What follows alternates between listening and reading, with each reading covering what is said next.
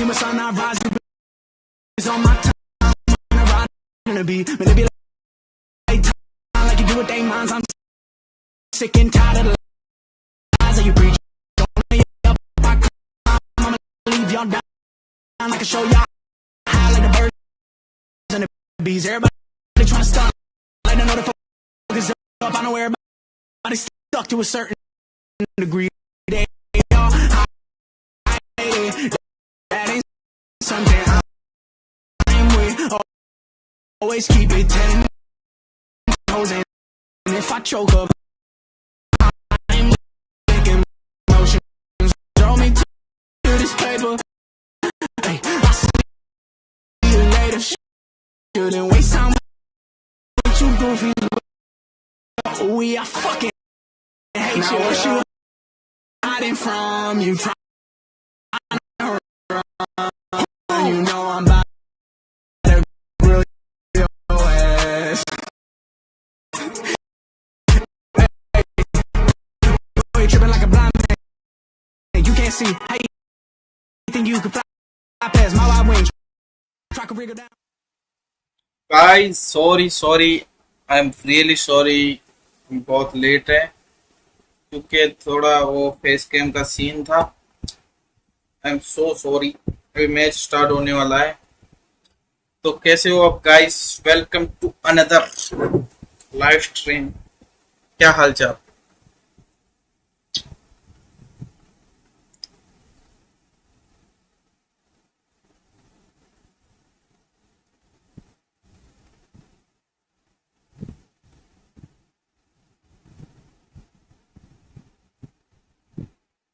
So top 5, again, folks, those are going to be the ones moving straight to the finals. Bottom 3 are going home. That's it for today.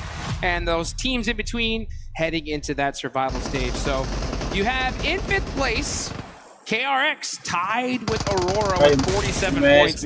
OG with that chicken dinner on that last game, right? Were able to really make things happen.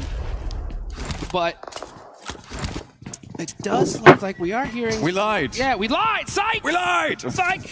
We're back in. We're here. Disregard all previous conversation because we are back here on Rondo. I am excited for it to go to another rehost though.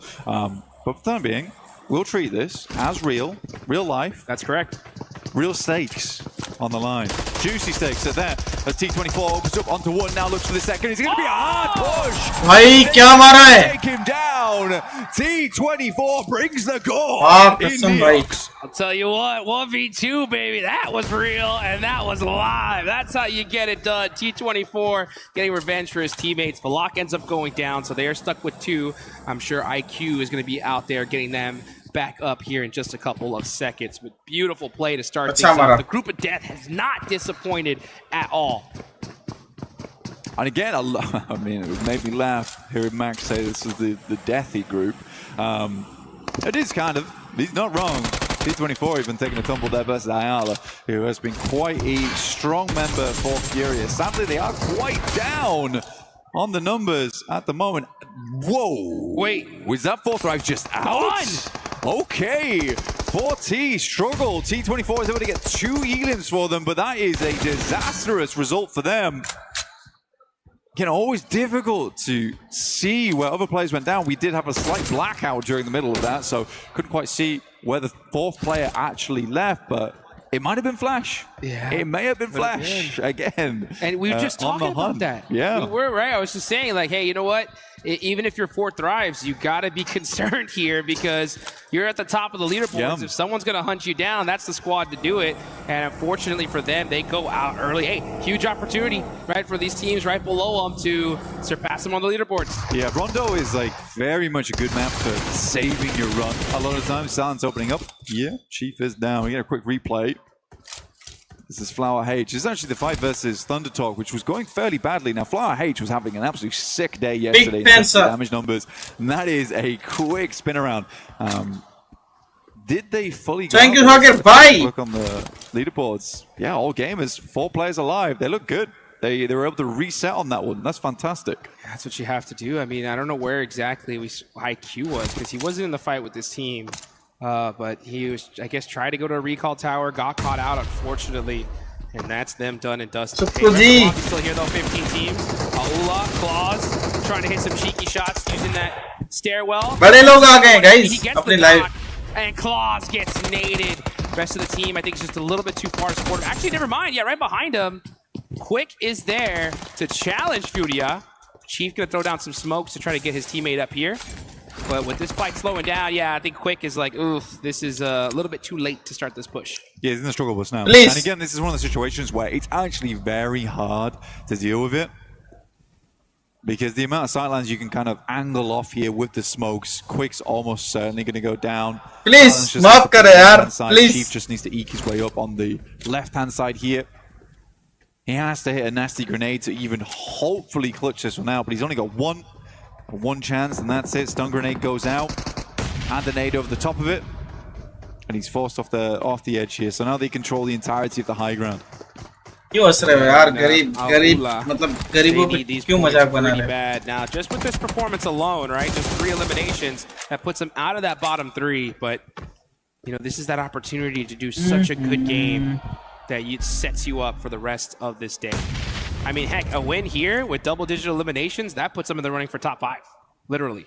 So, not the worst start. They got 3 elims so far. They still have all their players up. Let's see what they can do. It's an interesting approach from Malula, though, because the entirety of Neox is very quiet, considering that original play. एक second, guys. एक second. But all 4 players from Malula are here, which means that if they do lose this engagement versus सबको reply मिलेगा.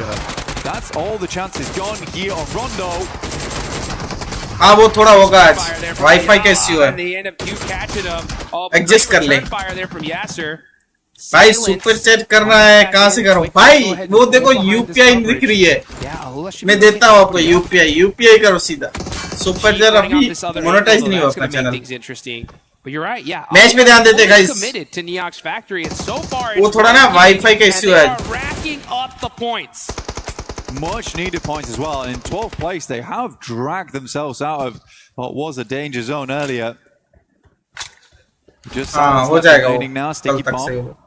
No helmet, which is kind of the most disastrous thing about this. So many sightlines to deal with on the other side. आज अपनी team इधर से ना they already got the reset. समझ लो कि final में जानी चाहिए बस और कुछ man, they got a journey ahead of them. Yeah, they do. So that I was wondering, like, should Silence even think about like pushing this right now with the rest of his team so far away? Yeah, probably not. He needs to survive and hold on a little bit longer. You definitely want that recall life just for the time being. Oh, 40 मर गई क्या? Goes dead center here. The problem is you got that river just chopping right through the center of it.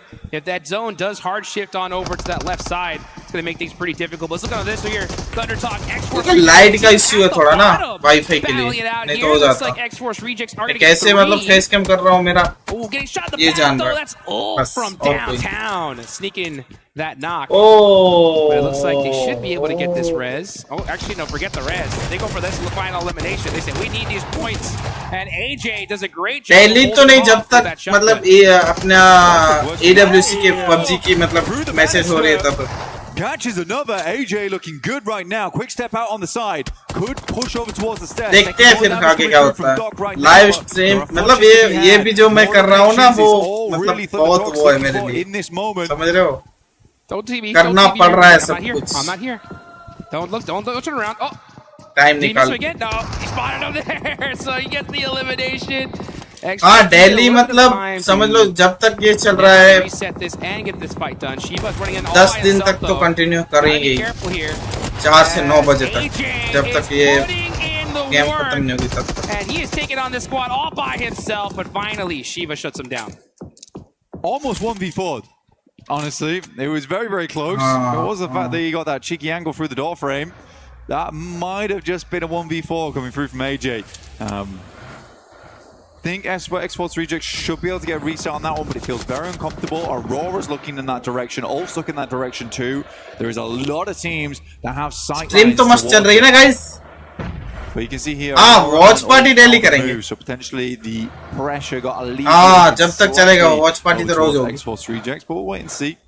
Watch party की Oh, दिक्कत that'd be a huge break for them if that's the case. Yeah, if you're X-Force Rejects, if you're Shiva, right now you're just like, where is the guys thumbnail देखिए अपना PC का background में भी India का flag है And with that water in the center of this तो area, आज make it so difficult अपना जो मकसद है वो ओजी को इधर से सीधा Aurora top with 3 eliminations to start things off. Thank you. Very, very सीधा फाइनल में ले जाना है quick. It's getting a knock to silence, so it looks like Aula तो is दुआ करे प्रार्थना करे पैर करे ओजी के लिए Yuria, they ended up getting that. And now, as a matter of fact, Igor is starting to get in the rest of the zone. The other two are still deep in the blue. Yeah, I mean, for नहीं भाई ओजी आज बाहर नहीं है ओजी जा रही है इधर से फाइनल में right now it's a lot of driving, a lot of gas. कहाँ से हो ब्रो पाकिस्तान से हो गया Enigma Galaxy still doing the weird thing though. आज ओजी इधर से जा रही final send 2 players very far and then they got stragglers behind. I can't tell if it's to try and secure location far side of the circle and then hopefully cut in towards the other side sooner as the circle pops. But it's super risky. It's a really super risky strategy. It's working out right now, and they're playing it decently. But again, Ralph's the same dude who came up with the heel strap, right? Yeah, which was real corny, but he's all for corny strategies. But they work. They do work. So, sometimes you gotta think outside the box. Maybe he's an innovator. Maybe I'm wrong. Maybe corny is not the way to call it. Who knows, right? Oh, shit. You know what? It's one of those 50-50s, right? If it doesn't work out, he's an idiot, and if it does work out, he's a genius, right? Yeah. So that's right now he's a genius. Yeah, so, now he nailed it, right? So with this hard shift on over to the left side, that's going to make things pretty tough as the water is in play. Thank you. Let's see what Ralph can do if he can bring out some more. वो उधर थोड़ा वो face cam आ गया ना आगे भी एक line है थोड़ी सी बट ना ये फेस कैम थोड़ा वो होगा जब तक वाईफाई का सीन है तब तक Briefus putting on a little bit of suppressive fire, holding this coverage for now, just making it annoying for Ralph to move.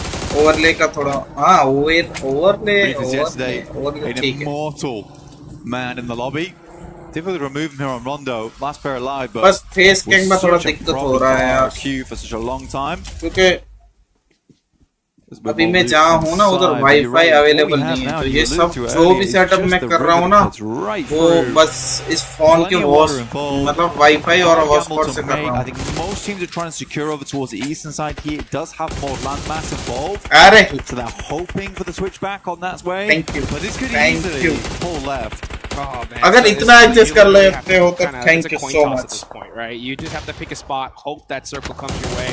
If not, it's going to make things difficult. Lord said, I do not like that gas can. Get it out of here. And make sure that we get some terraforming going, because we're going to need all the room that we can get. This circle is actually a huge one for Al-Ula, because they have pretty much that entire side of the river to themselves. अपनी और कब ready हो रही है? This is their chance, honestly. I think you had a rough day one. Utilize this opportunity to its maximum potential and at least secure your tournament life a little bit longer.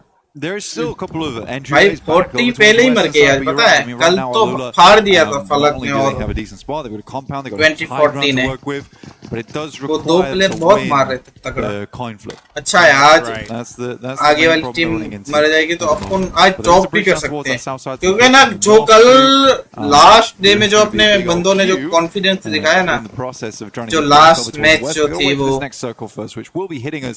real shortly. और अब John कहाँ जाना है वो देखना है. भाई अपन John में जा सकते हैं बट वो लास्ट जोन की दिक्कत होगी. ये देखो भाई रात को ना पीसी गेम की स्ट्रीम करेंगे अपन. अगर आप फ्री हो तो बता देना चैन टुगेदर खेलेंगे. अब अपन फ्री है रात को कोई टेंशन नहीं है अपने को. वो स्ट्रीम सभी बंद है. There is a playable space down here towards the river where you can actually just play on. ये देखो भाई AWC actually saw Fourth Rise play a very ये जॉन देखो भाई earlier this year. Get a really big game off the back of it. Aru's going to send forward though. He's swinging past on that western side. Yeah, OG, Alula, both really are benefiting off the back of this circle. I do like that Alula just decided, you know, let's just take the compound over towards the Chain together खेलेंगे ना? spread out too much. Already know that Chain together. मैं भी stream कर लूँगा. Chain together. We're not gonna be greedy. मस्त बनाते हैं उसमें. Especially where we are on the leaderboard too. Let's not rock the boat too much. Not a bad idea. Yeah, I think there are some teams that get in positions that are so dominant and they just spread themselves too thin. So I like the fact Late करेंगे. it together. 11 बजे बाद 10-11 बजे बाद. Right. You still 11 बजे बाद 2-3 घंटा खेल लेंगे. Many eliminations as you can. See how that ends up working out though. 11 से 2 बजे तक खेल सकते हो. Making some shots. 3 on the north side of the circle here. Forced through the tree line. No way. Yeah. और download कर लेना. Nice shots and Goat team are putting in some serious work on RQ in a 1v2. Could happen. अब match में focus करते हैं guys. चलो. ये John ना भाई बहुत तगड़ा है भाई. बहुत मजा आएगा ये गेम देखने. Behavior there, very aggressive. Nerf's going to send over the top. Has the 12k, finds another. Looks good. Oh भाई. So we're going to deal with one player off in the distance. अरे गोट मर गई क्या? Last बंदा बचा है गोट का. No real chance, honestly, at a recall beacon. Oh, plays from the low ground. JS9 in play. Oh, भाई. Going. अच्छा बढ़िया मारा. Honestly, this looks like a good game for Goat. हाँ बना लो. It's an okay game. I think what I noticed from yesterday was that the highs were very high. Yep. Their lows were super low. I mean, we were 15, 16 places, 2 elims, 1 elim. But yeah, so that's the variance they need to deal with. EK on the other hand, looking over towards Gaming Stars. Bro, please यार. Putting in that work, nades ringing out. 2 दिन से stream शुरू किया भाई. Please यार, थोड़ा ramp कर लो यार. Please, साकिर भाई. And KRX are going to be pushing up on them little by little. You got Enigma Galaxy right next to him as well. Gaming Star Yusuf, last player up, trying to get in the 1v1. He gets some good shot off with that S12K. Gets that thirst, he needs that point. Oh, but that nade is going to shut him down. That's QXCZ getting it done. And now Hoxie's like, all right, let's finish this out here. Let's get these points and secure this position. Ragnarok said, you know what? You can have it. I'm out of here. For South Korean team, like KRX, it's really nice to see some of the aggression that comes through. I think it used to be before where a lot of South Korean squads would get an initial knock and then not really do anything with it, but KRX is very quick to maybe not fully commit, but see what's available. What are the opportunities? What are the options there? So I'll always send one player forward to have a little sniff, you know, peek in. So I like it. I do like it from KRX, but now they're up against Enigma Galaxy, who are playing on their northern edge. Next circle pops and it's still dead central on this river. It's so uncomfortable. RPG को बताना पड़ेगा. Circle Team Flash are just going to be holding this high ground for now. तो सोच समझ के message कीजिएगा. Like, yeah, let's just try to put as much pressure as we can, and then we're going to push into the zone at the last second. I mean, yeah, Win and Squad are starting to steal some of these eliminations. This is very difficult for Enigma Galaxy. They're just having to straight hit the deck. And look at those. These sidelines from Team Flash are disgusting. Yeah, Bo's got some good shots down there, but right now Enigma Galaxy is essentially just weathering the storm. They know that they can just keep dropping the smokes, but how many smokes they got left remaining? Eventually, the Flash are going to have to pull off this spot, but in tandem with KRX, Enigma Galaxy, and Flash all at the same time, Satan stays alive. Game में ध्यान देते. Sorry guys. Sorry chat. थोड़ी देर 2 minute. Does slowly march towards him like a tsunami. And this blue zone's gonna hurt for sure. So Satan and Squad need to start getting moving here. John पूरा अपने पे गया है क्या? He's gonna have to make this push. He's running in through the smokes here. He's getting pieced up little by little. We're gonna switch on over to top. Spinny does get knocked, but Team Flash are able to get into this circle cleanly. And they're going to be gatekeeping whoever is going to be the winners of this fight. Right now, it looks like Enigma Galaxy might just be it, as it's just Hoxie up for KRX. Now that nade just a little bit too far away, but this is a terrible fight for both these guys. They need to finish this out as soon as possible. The blue zone is creeping in. Hoxie gets another knock, and now it's just Lord, but top on top is going to shut him down. कहाँ से मार दिया top ने? It's a horrendous cross. Third party. You've got 10 kill करती है भाई. Down towards the low. Aurora. Trying to get in together. अच्छा खेल रहे कल भी मतलब बहुत किल निकाले और एक चिकन भी आया था इनका. भाई जॉन अपने पे गाइस चिकन आ रहा है. Let's go. भाई मत मार यार top. I like how OG's moved up on towards this northern edge though. They have a lot of teams they need to deal with in the future. But right now it's about living. Just survive. If you can get that survival into the late game, fair enough to you. Oh, Reefus. Perfect nade there from Ulf. Let's see how this one looks. Good bounce, too, man. Ulf off point, throwing some heat-seeking missiles from across the map there. Doc's trying to get a little bit of revenge for Reefus, but they are doing great. Aurora, 10 eliminations. This is what we like to see from this squad. Yeah, they तो sure light नहीं है ना ये that's for sure. बहुत Now, वो I हो think रहा the है team that didn't expect to be समझ showing रहे हो? up right now is बिना लाइट Furia. के लाइट They're on the नहीं northern बिना side, लाइट over के वो towards the face cam western थोड़ा edge वो हो रहा है of these bits of landmass, which is quite cool to see Furia being the team that makes it. Man, they had been walking, they had been driving. Yeah. It has been cross country. भाई John, but they brought the right please, players, they OG brought पे the आजा. right players, and they are here to play right now. And Aulas were really aggressive at the start of this, and then once they got the zone, they kind of just slowed things down. They still have a few eliminations. Let's go! Here, now they're down to 2 players. आतंकी ने knock दे दिया ओ भाई दूसरा finish भी कर दिया Furia, though, with 6. लियो को मार दिया They're looking really good to start things off here. Unfortunately, yesterday just kind of a very mid-day overall, in the middle of the leaderboards. But this Love you, Sakir bhai. push them up to the Mwah.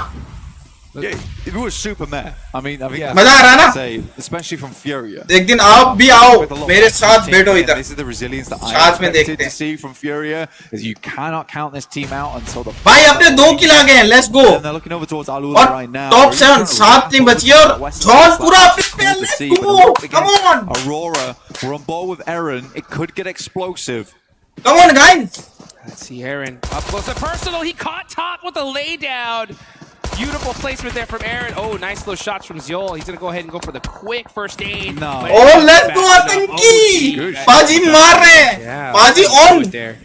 You can steal as many eliminations as you can. Take it. Ziol with the angles, catches Scar. बाजी on fire And right, third party. बाजी किल मिल जाए यार बस वो Right knock there, वाला disrupt this fight.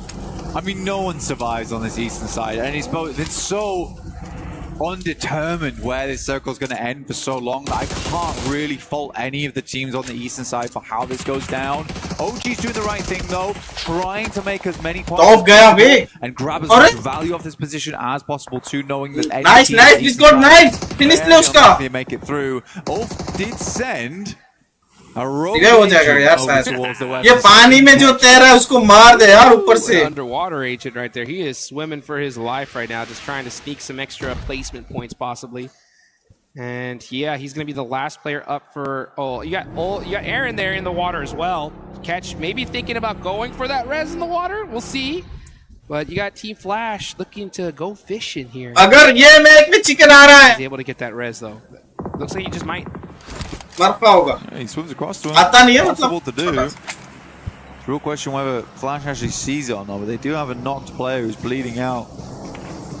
So they're a bit preoccupied at the moment and will likely need to figure out what's going on in the next circle too. Silence finds Quick. Catch goes down to win. But they're not out yet just because Aaron actually got rezzed in that short moment. Got him.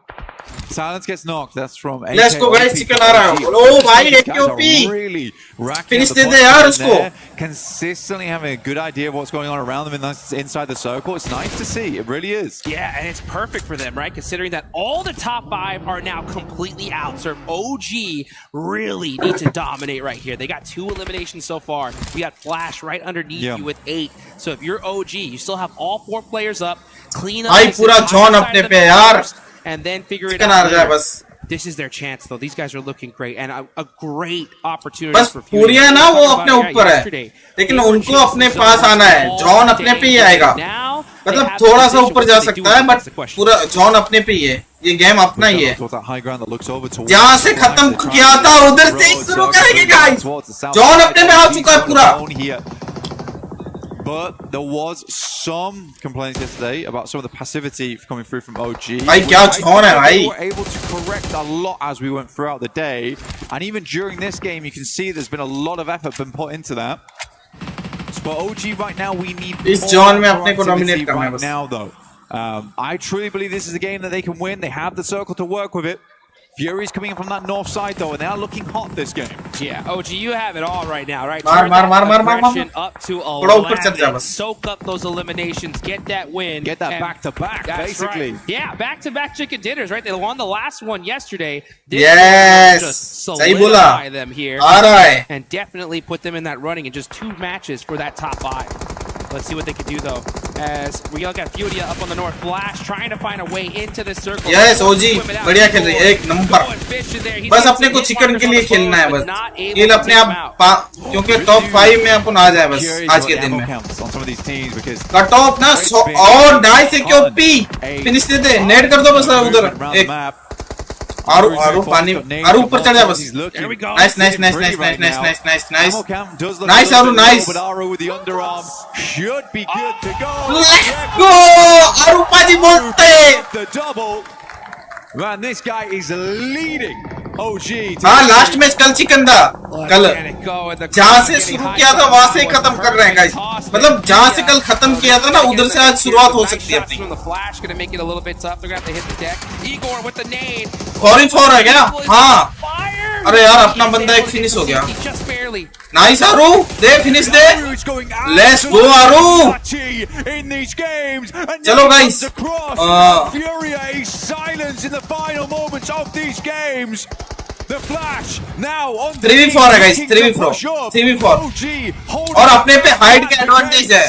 From Miramar to Rondo, can they do it all here? No guys, वो revive हो गया. Let's go. अपना बंदा revive हो गया. Future is now. Can they grasp it as Team Flash rocking a 3-1 split here? You got WizGod gonna have to watch out for that nade, that air burst a little bit too far away. And guys, now, chicken आ रहा है. Man, putting in the Let's work go. for his team. They gotta be careful though. Here they go. They have the high ground. What can they do with it? Now, Tops from that off angle, making it a little bit difficult for them to peek over the hill. But here we go. The battle starting to ring out. Let's go, Paji Baro. Side the moment, S12K silence looking to quieten down. Let's go, Kabataru.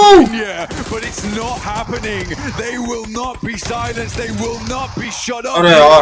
Aru still going strong. A tanky underneath, looking to get the shots in. But Flash moves around the side. The shots, unfortunately. Let's go! Come on! Shot in India grabs the back to भाई बोला था जहाँ से कल खत्म किया था उधर से शुरू कर दिया है. टीम इंडिया भाई बहुत अच्छा कॉन्फिडेंस में खेल रहे हैं लड़के. बहुत बढ़िया. बहुत ही अच्छा कॉन्फिडेंस. मजा आ गया.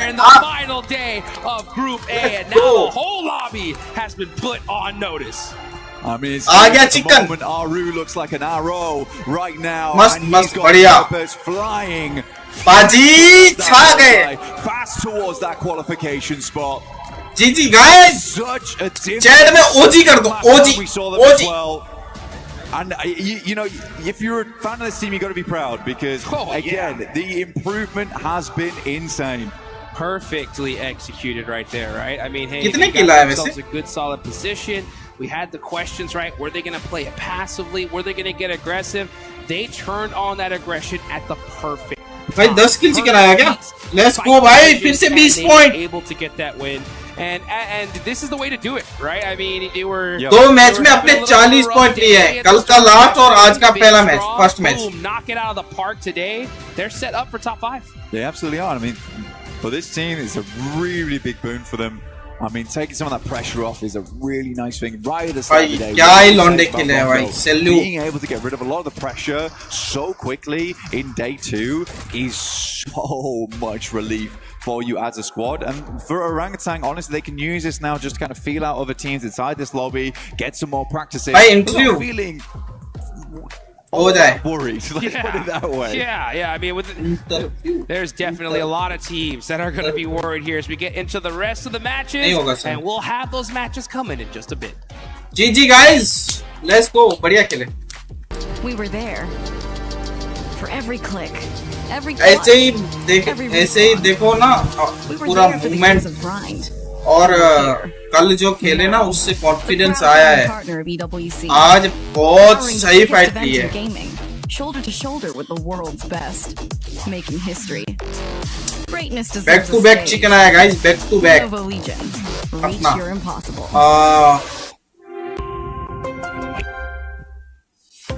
What a game play. कितने पॉइंट हो गए अपने? 40. ओ भाई 60 पॉइंट हो. बस इधर से अपने को 5 गेम में बस 40 पॉइंट चाहिए. 40. अपन जा रहे हैं फाइनल से गाइस. फाइनल है अब तो.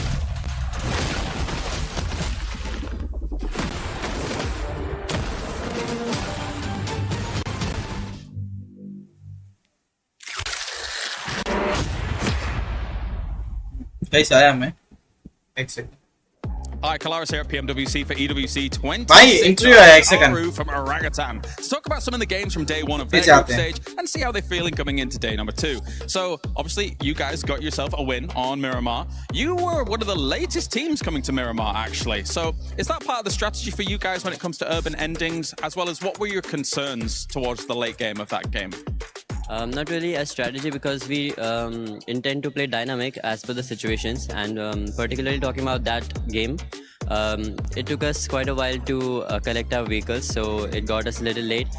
So that was the first factor, and the second factor was that team landing in Power Grid, I guess it's GSTR, so they were trying to maybe set up a trap around San Martin, so then we had to take a detour from our original planned path. So but yeah, we have prepared ourselves to play early and late as well, so it just worked out for us. Perfect answer. Wow. Okay, that's some great insight. Thank you. Let's go back to game one, because it's a bit of a different shift. Obviously, it's the first game on the stage, etc. It's the Rondo game. You guys have got a good compound. You're playing a bit passively here and there. What were your concerns? I saw that Geek was keeping close eyes on you in that Rondo game, and you eventually got second place. Well, the first factor that led us to, playing a little passive or saying holding back was that we got an early casualty of my teammate Atank.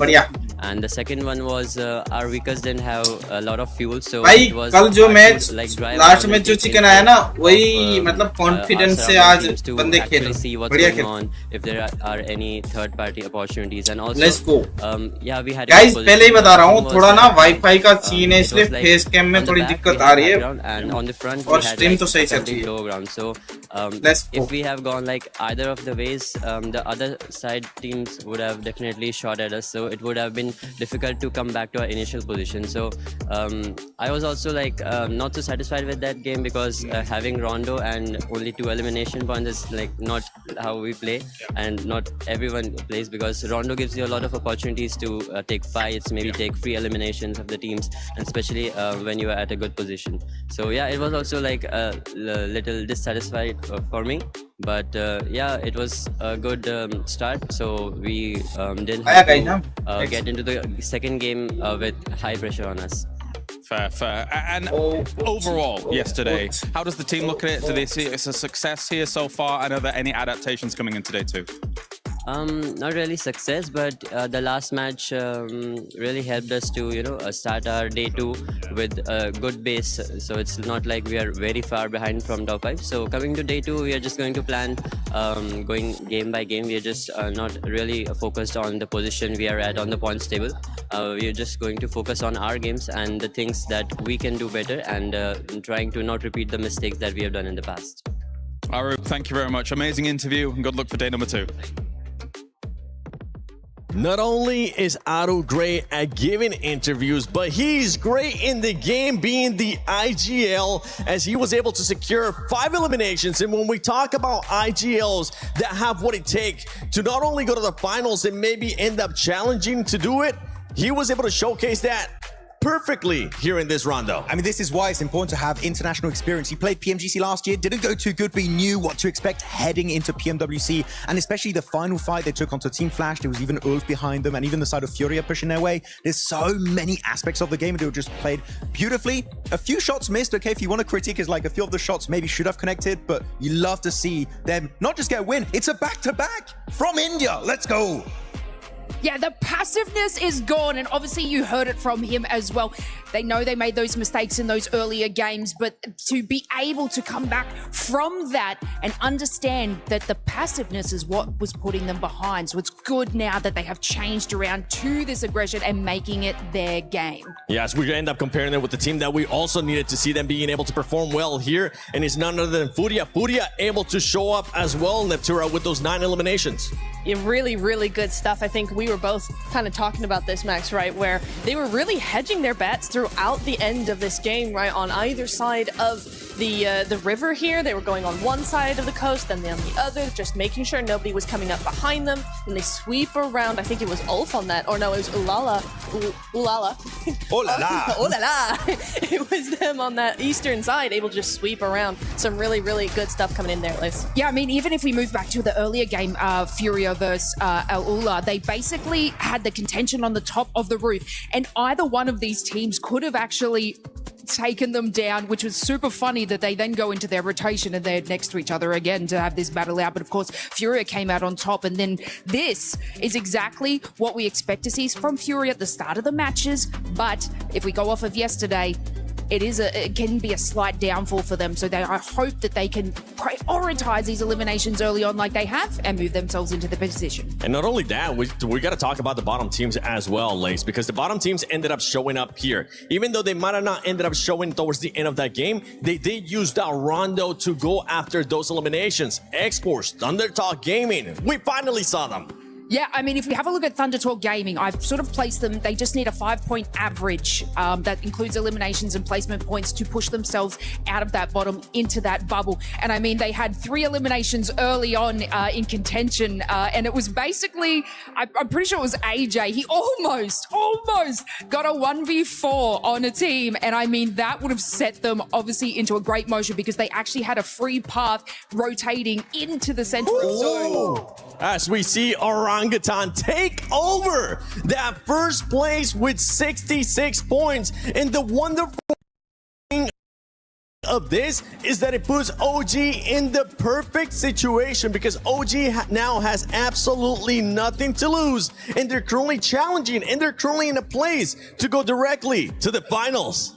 This is fantastic. I mean, obviously it's best case scenario for any team, but for Orangutan especially, we are looking at a team here that yesterday was, you know, ramping up the confidence, ramping up the momentum very, very slowly. With this game coming in with a back-to-back, they've gone from 0 wins to 2 and top of the leaderboard in just 2 matches, Max. So I really, really like what we're seeing here. It was proactive. They were thinking about not only the next moves, but the next 3 moves as well. The timing, they took advantage of third parties. That's what we wanted to see from them yesterday. Yeah. And they really, really did it. And this is exactly what we wanted to see, exactly the kind of result that they deserve now. Talking about things you want to see, I'm going to say one thing we didn't want to see was 4 Thrives taking a massive L here on Rondo. I mean, really, clearly a very big mistake that's very easy to avoid is don't drop in Ulf's territory, right? You send your recall player and you're surrounded by 4 Ulf players. I can tell you that is not a good place to be.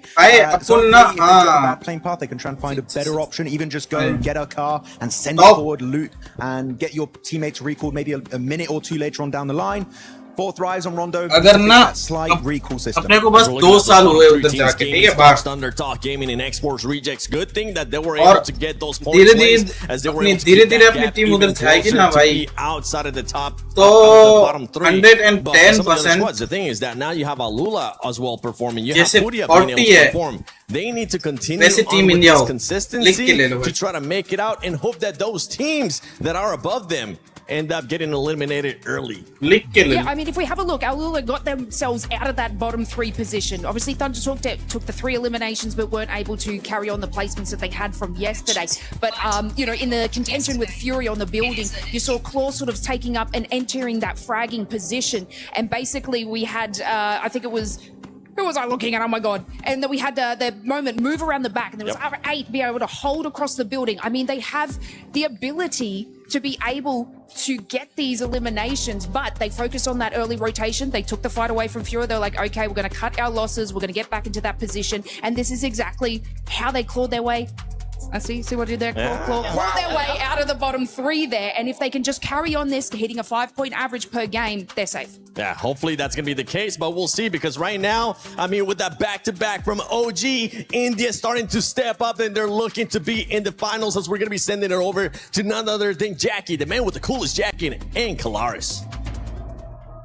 With the not so cool jacket here, I'm out impressed. Yeah, you've been done, mate. I've been done. And I do actually preface this a bit with the fact that when I was talking to Aru, that was before the day actually started. So I didn't get actually a chance to talk to him about the win for today because it hadn't happened yet. But it really has shown with that victory that they got here on Rondo, a second place in the day 1, a first place now here, and also a first place in Miramar, that Orangutan is looking really dynamic on all these maps and really able to adapt to the changes that Rondo potentially brings. Yeah, they're coming out giving it absolute chutzpah on the gameplay, which is what you need, mate. You know, we're about 6 or 7 games into the event now, James, so you got to really give it your best, much unlike that little bit I worked in. Thanks for that. I really appreciate that.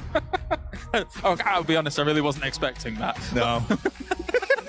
Guys यार इतनी दिक्कत में मैं stream कर रहा हूँ ना भाई और कोई हो तो वही कर ही नहीं सकता पता है It's going from strength to strength. बहुत दिक्कत आ रही है some real but फिर भी pinpoint precision, multi-nade plays. KRX was fantastic yesterday over on Erangel. जल्दी अपना मतलब perfectly. Yeah, I think that's actually something we were both agreeing on, right? Day 1 we were talking about historically how sometimes there's been a lot to be desired with professional level PUBG Mobile on hitting those key nodes with utility usage to really make the most out of it, because it's pivotal late game and it can be the difference of a chicken dinner or not. This event, in terms of engagements and closing fights with at least defensive utility, I think that's been drastically better. We're still seeing some gaps maybe in tactical play. We're talking flashes, right? Some of the smoke plays left a little bit of room to expand, James.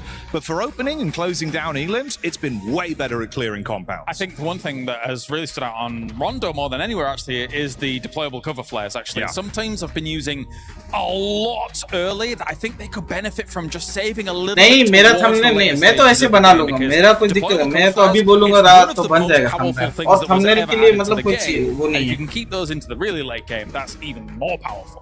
Oh yeah, I mean effectively Gamer White अभी बस 10 minute में हो जाएगा दूसरा game start being as cutthroat to get those elims, it's just not leaving yourself exposed to taking down. So if you can actually play around that, build yourself into a better position to cover late game, saves you बनाया नहीं है वैसे मैं तो कर लूंगा कोई कुछ भी with the early drops, mate. और कोई थंबनेल है बस मेरे पास You're never really sure.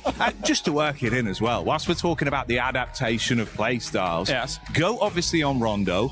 They look far more. It's all right to talk about Go. Can I do it again, James?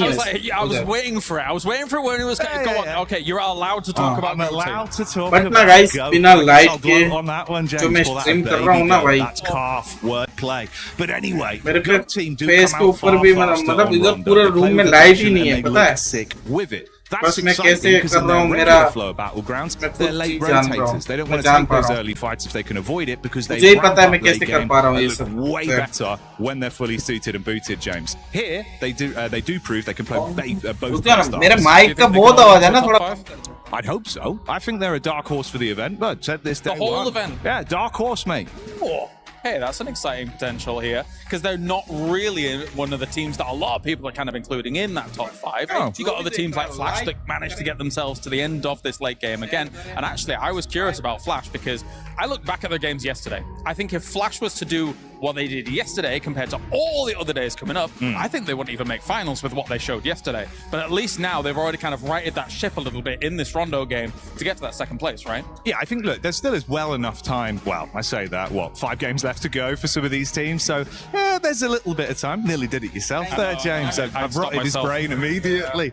But yeah, I think you can correct the ship. But obviously, coming in early into game 1, having that bit of an awakening. I think for a lot of these sides, you imagine getting back to the hotel last night, you're unpacking the bag, not looking at really things you can celebrate, more issues you can fix, and just unpack that bag, mate, get it sorted. Yeah, I mean, the win that they got yesterday, Flash, on the Erangel game where where you had Furia with a 2-2 split. I spoke to Nigma Galaxy as well. They were misreading the situation a little bit, but Flash had so much room on that east side to then be able to move into that field and hold that down. That's what was the key to victory for them, to get those points on the board. I had my concerns. I'm glad that they dispelled them here today because, again, they're a big name to try and kind of go further in this tournament. But anyway, thank you very much, Jackie. It is now time to head on over to the commentators once again here for another game here at PMWC. That's Jackie, the jacket. I'm here with Hot Jukes. We're good to go and boring blank. But yeah, we're getting into our 7th game, 8th game. He's really ruined me that 6-7. Yeah, that's annoyed me. Yeah. We're into our 8th game now. There isn't a lot of games left, as Jackie was saying. It is coming to a close quite quickly now. And I think that for some of our squads, they do need to get a move on. I mean, Thunder Talk, I had a lot more hope for this squad, but it does seem that potentially Crushed is where it's at. Yeah, you don't want to get those keys crushed. You want to survive, and the way to get it done is on good old-fashioned air gale. Here we go. Southern playing path here. Super Southern. Yeah. Good circle for a team like Aurora. You know exactly where they're headed. But for the rest of these squads, they're going to have to get it done. Ain't that right? Blink the tank. Blank the tank. I'll take that. Robust. No. Explode on the scene. But yeah, I do have a very southern playing path here. It's incredibly rough to play around with. Aurora happy with this one. They can get down towards that south side fairly easy. Fourth Rise also fairly decent start for them. Over towards Ferry Pier as well as the yellows. So you wonder if they're going to run into any trouble in this area. I think Sosnovica is going to be a little bit more fixated on. But you're right to point out what you were pointing out there, which was the elimination count coming through from Aru. Yeah, he sneaks into that top 3. He's right there. He can easily push himself to first if he goes and gets some good eliminations in this game. Looking at the match rankings right now, they are pretty stacked. Because I'll tell you what, OG is on top when it comes to the overall. 66 total points. 4 Thrives right below. Man, Pakistan on top.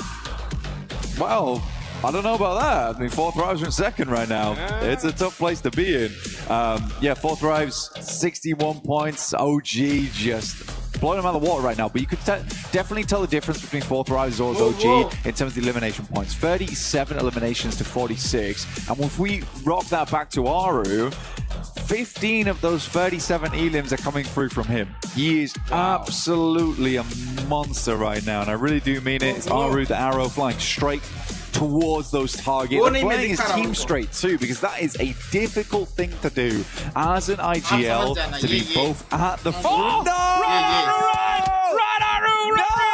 Oh my gosh! Oh, ये क्या हुआ? The bows with the nugget. No way! Yo. OG might be cooked this game. Oh, they're pissed. Never mind. They're not happy. They're upset. Flash Maro, took them down the last match. In the final 1v1 on the squad, Tatanki rocks up to the tree line. Both behind. You're right, the knife is out. The serrated blade is not enough. But the rest of the squad is here to play. That is what I call revenge, folks. Are you kidding me? Aru getting thirsted, but it looks like Orangutan get the last laugh here. Shows they don't need Aru, but it would be nice to have him, but they won't have him this game. Down to 3, AKOP able to get some stuff done there. Secures his 3rd elimination of the match as well. And Flash, rock away with Win, but in this case, they seriously took the L. Are they hunting him down? Is Win actually going for it here? No way. That would be insane. He's got him in his sightlines. We got a runner here, folks.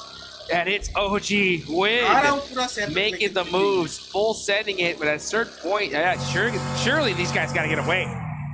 They absolutely do. And I mean, for OG, they're happy to go wherever they like, but for the Flash, they're going to have to head up to the hidden village with Naruto, with our new Ninetales Fury orc skin, which looks awesome, by the way. Sick. 2 separate versions of the same thing, which is crazy. He's hunting him down, dude. He's looking. I know. This is some serious frustration coming through from the Flash. They don't want to lose out like this. He's got to keep the reputation high, apparently. Wow.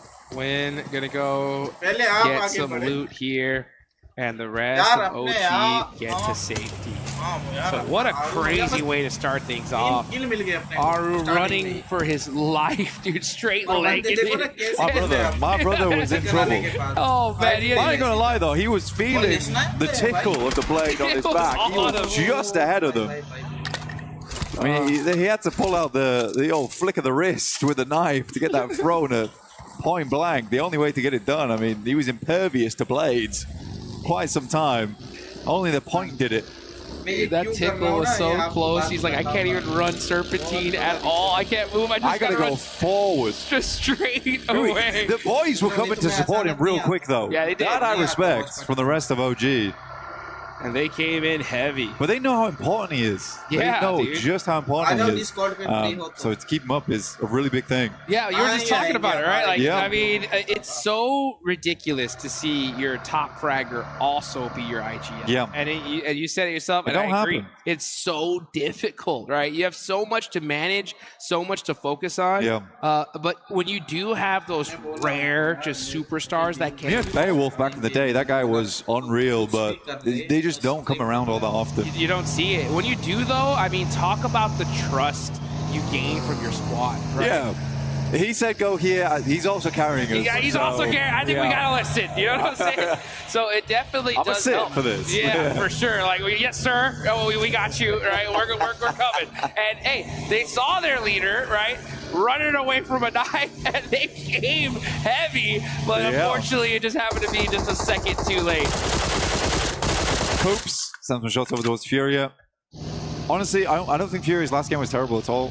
I think they got fair far into it. And that was despite having a really, really hard start for them. I mean, their recall beacon was just so out of the way from the destination. And even then, they were trying to figure out it. I do think them getting in quite late was almost a blessing because they could decide on which side they wanted to head towards. But by that time, you have little to no information of what's happening around the map. Yeah. 4T taking shots over towards KRX as they do pass on by. This is towards those yellows on the southern edge. They're just moving through the forest, the south side of Pachinki, but Enigma Galaxy once again already flying out to a new location. Yeah, a little rotation shenanigans early on. I want to talk about that point you were talking about earlier, though, right? Furia, 14 points in the last match. And they were one of those teams that was really critical because they're one of those squads we honestly we're kind of expecting to see the top five. Let's look at this replay, though, as Aru is running for his life. Saying, please stop, guys, leave me alone. And those shots strayed the rest of the team off. But, oh, my gosh, Bose with the knife throw just said, nah, we're shutting them down. You see, they can just see the death crate appearing. Man, they even had the vehicle in his face, right? Tires scratching the cheeks. Oh, man. And Bose gets that knock. And I believe Bose picked up that scar from Aru. Really? Yeah, because, I mean, he didn't have it. Otherwise, he would have definitely shot him. But I think Aru had the weapon, but he was just like, no, I can't even turn around right here. They're just too close. It's a tough one. It's a tough one. But, I mean, OG gets away with it. They get some more points on both. 3 points in total, actually. Drops to 69, which is nice. But only 3 players. Yeah, I think it's still doable. Definitely. And for OG, they get a really easy start up towards Yasnaya, which is very central right now. DK, though, up against Alula. Godl. Quick. With the quick knock there, and he needs it. I mean, 4 points. Ula are definitely moving up because prior to this one, they had 21. So with 33 now, that does give them a good boost. The problem going into today was there was a good little point gap between that, 6th to the 7th at the bottom placement points. GK, Furia, they had a 12-point gap there, and it kind of just goes down from there. So for Furia to get a good game in, they now balance themselves out. They still need a good couple games if they want to push into top 5. And Alula, starting off really strong here, now put themselves in a good spot to at least hit the survival stage. Next zone does pop, though, and it is going to be in that mansion, shelter, Yasnaya area. Teams like Aurora, coming in all the way from military base, are going to push on up. We're going to look at this heaven area, though, and it looks like it is going to be X-Force Rejects that are going to hold that down. X-Force Rejects doing their best here. All gamers also moving out the way. But these boys need the points more than ever. Circle does shift over towards our eastern side, so we do have like some of these awkward compounds, some ditches over towards the eastern edge as well around the forest. Very playable for the likes of Goat, as well as Enigma Galaxy, who are set up, but you also have these winding roads. For Enigma Galaxy, once again, they're on that 2-2 split. They're on their wildness early on. But yeah, I think one team that I would love to see more out of right now is definitely Ulf. Yeah. I think a lot of people know that I'm a big fan of this team, but right now I think I have a small amount of disappointment. I think there certainly can be some better plays coming through. They have shown individually some clutch moments, but again, it's not what you expect of a team that gave 4 Thrives such a run for the money over in PMGO overall. So if we can see a bit more of that, but maybe there's just some new teams on the block. I mean, for instance, OG just looks like a different team to me, honestly. Yeah, you got Ulf. I mean, they're still not in the worst spot when it comes to the leaderboards. I mean, we definitely expect them to always be in that top 5 position. So anything less is kind of like, hey, you know, what's taking them so long, right? But I mean, one good game, we'll see them in that spot. This could be it. I mean, they are in Yasnaya Fields right now. The zone definitely, for some reason, loves to favor that kind of area. So a hard shift goes in that direction. We could see them definitely pop off. But, you know, you are right. There are so many teams right now, like in this time, we've never seen the lobby just so well balanced, right? In years past, we've seen, you know, a few dominant squads, other squads that are just kind of struggling, but now at this point, anybody can take it. I mean, Thunder Talk's at the bottom. What's happening? I mean, the Thunder Talk, they just haven't played well, have they? I think that's we've all it down to that point. There's been some missteps all over the place. I think there's been some bad rotations coming through, and then when it's come to the gunfights, they are being outclassed in some of them. I think Thunder Talk has a lot more in them to give. It shouldn't ever come down to AJ looking to win a 1v4. But again, it just shows that there is that potential there for Thunder Talk. But you're right, it is a fairly balanced lobby, but balanced towards being, this is a high-ranked game, right? Yeah. It's a high-ranked game. You know, no one's pulling any punches right now. You best get out the way. For Gaming Stars, they're playing on this 2-2 split right now. They were wondering if it's going to head over towards those fielded areas. It does not. So they're going to regroup off the back of this one. I would say right now regrouping is probably the best thing to be doing. But Yasnaya getting cut out here is a little tough. Yeah, definitely. Wondering what OG's next move is going to be. That's going to be the question, right? What is OG going to do? What's Ulf going to do? It looks like Ulf, they were in the Yasnaya field. They don't get blessed. They're going to go ahead and do a huge wraparound here to reposition. Well, let's look at Go. Yeah, Thunder Talk just getting picked apart once again. Awake running for his life here. Does get a little fortunate with that player from GOAT getting knocked. Maybe that's from Enigma Galaxy. Moxie up close and personal with Jean, catches him slipping, and that is Thunder Talk out. Another rough game for them. Yeah, I mean, GOAT's just too good of a team. That's all there is to it. Noted. They got the Jackie blessing. That was it, honestly. Once that happened, it's over. He's wrapped them in the golden jacket, and they're ready to go. I think for GOAT, it's been all right. Again, I think for GOAT, the main thing that worries me about the squad is the inconsistency. But hey, if you can have 16 Elim games with a chicken dinner, bosh, you're good to go. Yep. And it was kind of crazy because we saw in PMMI, GOAT, they took the slot for 4 Thrives and weren't able to really honor it in the way that they wanted to. But they come here into the World Cup, and at least at this group stage, they're looking good, right? Second place so far after these eliminations they have. Hey, just a little bit more work and they can end up on top. A little bit more work, yeah. I think we really do need to have to wait to finals, though, to see that come through. Because... on top of group stage, yeah. On top of group stage, yeah. Right? They got a long way to go. A long way to go. If they want that, if they want that watch, that belt. Hey, I mean, at this rate, though, they would go straight to finals in the current position they're in. They wouldn't play the group stage out. Get that direct qualification, which would be nice.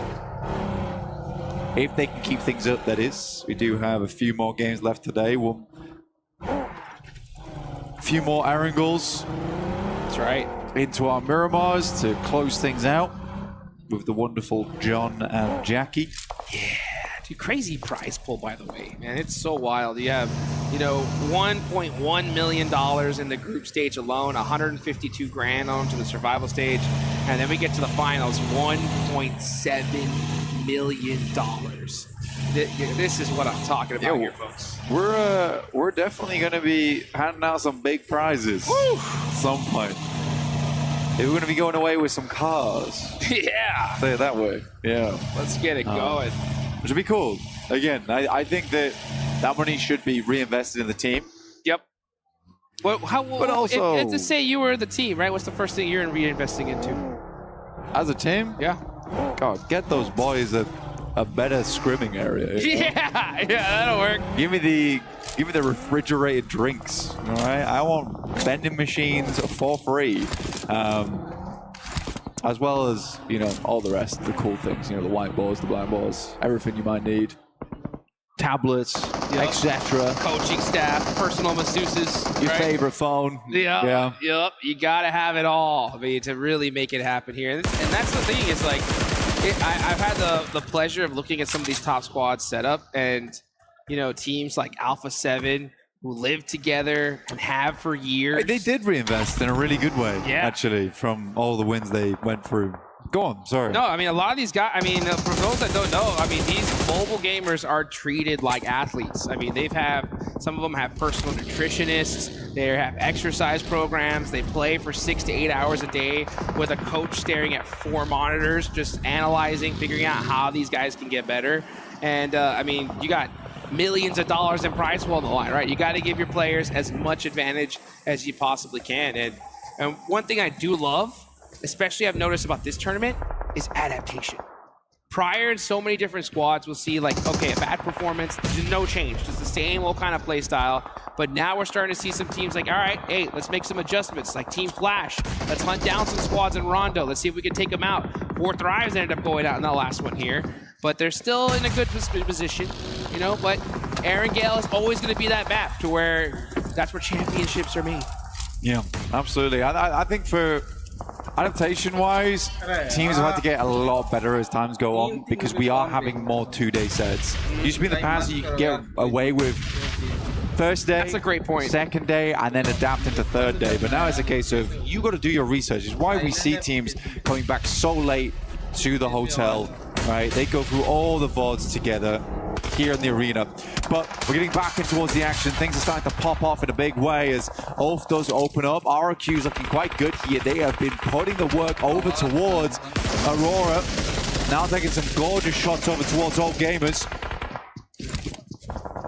Gonna look at KRX there, getting some more eliminations. Yeah, as AGAL getting punished here. It's just Maple up left for the squad.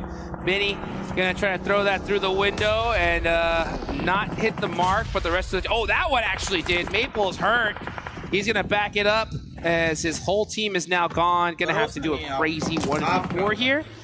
QXZZ's got that S12K though. And yeah, he's waiting for his team. He's like, you know what, why don't we push up as all 4? Guarantee this elimination. Sounds like a good idea.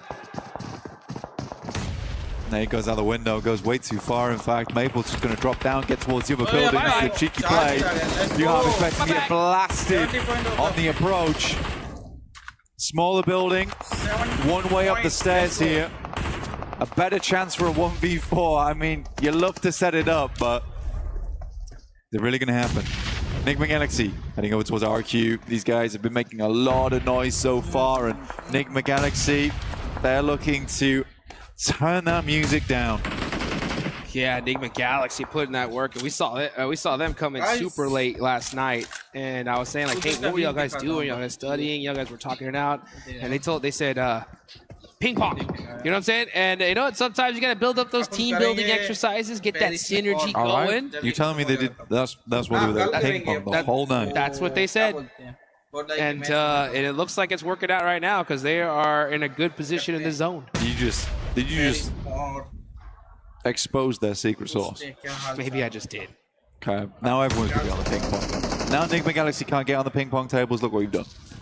You're right. What have I done? You got to take that back. You know what? It was VOD review. It was VOD review. That's right. That's what we were doing outside. Exactly. Yep, as well. Yeah. So that's what it's all about here. You got to pull out all the secret sauce, all the stops here. Yeah. Oh, Goat though. Look at that. Force on the roof, getting these little bank-nades in, causing a problem for Gaming Stars. Yusuf gonna have to do something. He's only got the pump shotgun. Oh, he didn't check his back and gets turned on. as GOAT team are just making it happen here. Once they got that Jackie blessing, these guys just can't stop. Well, I mean, man, imagine just giving them so little respect that you don't even check the corner there and still winning the fight. That, yeah, if you're gaming stars, we need some more ping pong. We need it. We need it. We need to do something here, right? Got to make sure you're locked in going towards the end. That hand-eye coordination, those thumbs are just rock solid here. Kind of like mine. Yeah. Well, medium rare. Medium rare? Yeah. I'm more of a medium guy myself. All right. Yeah. Yeah. The thing I could play with has like the rock. Yeah, that makes sense. The thing. And they to the top though, towards 4 Thrives. Enigma Galaxy taking the fight over towards GOAT in the meantime. 4 Thrives have been under pressure from a bombardment before, and they immediately start scattering. Do not want to fall prey to the same situation they did versus Enigma Galaxy over on our angle yesterday. Oh, bhai! Oh, catch getting ran over by our IQ there. And 4 Thrives were just circling them like sharks, and they are putting in the punishment on Ulf. And Ulf just can't seem to get something going here. As 4 Thrives now with 5 eliminations are looking good. Here we go. I mean, right now for Ulf, I don't think they're going to drop to the bottom 3. Getting up towards that top 5 is going to take some special towards the end of the day, though. But they haven't played bad, right? They are a dead center team. Zypher finds a shot over towards the tanky. As OG did make their exit from Yasnaya earlier on, moving down towards that southeast side currently. X-Force rejects in front of them, playing in heaven. Yeah, the problem with this is that we still have the top 4 teams in this circle here. And if they all do well in this game, that's going to start creating a little bit of a point gap. And if that happens, especially in the next game, oh, it's going to get wild. Yeah, I kind of feel what's going to happen here between 4 Thrives as well as Heaven. This is the type of team that would just send it. They're going to send just underneath, though. And actually try and deal with OG. WizGod opens up, though. This is good damage. Zypher also falling. He's not there, but does it matter? Tanky put in that work, getting out Zypher. Yeah, now it's just IQ up left, so OG with the stiff arm there. Getting it done. Trying to hold on to that top spot. Now they got some good solid points. If you look at them right now, they're at 71.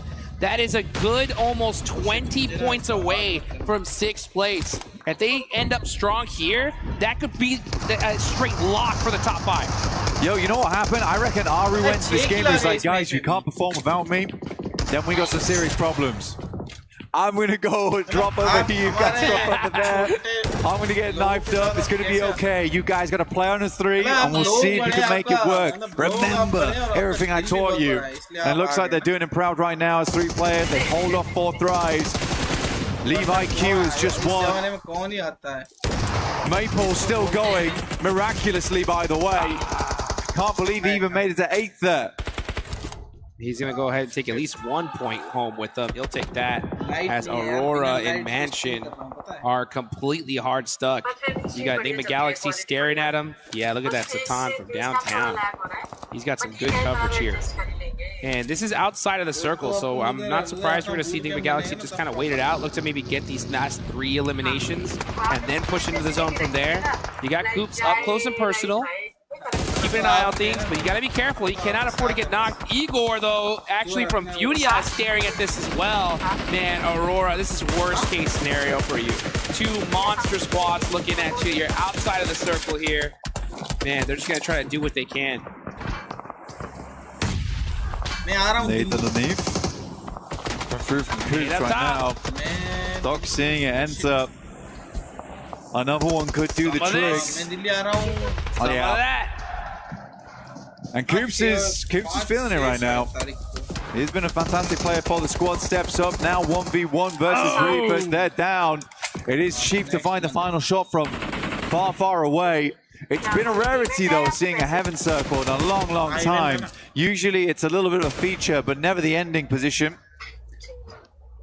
See exactly where stage 7 heads over towards. Does it drop down towards that southwest side? Let's get it going here. Enigma Galaxy putting in that work. They have the edge of the circle here.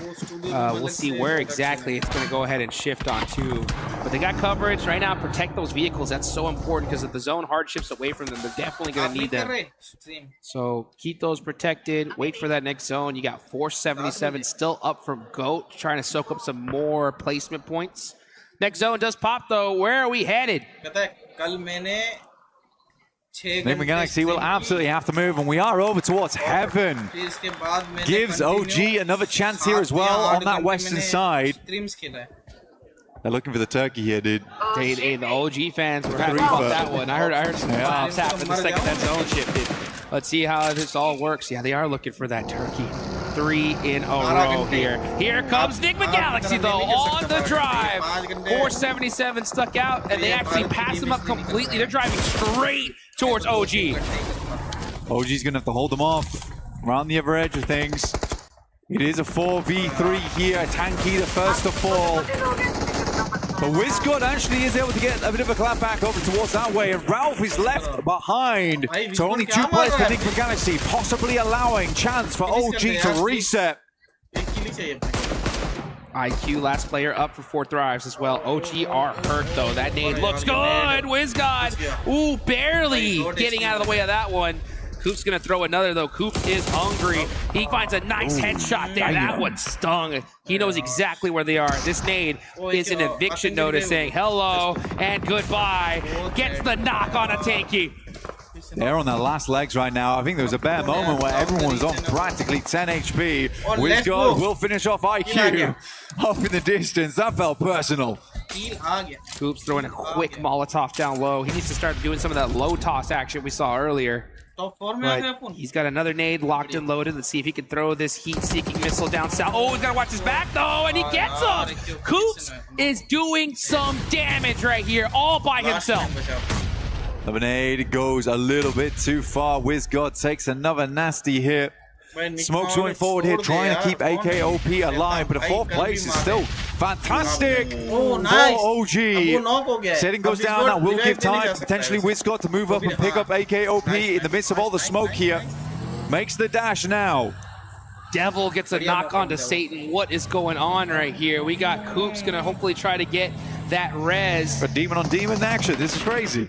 Meanwhile, Furia is going to put in some work at Silence. He's got that MG3. That's the gun to have here. Furia, man, looking to finally get a chicken dinner as Silence gets another knock there. And the finish, actually, Coops down to his last single HP. Does, oh, nice little vehicle switch there. Hops in the vehicle, hits the passenger seat, ejects, gets himself to safety for a little bit longer. But, oh, looks like that nade is going to do it. They'll take a 4th place, though. OG secures at least a 3rd. Goodness me, AKOP is kind of tearing X-Force Rejects apart, but finally they get shut down, and this is a free game for Furia. That's what you get, Devil. Take down Satan, friendly fire. Game's gonna end just like that. And Furia will pick themselves up a win. And it feels good for them, putting off the back of that rondo into this Erangel. A real turnaround today. That is how you get it done right there. Furia, you know, that was just a sigh of relief because yesterday they were just hunting circles all day long, couldn't catch a break. And here they get the chicken dinner. But speaking of breaks, X-Force Rejects, right? They stopped into Heaven. They held that position. Yeah. Zone ended up getting locked onto them. And for a team that was pretty much last place, right? That gives them an opportunity, right? That could be that door open for them to at least get to survival stage. Yeah. Enigma Galaxy, though, again, it's a decent move. I mean, Ralph gets caught on the back lines there, but it's understandable. That's a hard bit of terrain to push through. Yeah. Coops does a wonderful job, though. The team's going to be massively proud of him with the way he handled that ridgeline versus OG. Goodness me. I mean, if it wasn't for Furia, potentially takes down the whole team. But yeah, for Furia, they were very quick to the mark. I think that's the main thing from Furia. They analyzed and saw where the opportunities were there, pushed over the top, and as soon as X-Force Rejects pushes out that building, goodness me, did you see how quickly Furia marched to the other side? That was wild. Yeah, they knew that, hey, this is our chance to win it, and they took it. Furia is one of those squads that are so high IQ when it comes to those kind of opportunities, they're not going to miss it. That's for sure. And you're totally right. I mean, once we saw that zone shift, Enigma Galaxy knew they lost this game, right? They're like, hey, you know what? We just got to try to do whatever we can. Those kind of rotations, you're going to have a sacrifice, right? Just to be able to even get there. But they did utilize that opportunity to its maximum. That's for sure. That's what it's all about. But Furia, they knew they had that one in the bag, and they took it. Again, it's nice to see some more aggression coming out of Enigma Galaxy. It's nice to see OG on the front lines taking some good fights, and without Aru as well towards that end there. For X-Force Reject, I need a little bit more to be convinced, because you are playing from heaven. It's a god compound at the end of the day. It was luck, right? It was luck. But you know what? Sometimes luck is all it takes. It's just what you need. It's just what you need, you know, and they just happened to get it. And it's good for them that it happened now in the second game of the last game, right? So we've seen it in the past where teams that are coming in a little bit nervous, don't have that as much experience as some of these other guys, they get a lucky game. And sometimes that just gives them the confidence they need to actually do something, right? Yeah. But, you know... no, it's true, because you suddenly start to play a little bit more different. Yeah, you're like, oh... Especially nervous teams as well coming into this, you know. It's a big stage. We have fans from around the world here as well. Sometimes it could be hard either disappointing your fans or trying to uplift them in the process. So you get yourself a lucky win, Bob, you're good to go.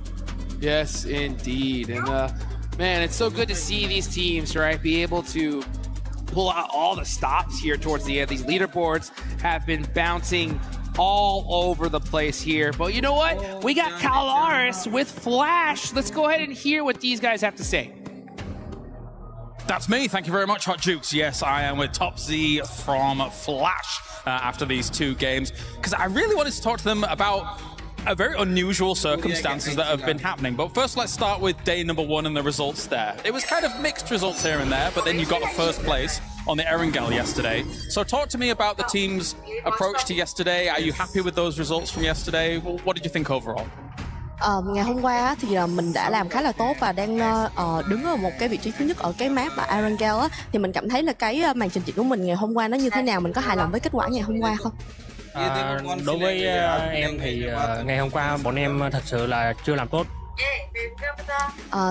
In my opinion, yesterday, to be honest, we haven't done a very good job on the maps, I would say. Okay. That's fair. And coming into day two, you got a second place on the Rondo after holding on the east side, and then that was against Orangutan. And then game two happens today, and then Orangutan hits you guys on Erangel as well. So what's your thoughts about that, and do you want maybe some revenge on Orangutan after all that? Với ngày hôm nay á, thì mình đã đứng ở top 2 ở cái trận đấu đầu tiên á, và sau đó thì mình lại bị đối thủ là Orangutan á, đã ném bom trúng cho mình á, và hạ gục mình. Thì ở trận thứ hai thì mình cảm thấy như thế nào, liệu rằng mình có muốn trả thù đối thủ của mình hay không? Sau trận 2 thì bọn em cũng rút được kinh nghiệm nhiều hơn, vì trận đó cũng khá là không có may mắn, nên mấy trận sau bọn em sẽ cố gắng đạt được thành tích cao nhất. On the second maps, I would say we were pretty luckier than the first maps, and we also like have our own experiences based on the first map. So we did a good job on the second one, and I think like based on that result, we will keep continue, you know, like pushing harder for the next round.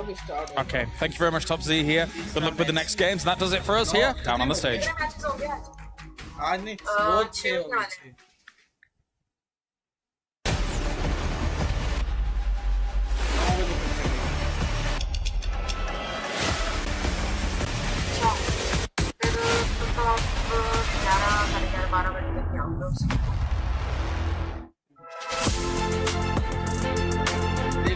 देखूंगा मैं अगर खेलने आऊंगा team का बोलूं team करूंगा या नहीं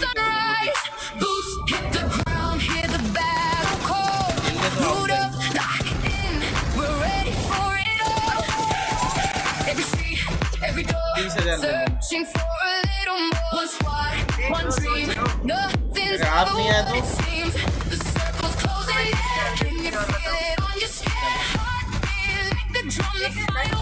11 बजे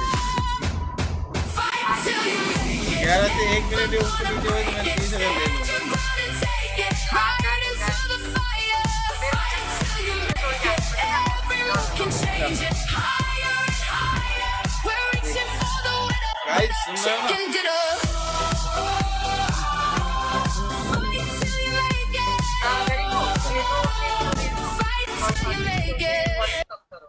Jackie Powers here, live from PMWC at EWC 26. I'm meant to be working with John Allen today, but I don't actually know where he is. He had a bit too much coffee before the show.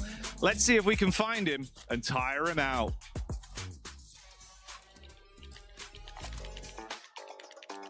Hi,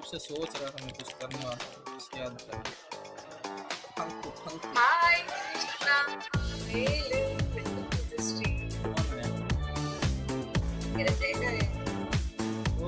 Hi Krishna, bye.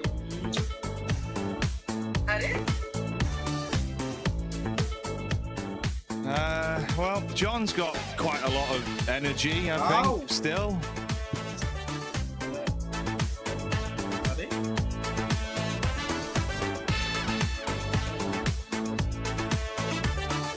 वाह क्या खेल रहा है ये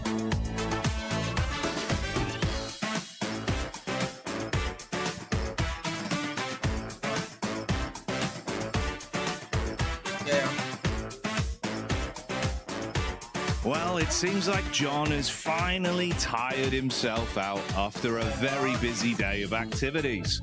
But here at EWC 26, PMWC is just kicking off for another day of games. Don't miss it, as it's going to be explosive.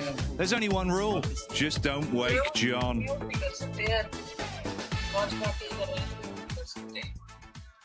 John looks so sweet just taking a nap right now. One team that was not allowed to take any naps today was Furia because of the way that they were able to perform in day one. But in day two, Max, they are bringing it. Oh, they were sleeping day one, but now they're wide awake and they're back in the fray. It's so good to see them play around heaven, maybe making sure they clear their backside and then just pushing into heaven, playing the high ground spot. And we'll have a clip later on of how they wrapped up that game properly. But Furia, it's so good to see Brazil is showing some presence here in this group. And 16 points, that's going to put them way higher up on the rankings. And we're looking at the second place Orangutan with the points. Honestly, the consistency that we're seeing out of this squad is exactly what we want to see. And if they're going to continue on like this, pretty soon we're going to be saying that that squad is going to be going straight to the finals because they're creating a bit of a lead there all the way down to the team that's in 6th place. Yeah, it's looking very, very good for Orangutan to come in today with a win and then a second place. As far as the match rankings go, right? The second place in terms of points. Just 14 points is a big amount to be coming in to the first Erangel for. I mean, we got 2 more Erangels for them to come on through here, but yeah, Furia able to really just wrap things up. I do want to say big ups to X-Force Rejects as well. They had Heaven and they kept it. Oh no.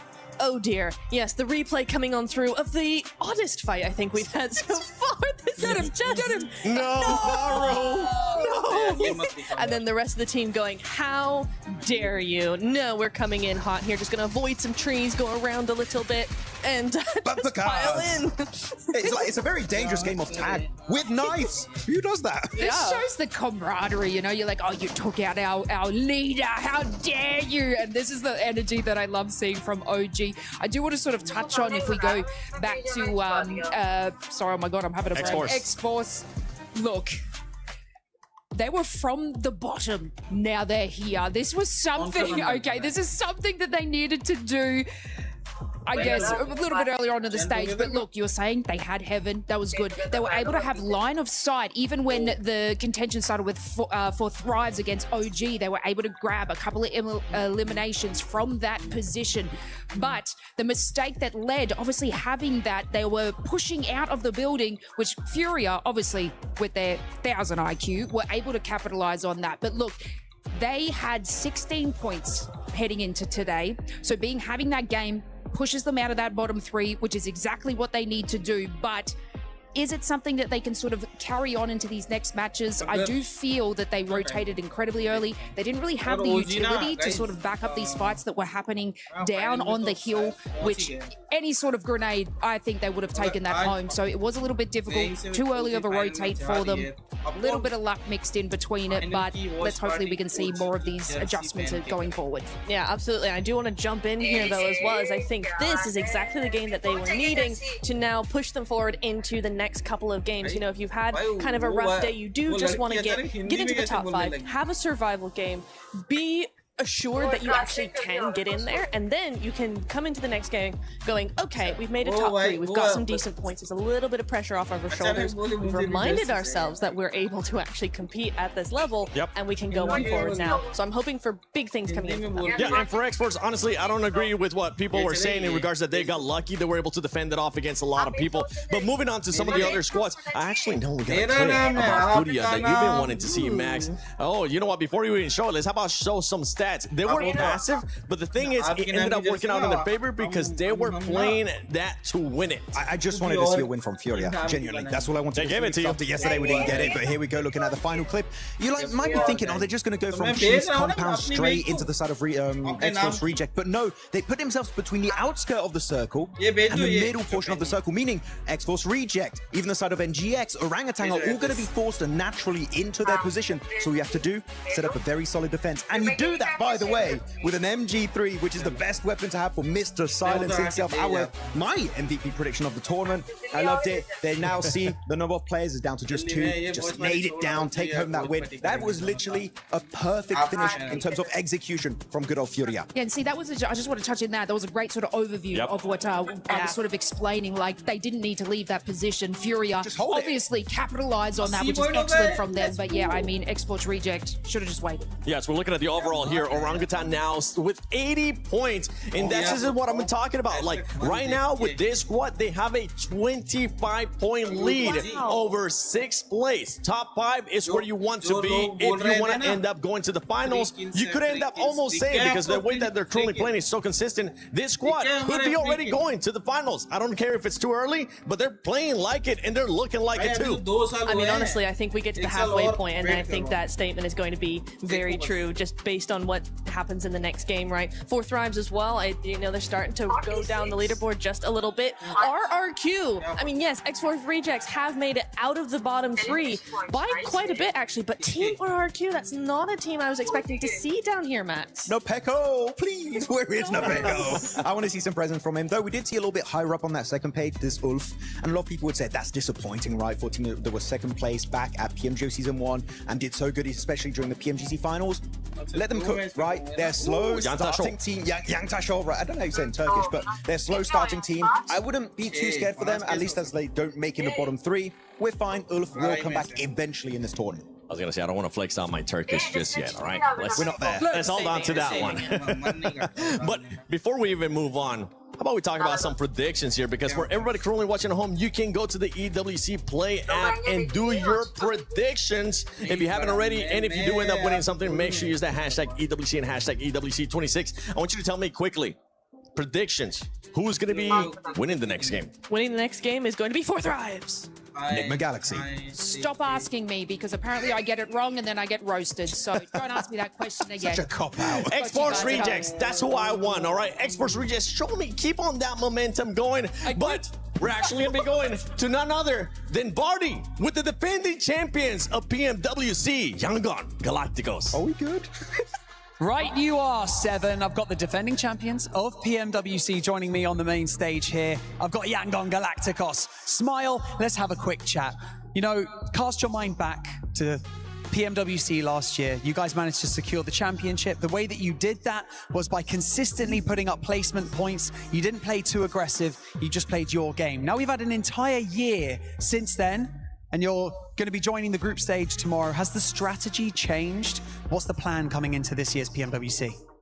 Especially for the strategy, I don't want to smile or repeat too much, but we will prepare for every possible situation, every scenario that, including we experience in 2025, any new situation that might happen. Also, we don't rely on the same strategy because this is strategy. Yeah. Okay. Keeping the cards close to your chest. I like to hear that. Now, let's talk a little bit about what you're wearing. This is very, very cool. Now, your Yangon Galacticos skin has just released in-game a few days ago. It's traditional Myanmar dress, if I'm not mistaken. Please tell us how it feels to have this kind of representation in-game. I mean, I'm so proud to be here representing Myanmar and wearing Myanmar culture clothes on the international stage. And also that is so meaningful for our fans and Myanmar people to be like a Myanmar traditional clothes on the international stage. And if you could say anything to your fans who are watching and preparing themselves for you guys to step out onto the stage tomorrow and compete, what would you like to say to them? I mean, cheer for us. Cheer for them, that's what they say. Now, for those of you at home, if you want to get your hands on this incredible skin in-game, just go over to the PMWC event in-game, okay? Now, redeem with perk vouchers, and once you've done that, you'll be able to get your hands on the Yangon Galacticos Champion Outfit Ancient Charm Set. Yangon Galacticos, thank you so much for joining me in this interview. I'm going to shake all your hands, boys. Thank you so much. The gloves are really cool as well. And with that being said, let's head back over to the casters to continue day 2 of the group stage. I don't know about ancient charm. That guy's got new school charm. What a sweet guy. And what a fun team Yangon Galacticos has been. Last year in EWC 2025, they were fantastic. It was good to watch them then. It's good to see them again here again. But we're heading in towards Erangel next. Map number 3. Let's get it going here, man. Hey, I want to say one thing. I love, good old-fashioned esports jerseys. I want that, though. I want one of those, man. So if you got that in a triple XL, bring it on down. But you know it looks comfy, dude. It definitely does. It definitely does. These guys are looking fly, here. But you know what? Speaking of fly, I think it's time to get this started here into the second Erangel of the day. Only 3 more matches after this, but this is going to be a crucial one. OG up to 80 points now. I think it's going to be difficult to knock them out of that top 5 unless there's some incredible shifts up in the rankings as thing goes on. But honestly, I think OG, they're riding high right now. They are feeling good. I don't think anyone's going to challenge them too much. They might drop out of first place, but I'd love to see them stay up there throughout the entirety of the survival stage. And I can see Hoxie currently has taken our top player spot in number 1 with 17. Actually, Aurora top is doing a huge amount of work for them with 16. Let's get it going here. You can take a look at the top players. Yeah, top with the most damage. Wow. 4,357. Unbelievable performance right here from him. Fortunately, we don't see Aurora on top of the leaderboards here, but they're right there. They're still in 5th place. But OG already now have a nice point sponge, like you mentioned. The Godl 14, nice amount of points as well. Completely tied up for 2nd and 3rd. This is going to be a close one. It's really going to come down to the last match to see who's going to be in our top 5. Absolutely. Now I'm looking down towards the bottom of the leaderboards. RRQ in 14th. Now RRQ qualified on a technicality. They've been working hard, putting in the time to try and get through towards that group stage, potentially through to the finals. It'd be a shame to see them go out here in survival stage, but right now they are not playing up to scratch. So they do a little bit more here. 28 points to the 32. The X-Force Rejects have been able to grab the back of that last game. But we do have Naruto skins in-game at the moment. We've got the Ninetales Fury Org there as well, so you can draw for the Naruto character set 2 and become a sage yourself in-game.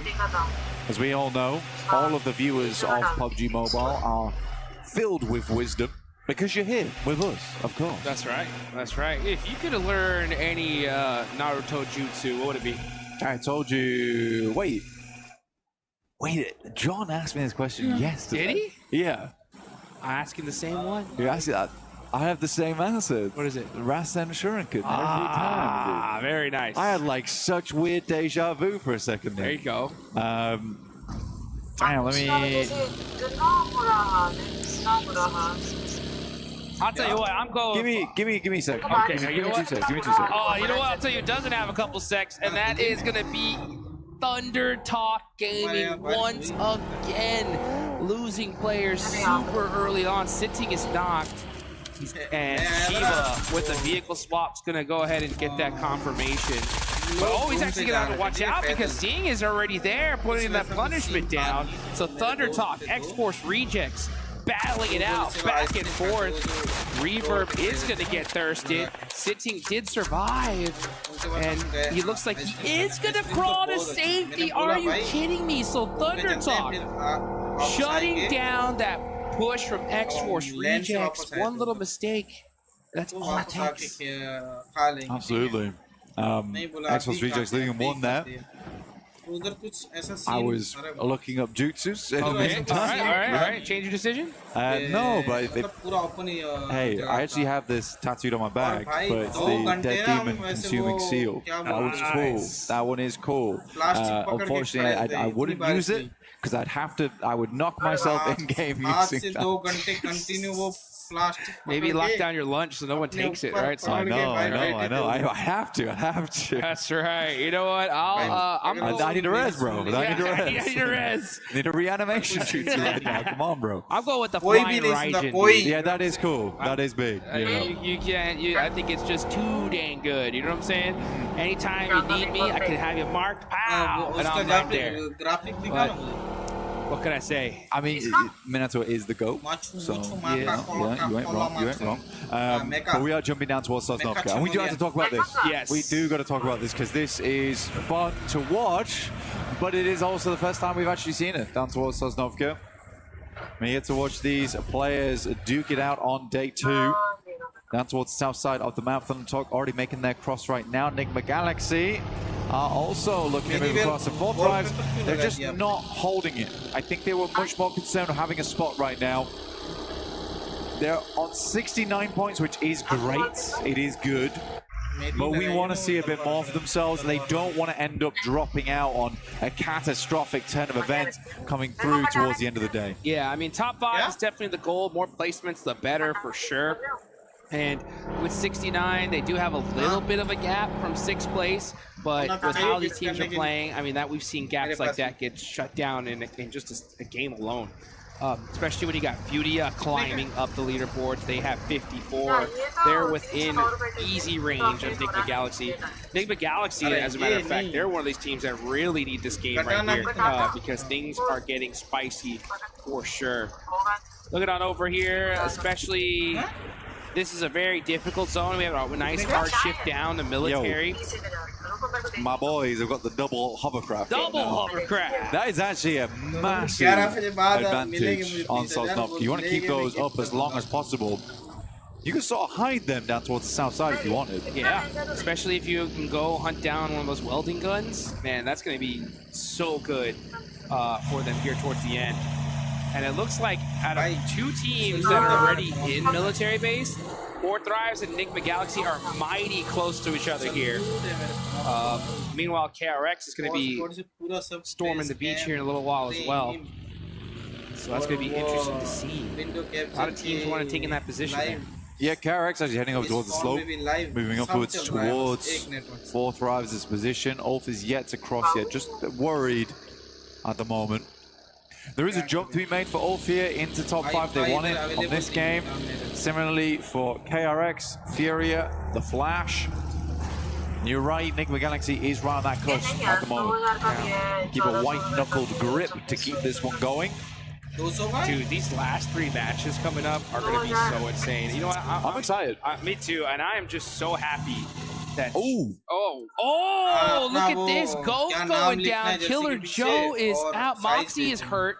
So X-Force Rejects do cross the bridge. They head to Novo, and they end up getting the better of GOAT. Meanwhile, look at this. They're on a glider, getting themselves a position in this next circle. Yeah, it's sad to see as well, because it's going to be Fuchsman as well as Force going forward. Kind of players you want. There's also Crash Glider here too, so it looks like GOAT was double gliding, KRX is double hovering. Trend around the map. But yeah, I think for X-Force Rejects, this was cool. I like this from them. I gotta disagree with 7 though. Okay. Yeah. I mean, that last match, it did feel a little bit lucky, honestly. You play Heaven, and they sort of immediately lost as soon as they moved away from Heaven. Yeah. Okay? There is, and that's okay. It's okay to get lucky sometimes. It really is. But it also feels bad when you instantly lose players running out into a singular sightline. I want to see more of it. So that right there is more promising to me than anything. And it's coming in at 8 minutes into the game. Capability to take down a squad moving in and have the wherewithal to set up in Novo. PUBG PC से भी ज्यादा actually इसका get some load है भाई, eliminations. Mega का। Yeah. I mean, all I know is that if I get zone locked towards the end, I'm feeling lucky. That's for sure, right? But you got to still put in the work, even if that happens. This next circle does pop all the way down to military. So yeah, now there's no question of where this zone is headed. And thank God. Yeah, thank goodness. So I think we're tired of these like crazy water in the middle of the island circles. You know what I'm saying? So no splits here. It's just going to be who is the best in order to get this win. Right now, obviously the center of Airstrip is pretty strong. A good place to play. You could even head over towards C block too. Not a bad spot. Worth playing going forward. KRX with the double hovercraft have a ton of capability to move in, but it seems like they may have ditched them somewhere. Oh boy. Look to see the action is starting to ring off those. Judia's getting mighty close here. Geekay going to go ahead and find a spot in military. They're going to be holding the satellite position as well as Doxy. Oh, nice jump shot. Ragnarok. Oh, it wasn't nice enough because Hoxie shoots him out of the air and shuts him down. Aurora trying to make the cross here versus Ulf. Ulf got across a little bit earlier. They rung the bell on this one, and Aurora starts to move up. Reaper's already down. Joel trying to hit some mad shotgun shots. I don't know what he was thinking. And out top with his signature Mini 14, it's not enough as Kelsey from behind will find the shots towards him, leaving just Doc, the last player alive here for Aurora. Man, tough cross and a bad time too. Match number 3 here for the second day. Aurora in 4th place. Going out like this is going to be tough. It's going to really be those last 3 matches for Aurora if they're going to make it into the top 5. So worst case scenario for Aurora, Enigma Galaxy, Flash, Yudia all pop off here. You can see Maniac looking for some cheeky angles, and look at him go. He's going to be able to try and jump all the way to the top, and he does. So Maniac busting out his parkour skills, showing people this is how it's done. This is how you get up on top. And Ulf's going to have to be mighty careful. His footsteps are pretty loud, though. Let's see if they can hear him up there. Doc's like, what the hell, man? You're making a lot of noise. Oh, man, the coach didn't look too happy. We saw that little coach's corner. Let's see if Doc can make him smile. As Rolex is like, hey, nobody's here, right? There's no way. Nobody's here, right? Are we trigger discipline on this one? That's crazy. Oh, gets the thirst, though. And he did get shot in the back, right? Am I tripping? No, you're not. That is ballsy to say that. They just fully lost. And the coach corner, no reaction. No reaction. No reaction. Nil point. That is correct. Yeah. He did get shot in the back. He did, right? Yeah, I was like, and my boy just stood on the stairs. Just saying, you know what? If I'm going down, this is how I'm doing it. I'm convinced I'm part of gaming stuff. I'm safe. Oh, man, Yusuf getting caught out. Maniac jumped down? I thought he was on top of the hole. If he was on top of here. Interesting. Scarface, though. Yeah, I thought he was on top of the little tippy top of the bridge. But now it looks like we're going to see Ulf just hard commit. Alula's coming in here as well. So Ulf got a lot of points to grab. I think they're going to hold on to the spot for a lot longer. I mean, why not? I mean, Ulf right now, feels like people are feeding them points. Ulf's like, they're not even trying to make this difficult for us. Take it. It's just meals, free meal tickets arriving on the bridge. Yeah, I'll eat that up every time. Circle does move far down towards the southeast, though. X-Force Rejects did try and pick up the buildings down towards the southwest side of C block. But KRX is nice and set up. However, a lot of these teams are going to have to make their way out of Airstrip, and quite a few times that can be a difficult task. Getting out across that road, you're massively silhouetted in that situation. It's a question of if anyone else has those sight lines. And this is a big move from RRQ. They are flying through teams on the southern edge. I like this play, actually. I think if you're RRQ, you're right now at 28 points. Top 5 is going to be really tough. Like, you need to pop. We got to make a play. Yeah. You got to make a crazy play. And in order to make at least to the survival stage, this could be it, right? Like, hey, let's take the risk now, especially with Miramar coming up. Let's full send it to the center, and they do make it there safely. So it looks like that bet did end up paying. Oh, as soon as I say that, AJ gets a knock and thirst onto one of the players from RRQ. So maybe a little bit too greedy on that rotation. Yeah, well, I would say you should assume the players are going to be playing down towards these very much coastal edges. I think it's a very typical area to work with as well. For sure. And they had so much space here, you know. I just think there wasn't a reason for it, right? That's crazy there. Yeah. So Flutter Talk will get themselves at least one off the back of that. A lot of teams are unwilling to move now they're inside the circle. And it also seems that there's a lot of teams unwilling to move on the outer edges too. Yeah, I mean, that's one of those mistakes you point out, right? Because it's just a pure mistake. Like, there's certain ones that you could be like, all right, it was a coin toss. They could have gone left, they could have gone right, and they just made a bad bet. But that was one where you just kind of lost a player pretty unnecessarily outside of RRQ. And it's those little tiny ones that they just like are a domino effect to your demise. So it could have been like, oh, we could have won the game with 15 points, but now we're stuck in a third place with 2. You know what I'm saying? We'll see what happens though as we look at this. Ooh, nice shot of that map. Let's see where the circle goes though. Are we going to have a crazy shift? Does it center up? That's going to make things interesting. Oh, man, that's sad for RRQ though. That is tough. You make a big play for the south side and assuming it's going to move out away from airstrip, it runs it straight back. And KRX, honestly, for them, they're pretty happy with their spot. Yeah. They're even happier now. And if they still got the double hovercraft, they will be very well set up going into this late game. Not that they need to move much, but they can create some really good impromptu cover. All gamers will fly straight across this bridge. Gaming Stars realizing now they need to move instantaneously. RRQ big fan. Flip to a new area. Foopsman's on the other side. They made the push quick. A bunker each. Yeah, I like it. I like it. Your RRQ, the zone swapped on over. Take those bunkers, secure those spots. KRX, I believe they were holding those satellite positions with those hovercrafts, so that's a really good position, especially if the zone decides to go ahead and hard shift down south. So teams now taking some of their final spots. A lot of teams, though, still need to get in this zone. Our top of the leaderboard squad, OG, they are still way over there in blue, just barely crossing the bridge, super late. Ula is in the same position on the other side as well. It's a hard. I mean, we kind of was focused over towards 2 bridges there, and they were really unwilling to move. So was All Gamers, a little bit scared of it. And I know that OG likes to really analyze how they want to go forward. So if they still think a team's there, like they did yesterday on Miramar Gaming Stars, they'll try and figure out a different situation. Now they're trying to wrap on the northern edge, which I do think this is kind of interesting. They could come down from the hillside and sling into the south side of C block if they wanted to. But it's certainly an interesting one. And I think if you can see all gamers flying in towards that eastern side, maybe this is the play, and it looks like to be what they're going for. Yeah, they're sending it right now. Igor is trying to survive this one. Serpentini, looks like one of his tires did get popped out. He's in trouble. Quick, getting a knock onto Aaron. AGAL, yeah, just trying to send it to safety, but Ayala pops him out the vehicle. It's not going to be. Fury's been marshalling this northeast road for a long, long time. Pulling out the badge. Oh, pulling out the buggy. Yeah. That one real quick. Badge has been put away, apparently. Yes, it has. By the Flash here. We are playing on that eastern side as well, so they'll double back the hillside.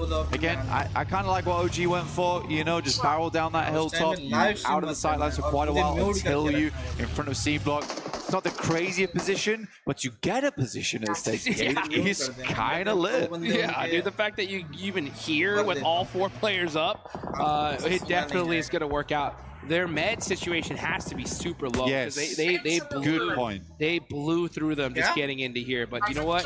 The fact that they are here and have such a point sponge on top is a good thing going for them for sure. You know what? I want to say one thing. Go on. These next 3 matches outside of it, they're going to be so wild, right?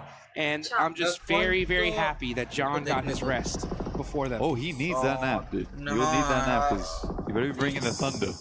going into those हाँ, next few 20 games. Points चाहिए, 20 points चाहिए इधर से। And the talk. 100 का तो average पकड़े, हाँ, अपने 2 बंदे नॉक हो गए। I just keep seeing these coach cameras. Yeah, the problem is the coach corner cameras is that they're shown for about 2 seconds. We realize they're very sad, and then we take them away. Dude, they're just sad or serious, dude. They're just like. I think the production should keep the coach corner cameras up for a good 15. Yeah. We got to lock in with them. Good 15 seconds. Oh, I would love to see the coach's POV too, like in the middle of a fight. You know what I'm saying? Yeah. That'd be interesting. As Silence putting some shots downrange, holding this position. This is a tough circle here, especially if it does go down south. The airfield is, there's not a lot of coverage in that area. No, you're pretty much playing against the fence right now. Playing off the back of vehicles you still have that aren't completely wrecked. Dragging the bumper down the side of the road. But Enigma Galaxy, this is not a horrible spot to play in. They just have to be absolutely proactive. They're down towards the south side of the fence. But we're here with Furia, looking to crest into the building alongside with KRX. Can QXZ hit a nutty grenade? Pops it back in the pocket though. And it makes sense. Oh my goodness me, they were fast to this location. But wow, the utility, the vests, the ammo, that don't look great. We got micro Uzis on board as well. Yeah, and the good thing about where Furia is like it's pretty much almost impossible to hit a nade on them, right? That chain link fence makes it so difficult, and you can just see them just holding those utils, throwing it out, going back to that little coverage. So, but Team Flash, full sending it here onto Geekay, a hard commit. It's up to them to win this fight. Oh, great teamwork there with a 2v1. They are fully taking advantage of Geekay, catching them off guard. I don't think they really expected them to push. And if you're Geekay, it's kind of your fault there. You had to make sure that you got at least some shots onto them coming on in. But they were able to fully push this easily. And now with that bounce stage, Team Flash is pushing up little by little. It's a naughty pincer that came in with. Zia's around the corner, still on fire. Oh my goodness me. They toast him up a little bit. But he crunches back down on them with a couple of shots through from the DBX. Lovely to see here from the Flash. But yet there's only one stairway to get up on that building. You pincer on both sides. It's hard to deal with if you don't have a player on the bottom floor. And that team was already hurting. So it's a good identification from Flash. A good identification of how that building is best aggressed upon. So yeah, well done. Very, very well done. And now they have the ability to hold up both KRX and Fury in the near future. Yeah, I mean, we had to see Geekay up on that top floor, and you could see exactly what Flash is doing. They have 2 up on top, just keeping an eye out so nobody pushes up on them for free. And that little mistake allowed Team Flash to just push up and get it done. Silence throwing a smoke right onto himself here. We know that. Well, that is a nice nade. I think he's trying to get the M79 over towards the player who's knocked, but it's kind of just given away where he's playing. Got the pumpy and a nade. This has to be a special one, but the door's closed on him. Oh dear. Oh, and that nade's gonna knock him out. It's just up to Chief. Next zone does go on over to the wide open field. Chief barely getting outside of that Molotov range. KRX, they want this elimination. They're just scared. That's on target. Yeah, that. Goodbye, Chief. Dinner has been served, and that is Furia out of there. Roasted to a crisp. Yeah, I mean, unfortunate for Chief. Was not the chef in that scenario, that's for sure. But now we have Enigma Galaxy down towards that southwest side. Their basic big task here is pretty much to hold everyone out coming through airstrip. There's a lot of little bits of interesting terrain. The airplanes themselves as well in the way. But this open area, so easy to dodge away from a lot of the nades. See how Ulf is able to play this one out. Get a quick replay on this one. Boom! Nice nade from XZ over towards Sitting and Thunder Talk. Thunder Talk just can't catch a break here, man. Oh, they need to do something crazy if they want to just even get to the survival stage at this point. Top 5 is just way too far away with only 3 matches left. They have to literally win all 3. But let's get into this game here. This is what's important. RQ shutting down X-Force Reject. That is going to be it for you guys. But look at our leaderboards here. We got so many people in the top 9 still alive. These leaderboards are going to get crazy. Wolf up on top. Scarface with so much lay of the land here, throwing the nades, not trying to give away his position, and gets the lock onto Lord. He's got another though. I mean, they must have passed all the nades across to Scarface. He's up on high, he's dropping bombs. At the moment, Enigma Galaxy struggling to hold up. 4thRives decide they'd move over in the midst of all the chaos. Satan very low. But my goodness me, 40 bullets left basically. Aaron will finish off Satan. Kelsey takes a big hit here. But for Ulf, this is a large game. 8 eliminations going through. An almost impossible push for them that they're making happen here. Oh, they needed this one. They needed this one so bad. 24 gets the knock on a Scarface, and that is that critical angle taken away. So now they no longer have the high ground. T24 is starting to push those nades through and gets the lock. He's down to half an HP though.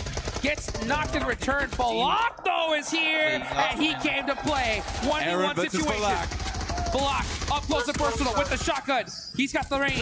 He switches to the M4 and shuts him down. Balak with 1 HP, making it happen for his team. 3 legendary players on the same location. It's Balak, Aaron, and Coops. And Coops comes out on top. Goodness me. They needed him to dunk it into the hoop here, and he's certainly done that. Looks to move away, but now has to deal with RQ, who rocks up to the location. They're on set, they're on deck, and they're looking to get themselves out of the danger zone. Woo! RQ just sweeping up the dust after that one. That was wild. So many superstars just going at it. And look at our top 3. Still in the game, but only single players alive. Next zone goes on over to the left. This thing is ping-ponging all over the place. The Flash, though, they've got an unreal spot on this one. They just have to deal with KRX in the near future, and KRX, they are low on supplies. Team Flash has got a lovely little watchtower to make sure they aren't rocking up to them too quickly, and then you're right, it is very much open space after then. Likely the circle pulls away from both WizGod and the Flash. No one wants to move out to this open zone. This is a very difficult circle for everyone. I am more surprised that Foobsman has been left unimpeded inside the bunker over towards the eastern side for so long. And it certainly kept him safe. Dude, he be fooping right there. Foobsman just holding it down. He ain't moving at all, I'll tell you that. The second he walks out, he's done. Honestly, just go out to blue zone. He's got a smoke in his head. He may try, but... I mean, they're not the point. I mean, that run just out. Don't try, honestly. That run out is hellish. It's over. If he makes it even into that white line of this circle, then I'm talking about Godl are going to win this whole tournament. Yeah, I'm telling you. It's a hard push. I mean, there's this tiny ridgeline you can play, but by the time you show your face, that happens. Yeah, the second he even looked out. The second he even looked. Oh, check this setup out. Oh, KRX, I wish you come to the door right now. Nate goes through, looks to be fairly decent, but Hoxie doesn't jump out the window with a flash. They've got a nasty surprise waiting for them at the door. Look at that. And then the nade busts all those gas cans. They wanted to make sure they had the perfect setup if they did push in. But now we're going to see KRX get beat up by 4th trying to make something happen. Team Flash, though, punishing them and wiping them out. KRX not able to make the push.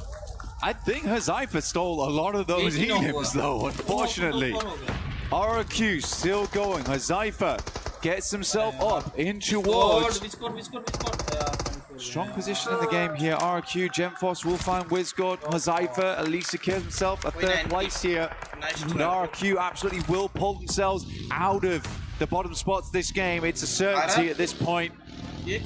But we are centering up over towards horrendously open ground.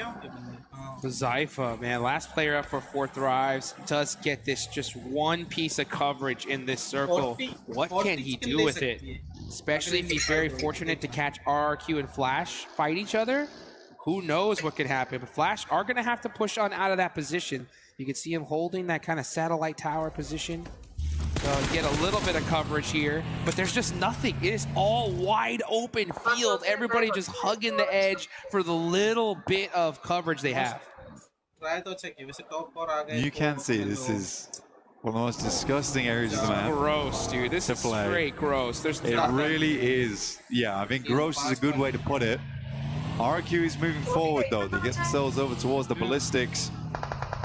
Flash playing up on top. It's a good shot from the par. Expect nothing less. Hazaifa, the pile driver, off in the distance. Looking to smash these two teams apart as a solo. Quick tap fire. He's going to have to tap fire. He's only got like 70 rounds left, and to make it even less, trying to get another elimination, though Genfoss actually gets that knock on the bows. He's going for the thirst. He wants all the points here, but it's not going to be enough. That's 4 thrives out of there. Here we go. It's Team Flash versus RRQ. A nice interview with Flash earlier on. They were looking to find some more success today. There were some decent games yesterday. But can they secure the chicken dinner here at our halfway mark of day 2? Try and get themselves towards a position to get a direct qualification through to the finals in the top 5. Zeus playing off the back of the loot crate. Has the ghillie suit. Might actually be insanely important here. But they know, they've spotted him. RRQ, a lot on the line for them right now. Win the final player left alive. It's all up to RRQ here. They needed this win so desperately, especially with only 3 matches after this. They're trying to make that last second run into the top 5.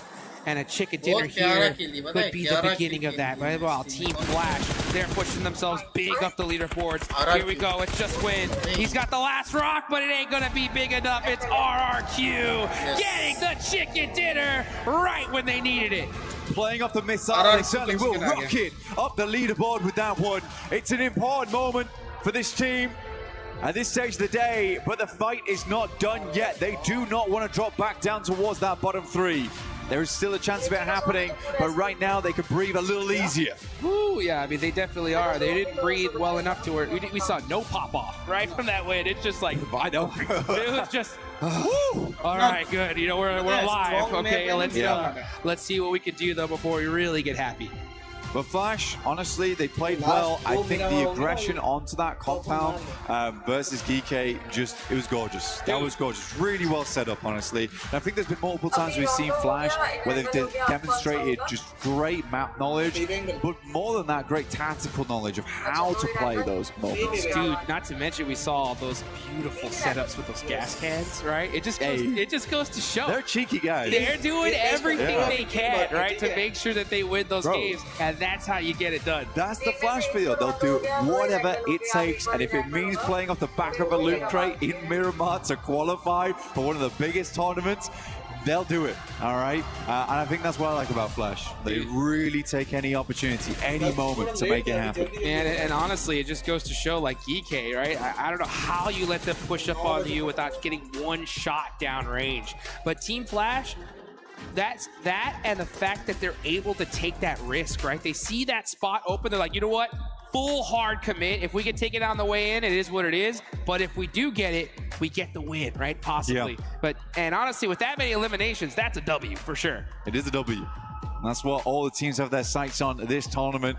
The gorgeous PMWC at EWC trophy right there in front of our eyes.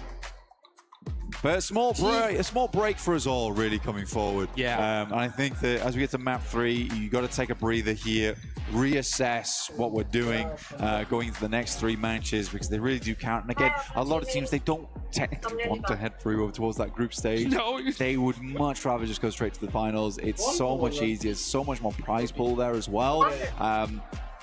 But again, it requires you to make those moves, make those moments happen.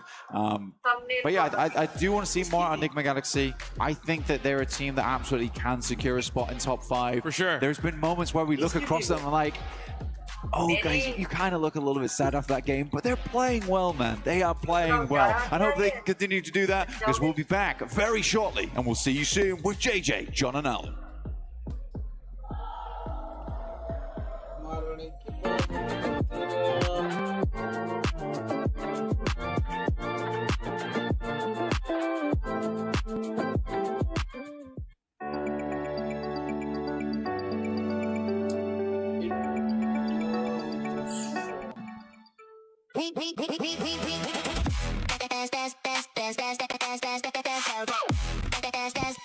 We booked Esports World Cup up.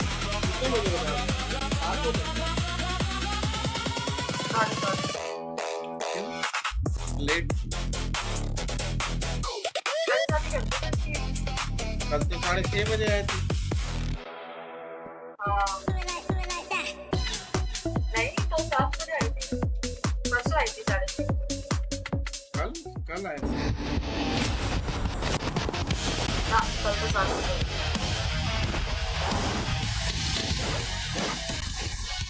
क्या time है जानो?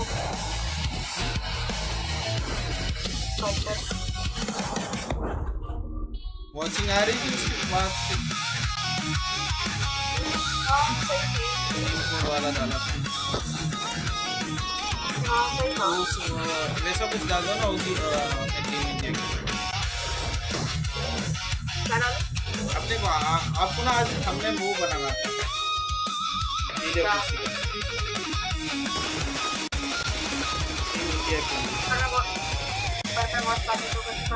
बहुत party का नहीं खेलने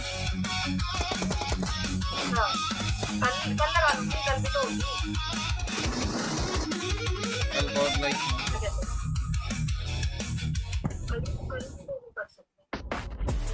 Third place. Close enough to see the trophy, but never close enough to lift it. For Aurora Gaming, the road to the Esports World Cup is about more than qualification. It is about finishing the story this roster started last year. At 2025 PMWC, they established themselves as one of the most mechanically gifted teams in PUBG Mobile. Their aggression was fearless, and one knock could quickly become a complete squad wipe. Doc, Top, Zeol, and Reefus could all take over a fight, but at times, they looked more like a group of incredible individuals than one fully connected team. Doc was named MVP, but they still finished third. За бидрийг одоо төрүүлэхэд зогсоосон зүйл нь гэвэл миний хувьд бол яг тэр үеийн яг сэтгэл зүй жоохон тийм байсан болоод тэгээд ер нь зоонч тэр rotationч тэр ер нь тийм болоог баха. Then came PMGC, another huge international performance, another MVP level showing, and another third place finish. Two of the biggest tournaments in the world, 2 podiums, but still no trophy. За өнгөрсөн жилийн гэх бол бас 2 том тэмцээнд урдгаар баримд орсон. Тэгээд энэ жил одоо тэгээд чадхаараа чэндэ. Now, they return under Aurora Gaming with a new organization, the same firepower, and another opportunity to finally win. The question has never been whether they have enough talent. Their MVP titles have already proved that. The real question is whether multiple stars can now play as one complete championship team. Their qualification run showed promising signs. Aurora still played aggressively, but their rotations looked more controlled. Their pushes had more support, and the team appeared more connected. That growing coordination was on full display in the final match. Oh, what's the name of Reefus, the 1v4 from a range? They wiped out the last team and won the EECA finals by the smash rule with 145 points and finished first in the regional qualification ranking. That will be the tournament going their way.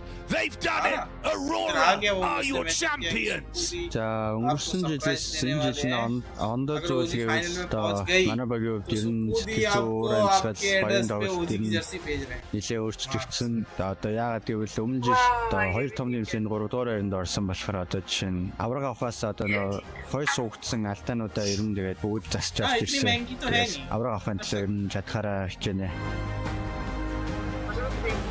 The MVP awards are already there.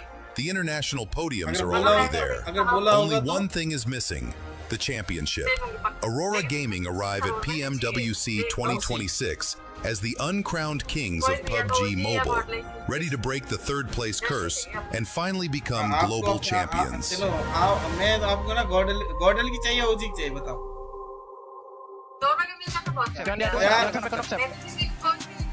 Jadi sama di zona ya. Gue main smoke ya. Godl की मैं दे सकता हूँ ओजी की जैसे मैं tanda. Oke dari batu tanda sep. ठीक है मेरे को Godl की दो. Nice. वो आ जाएगी एड्रेस पे Itu udah kayak dari tadi. पक्का आपके नाम के साथ. Welcome back, ladies and gentlemen, to PMWC at EWC 26, day 2 of Group A, as we're just 3 games away from crushing Keys. But talking about Keys that don't want to be crushed, RRQ, the team that needed those points, the team that needed to be able to get out of the top 3, I think with that win, they should be able to. I mean, agreed. I mean, these teams, you can see the desperation that are flowing through all our teams at this present time because they know that this is their last and final chance. They don't get another opportunity after this. They don't get to have a second chance. They're already on day number 2. Now, this performance from RRQ, obviously they were incredibly quiet in our first 2 matches, so having this sort of comeback for them is not, I'm going to say, a miracle. It was obviously well determined and planned. They were able to sort of cause that chaos and that contention right here in the ends of the stages and basically position themselves in such a fantastic way whilst our juggernaut teams sort of fell from there. Yeah, it's still really good to see RRQ get a bit of presence here with that massive chicken dinner here on the outskirts of military base. But we saw during these replays, Coops, oh my goodness, Coops, that clutch. There was Ulf, there was Nigma Galaxy there trying to just survive against their grenades, and also 4 Thrives coming in late. But what a clutch from this guy. But eventually you can see the circle very open-ended. Flash just throwing everything against the wall, hoping it sticks, but nothing really stuck for them. And eventually the angles they had was enough to finally secure the very first Indonesian win here. Yeah, and for Flash, I mean, for them to even get second place, this is good as well for them, being able to get those eliminations. But for some of the other squads, it's starting to be a bit of a you start doing a lot better. We've seen Exports Rejects do better. We've seen it now, none other than the team that just ended up winning RRQ do better to get themselves out of that bottom 3. As we're looking at a head-to-head here from Flash and 4 Thrives. And 4 Thrives, my gosh, Falak can definitely do his thing. He's still showing that they want to go for that first place because they should be able to go for that first. Is that Glitter? Glitter! Whoa, wait, come back. Actually, let's see if we can get a club. Is there any club championship update?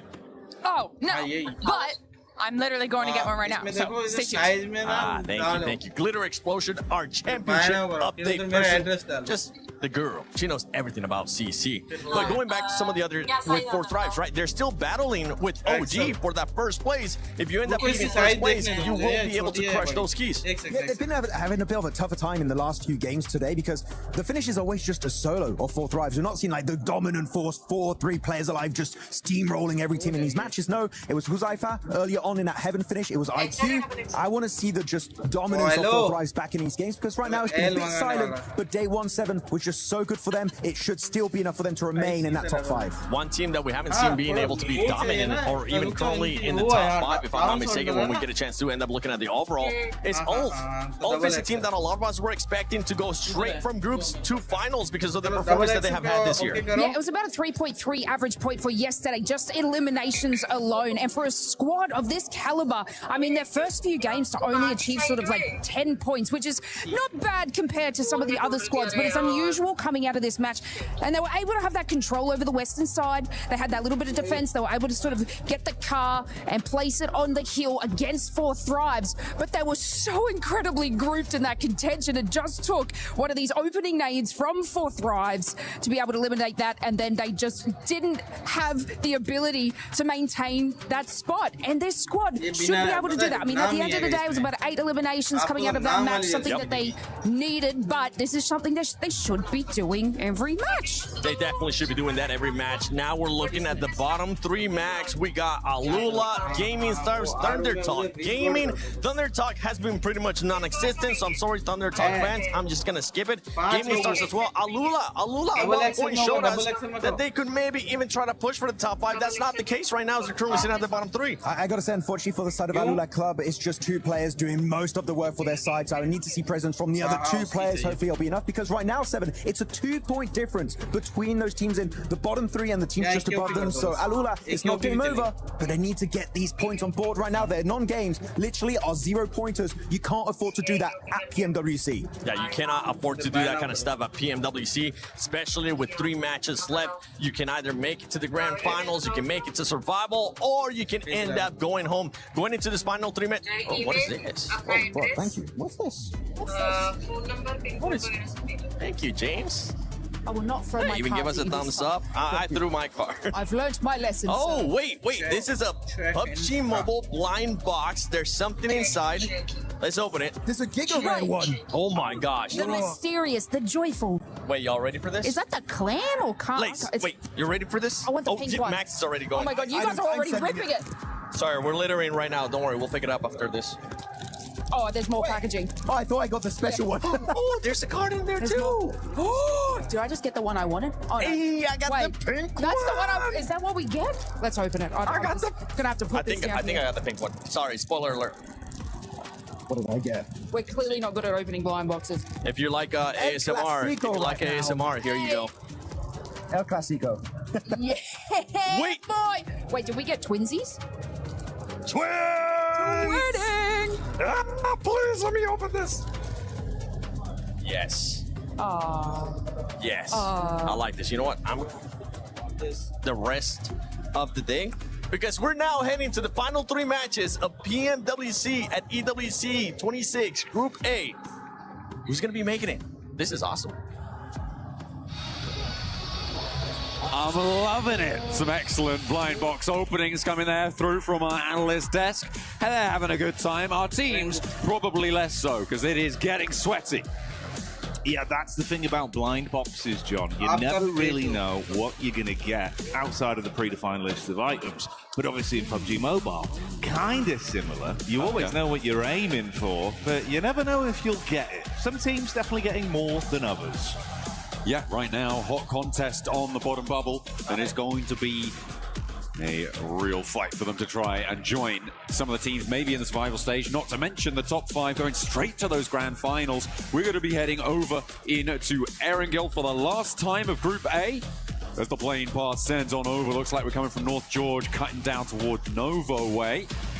Towards that military base. We saw that military circle finish in the last match. It did get a little bit messy around the runway. Let's see if we can tidy things up here. Yeah, see how we're looking and what sort of sauce we're going to be cooking with into our last 3 games of today. And obviously for some teams, John, that's the brutal reality of the situation. It's not just the last few games they're playing today, it could be the last few games they played this entire tournament. And obviously for what we've been building up for throughout the season, throughout this year, back-to-back grinding for some opportunities to really arrive in Paris, France here at EWC 26, John. If it's taken away from you in the space of 12 games, it's going to be such a gut-wrenching feeling. Well, that's going to happen. It is going to happen necessarily to at least 12 players. Yeah. Because 3 of these teams are going to be going home, as the desk was talking about before. It's, you know, Alula on that bubble right now, 33 points to 35. They need to jump up a little bit further. It's a little bit further to go for the teams beneath them as well, but it is still all to play for as we enter the back half of the day. Over military base, looks like we've got 3 teams dropping out. GOAT will be heading on through, trying to make their way over to Novo. A very heavy west plane path. Yeah, it is a bit. Ooh, shift on that as well. God, we've had some kind of rough circles so far. John, I don't know if you'd agree, mate. Past day, especially today again. It's been a bit aggro. This is one that I imagine for GOAT team, you're probably going to look up and go, you know what, it's not that bad. We love a late rotate, guys. This is the dream. Yeah, grab some of those hovercrafts, pull a KRX, send in 2, and get in late into the game, or at least try to. Looks like Flasher on the hunt. They've spotted 2 players in a buggy. Out of the window he goes. Wint for the spray down. Doesn't quite connect on the first one. Reload, leaning out the windows. 3 players in the car, trying to chase them. But it looks like X-Force rejects are wily to it. Yeah, Win looking for the lineup. Full gangster level plays as he leans out the back seat with the boys tracking nicely. That's going to be the bonnet over the top of Reverb to get their first Elim hard hammered in. So not ideal for reject, John. You've dropped into a field and you've been mowed over by a vehicle. Far from it. Yeah, absolutely do want to be keeping all your players alive right until the very end, Jackie. That is a top tip for PUBG Mobile. But they are going to be playing on and right on the bubble as well in that 13th place position. It is rough stuff, especially given that they're one of the few teams who's already dropped up towards this north side, right?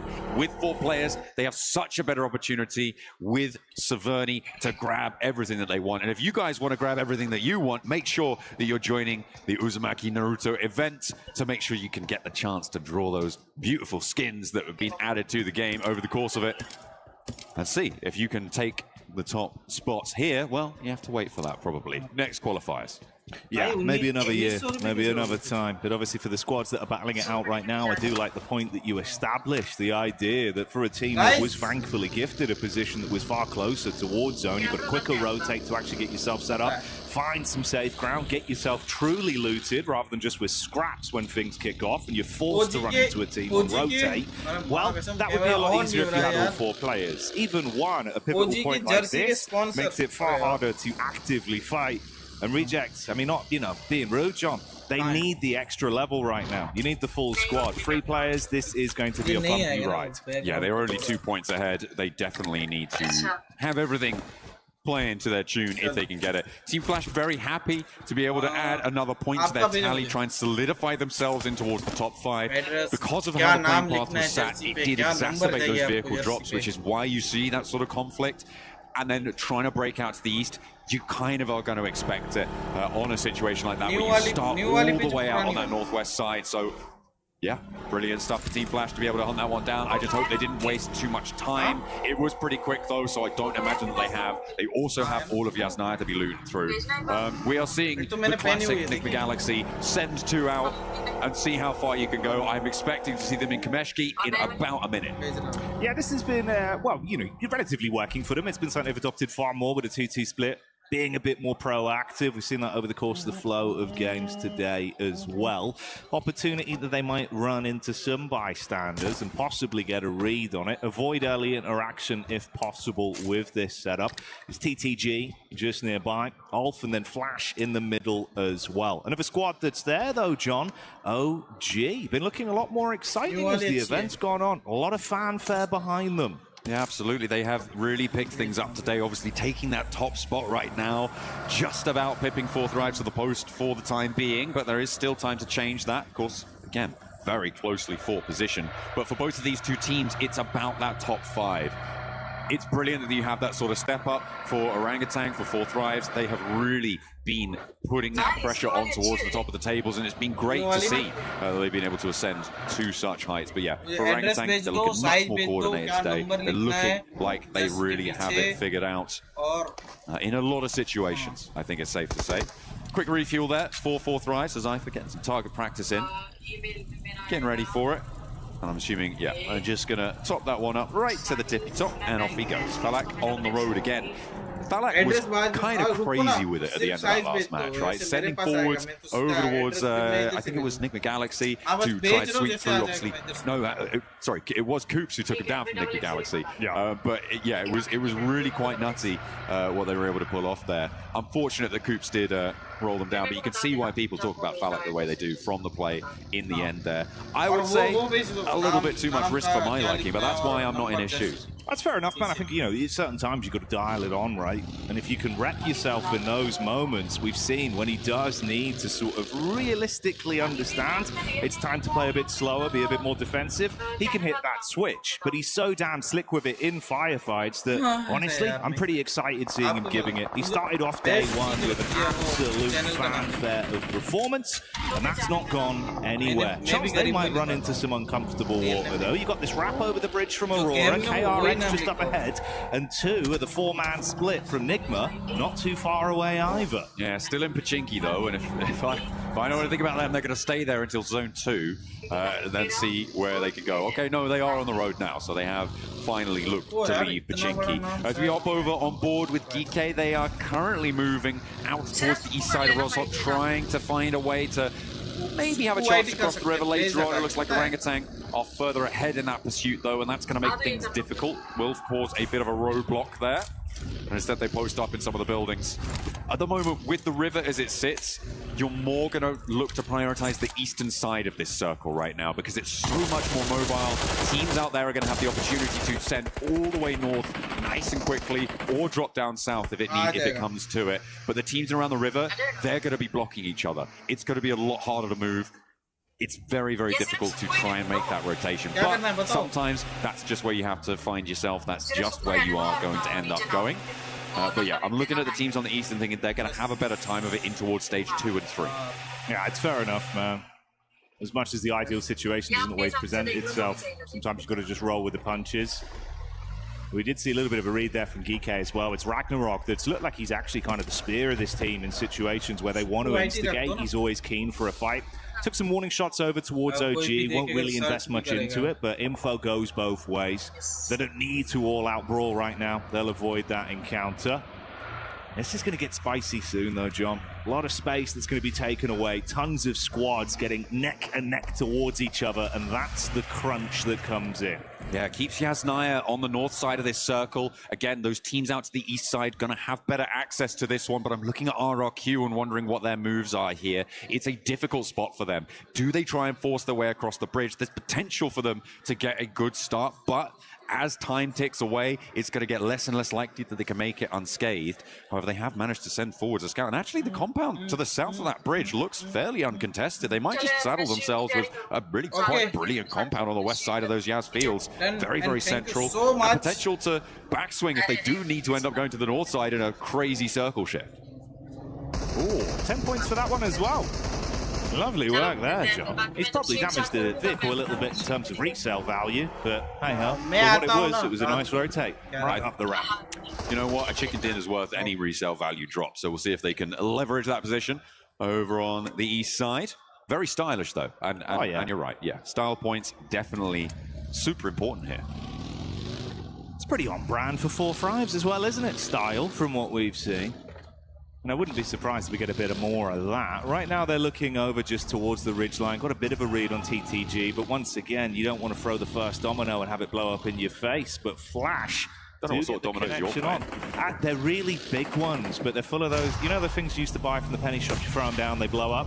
It's like that. Yeah. Bangers, John. Bangers. Absolute bangers. Let's see if we've got a banger of fight on our hands here between Team Flash and Gaming Stars. Win pulling the pin. It looks like the opener has gone well, but Bozy has already fallen as well. So it is not looking super healthy. You've got KRX also poking their noses in from the south side of this fight, Jackie, which is going to potentially force it into an uncomfortable scenario. Well, more uncomfortable than it already is, to try and find themselves locked horns now. Gaming Stars trying to rebuff Team Flash. Yeah, KRX going to continue to just slyly creep around the wings of this. Now on the periphery, keeping their eyes open. Swash going in. Ooh, trying to swing the broadsword there on contact. Top's good for one. Well, the trading blows right now, but this is looking like a pretty good recovery for Flash, John. Yeah, it looks that way indeed as Gaming Stars go down and Flash hold their nerve in the fight. Some really cheeky angles being held there. The two ghillie suits on the inside of the building, not going to matter too much, but it does probably feel a little bit more insulting when you see a little bush Wookiee coming around the corner, taking those shots at you. In the meantime, we saw a player earlier drop from X-Force Rejects. It looks like they may not find too much more luck out in the open as they rotate towards the Wizard Tower here. This is very, very central in those Yaz fields. It is completely isolated, and SafG has nades for days. He's got one more, and he puts them to bed.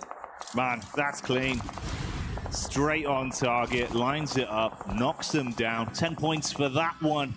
As he'll be walking away with his head held high if this was basketball. Right now it's PUBG Mobile, though, and they're living their movie. 2 elims chimed in. They did lose easy for Bad Boy, so it's a 3-man squad from this point forward. See what they can get done with that. I was keeping track of the Nigma Galaxy rotate that we saw, the wide split. The forward duo actually rotated back around the side and re-injected from that south edge. And now Nigma Galaxy sit on the south side of this one. Should potentially have a pretty good position into the circle, but 4-Thrives moving in from the east side could make that difficult. This is an interesting rotate coming through from AGAL, right? They are actually going over the north side of the Yaz Lake, followed by Alula, but they're going to have to try and cross the bridge. It looks like that Rossok bridge is going to be available for them, but are they going even further west? Okay, fair enough. If they don't have the scouting information, you might expect that Rossok bridge could be sat underneath.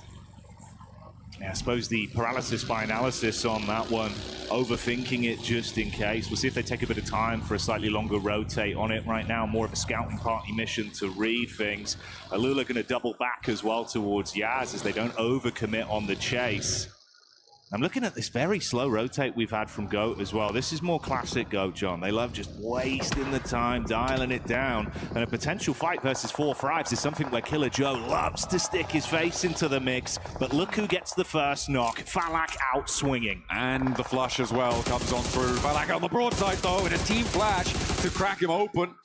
And it will go down. Not quite getting the flush, but he's very, very low. Immediately, IQ swings on wide. The spray down needs to come through, but the rest of Flash not quite in position. It was a cheeky pick, but I think they're going to be able to get Falak back to his feet. Zeus moves into an off angle though, and that could be the high ground they're looking for with GOAT in the wings. 2, there is danger on every front. Falak will be back though, and he will look to get some healing done. 4 Thrives look to maintain position on the east side. Yeah, I want to see if they can really dig their heels in and hold on to this. Tops attempted to get a large dash on the nade, but not enough distance to hit that one. And on the double back, he's spotted out. Easy connections from Hooksy and Tree. That's going to be him left, banged out in the field, John, as KRX clean up on that free elim. No possibility of recovery there. Playing a player down now as well. 2 players down now for Flash. KRX looking to hunt down a third as Zeus heads out into the blue with his comrade. On the east side, really getting hounded out of town now. 3 circles in. We're about to see that next stage coming through, and as soon as you start getting knocked in the blue zone, it's not going to work out well for you. This central area, Ulf's compound, super important. With this next circle shift coming on through, if it heads out to the east, okay, it's going to guard a lot of access for the teams on the north, out to that west side as well. But I'm looking at Enigma Galaxy here, and I'm thinking, they found themselves in a pretty solid spot, as have 4 Thrives. Geek as well, holding down that area, could potentially be on to a winner. But Thunder Talk, slap bang in the middle, might just have what they needed, because X-Force Rejects, they're down and out already. We'll see if they can make it happen.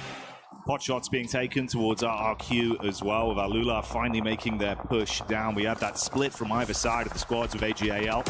And Alula being thrown into the blender. RRQ attempting to get the shots on target. Furia third party as Chief starts to strike. And they might be able to clean up onto this as well. Force the issue back onto Alula following the damage they've taken from that investment, John. Trying to recoup some losses. See if they can consolidate, re-engage a little bit stronger. That north side does need to conclude fast though, because the circle has just started closing. AGAL on the west edge, that slow west side swipe is going to work out well for them in terms of staying alive, but the west insert may be a little bit more tricky. Ooh. On board with Furia as they take a tumble, but it's 1-for-1. R3B, what can he do here? Closing the gap with the shotty, quick switch to the primary as well. Tracing not quite on point to get the back tag off as Furia do dip out, but you can see the damage is already done. It's only a solo that barely might survive. Survive being the operative term, and not this time. Alula wave bye-bye to Furia as they are down and out. And they say hello to the top 13 with that as well. The 7 eliminations they found, they are making that break for the survival stages here and now in match 10. Takes until double digits apparently, but an inch is as good as a mile when it comes to qualification. And that's what they're looking for. As far as they can go in this match, they will start to put a buffer between them and the 2 teams beneath them who have already been eliminated from this match, which is brilliant news for them. And they might be chasing down Geek and potentially RRQ off this match. Exactly, see how far you can force this one.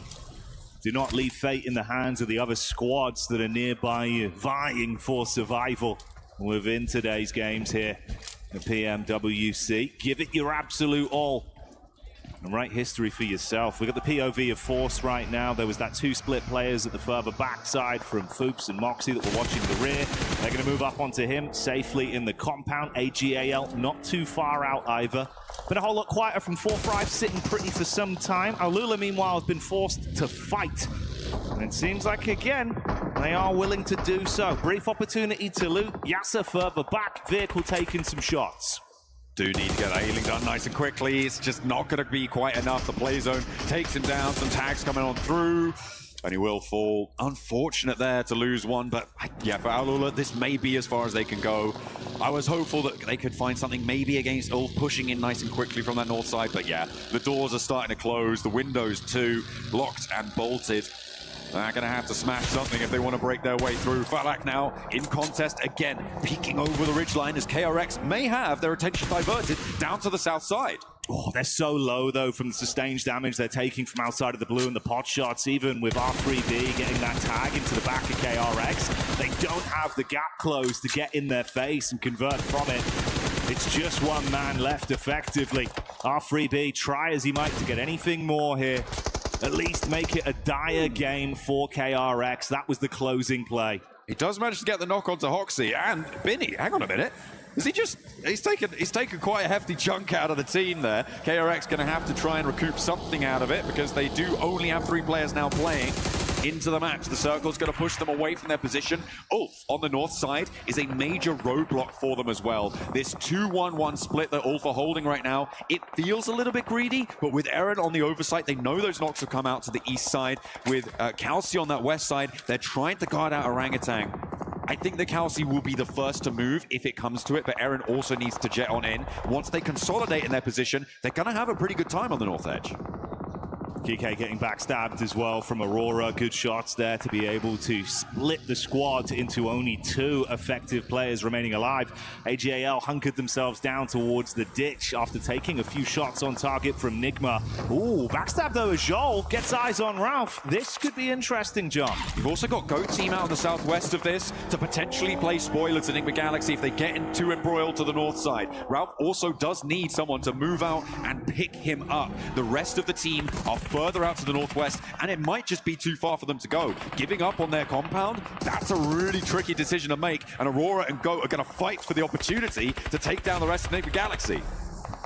The nade protocols have been good so far. Let's see if they can do it again. Aurora lining that one up. Good splash damage into the back. Force fighting from a distance. Moxie so low as Foops gets knocked. And Force living on a prayer there, but the double nade is enough to stop it. Only really Moxie that remains alive, but the nades don't stop, John. Oh dear, that old Goat does need to try and stay alive as long as possible, but the bombardment continues, and Aurora stay alive with all 4 of their players. They're going to swing up towards the north side because Reefus is engaged now with GK over the top of the ridge. Doc wants to get stuck in too.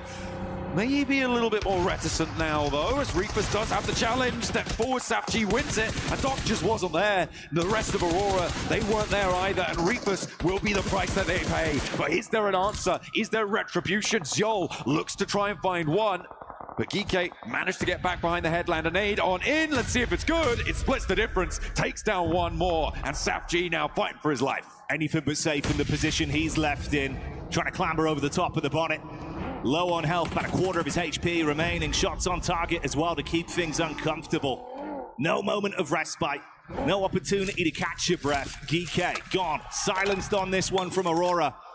But other sharks are in the water, John, and they smell that blood. Eren out in the open. Not gonna matter, though, because they've got backup. Doc takes a tumble. The knock is sent over their way. KRX are trying to scout out. Could maybe be dangerous for Ulf as they don't have their wits about them, but I'm hoping that they do right now. They will try and maintain that control over the northern side. Thunder Talk Gaming have just been so quiet over the course of this whole match, Jackie. They've been in this position for a long, long time. They can stay there for a little bit longer, but I imagine you're going to have Aurora and Ulf on your doorstep pretty soon.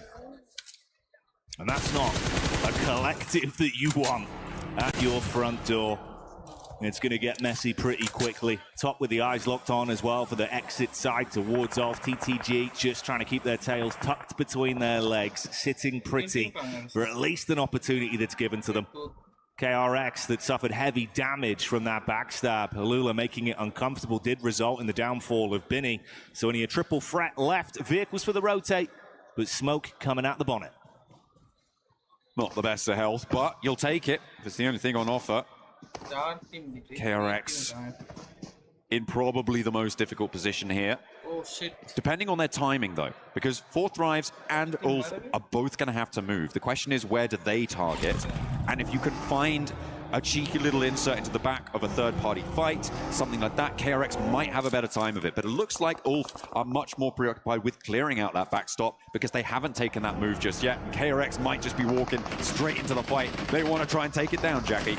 They want to get stuck into this one, battling down the ditch, but let's see if they can withstand the blows from Ulf. Scarface lines up one, Kaus buckles to Oxy. There's a reply from Falak as well from range onto QXX, so he's able to steal away some points amongst the interaction between these two squads. Panic stations now for Ulf. They've got to play medic, John, and 4 Thrives, their eyes are lighting up. 4 Thrives are already setting out. They are on the hunt. Hazaifa and IQ following this one down to the bitter end, as only remnants of these two teams on the north side will still be in action. And Hazaifa is all too happy to take those points, push OG off the top spot as well, and they are back in first place. On board with them, they got 4 players alive, playing from outside the circle. They'll need to find a route in. Living the dream right now. Further damage done. Meanwhile, we switch over to the POV of Aurora. Nice nades on target. Satan takes the brunt of the damage. Ulf still attempting to fight versus 4 Thrives, but they're silenced as they cut their way through them. Lord battles back on the top. Up close, Ralph can't withstand the fight from Joel. Good play with a shotty, and he's got space to be able to calm this one down, John. Tuck into the limited cover. AGAL from the sideline, though. Oh, getting stuck in. Sure, why not? Aurora down to 1. Just Yol remains. Doc is a goner. There is no way that he's going to get that player back up. Surely not. Has to try and play on this high ground. The zone will keep him in if he moves forwards to some of these trees, but going to stim up first, allow the blue zone to creep in. Doc, yeah, he's not coming back. That's going to be confirmed now. As AGAL will take that point. Coops, the solo for Enigma Galaxy, who ruined the day for 4 Thrives last time around. Let's see if he's going to do the same thing here, but they are on opposite sides of the circle. Might be a little bit harder. Hazaifa, though, wants to try and get all over this circle. It's not going to go well, though. They do take a tumble. Falak's down 2. Yeah, this is looking brutal now. 2 players removed. It's all on IQ. Brains at the operation as he sprints through the smokes, looking to get a lineup onto them. Shotgun special, but not enough to deliver the payload, John. AGAL withstand the fight, shut down 4 Thrives, and can they reset from this? No one in immediate vicinity to attack onto them. They might be able to reset cleanly. TTG advancing up onto Joel as well. They finally found a second elimination. They can leave here. They are the only team with 4 players alive. The pickups coming through on the east side is going to potentially give them a threat here, but this flex out needs to go well. It's only against 1 player, but that 1 player is Joel. So we'll see if he's got anything left in the tank. They disengaged from it. Interesting. Prioritizing staying in the zone, I guess. Yeah, for TTG as well, right? It feels like you're in such a risky position in terms of the overall standings. You've got to get out there and give us a little bit more of that confidence, but still trying to grind this one out all the way to the bitter end. Keep themselves in the contest of a fair 4-on-4 firefight, I suppose. Thinking about AGAL as more their big competition than risking it versus Joel. I mean, that high ground would have been great to try and suppress the rotation from AGAL for them. I feel like there's a lot of merit in trying to keep that hilltop going for you. You're right, it could have been dangerous, but I don't think you're going to win tournaments if you don't like the danger. And that's just not what's happening. AGAL making a cross against the duo from Enigma Galaxy, and that's how you want to hold. A nice little opening spray down, but 2 players unload right next to the compound. A third on the flip side as well. Maple looking to burn Lord out of position. Coops is half HP as well. Immediately catches him on the egress, and now Coops is looking for more, but what has he got left? Because Lord is down, and now Coops is the next to follow. Really cleanly played there from Maple. Nice setup with the molly, instant switch to the rifle to hold the angle. Joel, meanwhile, has been crouching around all the commotion, but he's found Jimmy, dispatches him, and we get into that final 4-on-4 head-to-head. AGAL looking slightly more green around the gills with a single knock onto the roster, leaving them with an effective 3 to fight back versus TTG.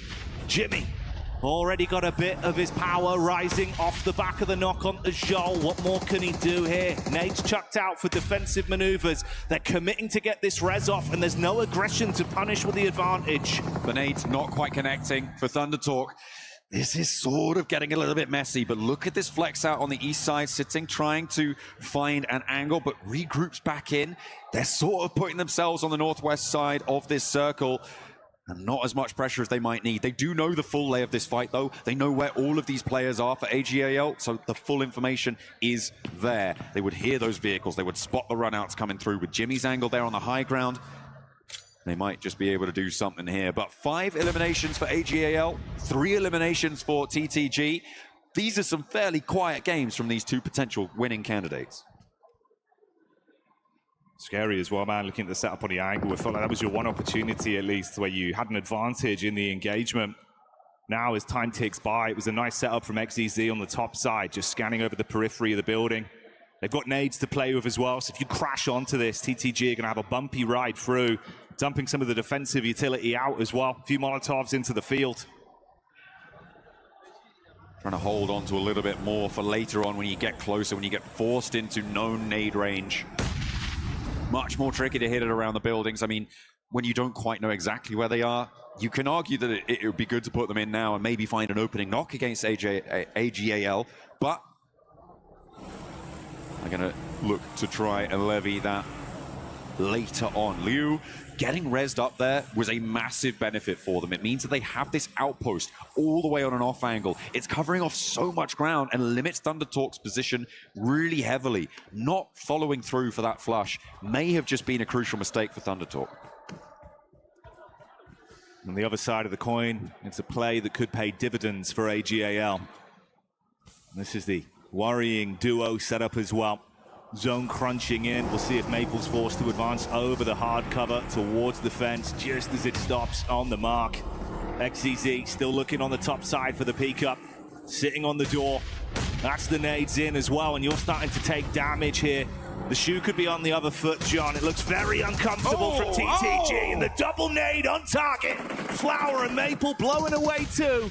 Suddenly you were at panic stations. Down they go with their backs to the wall. What more have they got? It's all up to Xing for ThunderTalk, but he does find an answer for one. Let's see if he's got any more. A 1 versus 4 would be necessary. He's going to start out well, but it's not going to go his way. ThunderTalk cower on the northwest side. They just are too timorous to take that one down, and instead, AGAL take the top spot.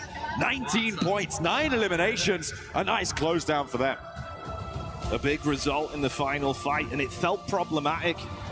TTG paying for placements for so long, hoping that it would pay off, but that one moment, John, where it felt like you had a chance to commit to it. It was the biggest opener they found in the space of that 5-minute final game sequence. Didn't commit to it, comes back to haunt them. Absolutely. I mean, not committing to trying taking down Zol's position out on that west side. I think that they could have done a lot more there to use that high ground. They would have been able to spot the AGAL run up towards the Nigma Galaxy duo. They would have been able to do so much more damage, maybe even flush Liu out, and then flex out towards the east side. They had such a massive opportunity to do that with Sighting moving into that area earlier on. It felt like they kind of threw that one all away, to be honest, Jackie. And when you're at the bottom of the tables, you need to be throwing caution to the winds, not throwing it into the bin. Yeah, it's brutal, man, because obviously that's the thing, you know, it's everything to gain, nothing to lose in those kind of moments with how close we are towards the end of the day too, being down towards the bottom side of the standings. An opportunity present itself, but the indifference there, that paralysis of just overthinking the situation twice towards the mid-game, and then like you say with the late game as well. Yeah, feels like that's kind of the difference maker, man. You know, hindsight's 20/20, John, but in those moments, a new pair of glasses may be needed.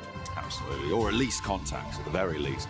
Yeah. Because they need to be seeing clearly. Some shifts coming through towards the bottom of the tables as well. Some players, some teams rather, jumping up to try and get into the survival stages. A couple of our teams towards the top as well, making a bid to confirm themselves, to lock down one of those 5 direct Grand Finals qualification spots. So really interesting. Moving out of Erangel now, we're going to be moving over to Miramar. I'm very excited to see what our teams are going to bring to the table on this one. The desert is going to be more rotationally focused. We say that all the time, right? So hopefully the smarter players are going to be able to bring something to bear. Who has got the brains behind the brawn? Yeah, exactly. You're going to need that large IQ to help you get through these kind of games. These are our replays from the final moments on that one as well. Of course, ThunderTalk, like we said, he had one opportunity on the engagement, though. It was a nice knock from AGAL, and then they just ran through with it, John. The nade opener absolutely crippled them. 我头顶一个和右手一个，可以控，我能过来。不要扫倒，右手倒，最后一个，我右手倒，重新追一个，不用急，他没去，他让四区。 Solid comms, they knew what they'd done already. 我来。 As soon as the comms go silent, you know that they've got it locked down. Yeah. Seemed happy, seemed confident with how they played it overall. good shutdown towards the end. I like the position as well, where we had that 2-2 setup. XZZ basically just on the top side, looking over the ledge of the hut. The way you had Liu as well further out, like you mentioned, just giving them so much more map control that really did give them that extra edge. Yeah, well, that is what you need to try and find. I mean, how many nades were in the pockets, do you reckon? For TT, right? When they went down, it felt like they could have used that utility a little bit earlier on. Sure, it's not like the perfect place, but I don't think such a thing really exists when it comes to this. You do just need to be throwing those downrange. There was more that they could have done. It was not to be. And credit to AGAL for being able to leverage that advantage, right? They were able to read into that. They were able to send out, right? And grab their player back up because they felt, oh, yeah, they're not putting pressure on us. Let's just go for it. I know that's the thing, right? It does kind of feel like we're really egging on this one point, but when you look back at it in hindsight now, that was the pivotal moment of it's the big edge they had. Following everything else that went on from there, John, there was no advantage taken. It was very sort of, cowsome in the setup they went for, hoping that effectively they'd find a pick on contact. It doesn't go that way when you're eating shrapnel. So yeah, the one opener that did give them an edge, not followed through on. That indifference certainly hurting them in these games. Yeah, absolutely. Some of the rotations around that west side as well worked out well for them, right? Because remember, early on, I was talking about AGAL. Oh, they're going all the way out west. True. And they were later into the zone. They played a slow game. They played the only team really to go for that sort of thing. And it's obviously worked out well for them in this instance. But I feel like if another team was in Thunder Talk's position, might not have been as easy. But either way, they do manage to make it work. So yeah, very, very smart stuff coming through from AGAL. Looking to try and get one of those spots for themselves as well. I'm loving how close all of this is, Jackie.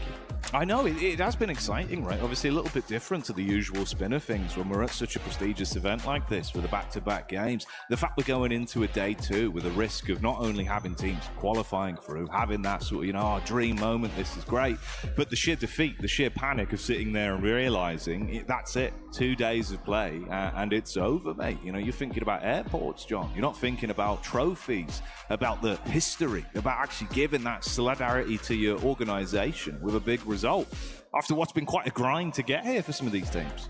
I mean, at the end of all of this, right, we do crush the keys, but if you're in this sort of situation, you can't let your mind be crushed already. There is still an opportunity, I think, for any team to make it into at least survival stages, given how we were sat before this. And for the final two matches to be so important is pretty important. It is going to be good news. We're going to be jumping down for an interview with Al-Ola. Yes, we do. I've got Quick here from Al-Ola Club Esports here for a very quick interview before we go into our final two games here on the Qiddiya City Grid. Sandstorm, thank you so much for joining us as well to help translate. Quick, let's talk about what the issues have been so far over the last 2 days, or the points of contention. What's been stopping you guys from gaining momentum over the past few days? اول شيء شكرا على تواجدك معنا كويك، وحابب اسالك بخصوص الاداء خلال اليوم الثاني. احكي لنا ايش المشاكل اللي عم بتمروا فيها؟ يعني بين انه مو عندكم مثلا اي نقص بالامكانيات او القدره، لكن يعني في عندكم مثلا نقص من ناحيه الفرص انكم تبنوا عزم في المباراه، فايش المشاكل اللي عم بتمروا فيها؟ والله المشاكل يعني ما عندنا مشاكل انه استراتيجيه وجين سكيل، عندنا يعني كل شيء موجود، بس عندنا انه نحتاج ندخل بالجو، وجاي ندخل بالجو، وان شاء الله الجيمين الباقيه انه راح نأدي اداء ونتأهل. I want to say it's not that we have an issue when it comes to our tactics, our strategies. We just need to get into the flow of things. And with 2 games left, we're hoping to be able to get into it and get it done within the next games. I mean, speaking of getting into the flow, even that last map on Erangel, sorry, you guys appear to have better flow, better pacing. You coming down through the north side of Circle, obviously it pulled away from you guys. You took out Furia, everything seemed to be good. And then the pacing slowed down. What happened? هلا بخصوص المباراة الماضية كان مبين انه في عندكم يعني بوش قوي من المنطقة الشمالية، قدرتوا تشيلوا فريق فيوريا، كانت سرعتكم كويسة، لكن بعدين بطأتوا وتم اقصائكم بالزون. فايش كانت المشكلة وقتها؟ هل مثلا كانت روتيشن بطيئة، ولا ايش المشكلة اللي مريتوا فيها في الجيم الماضي اللي تم اقصائكم من وراها؟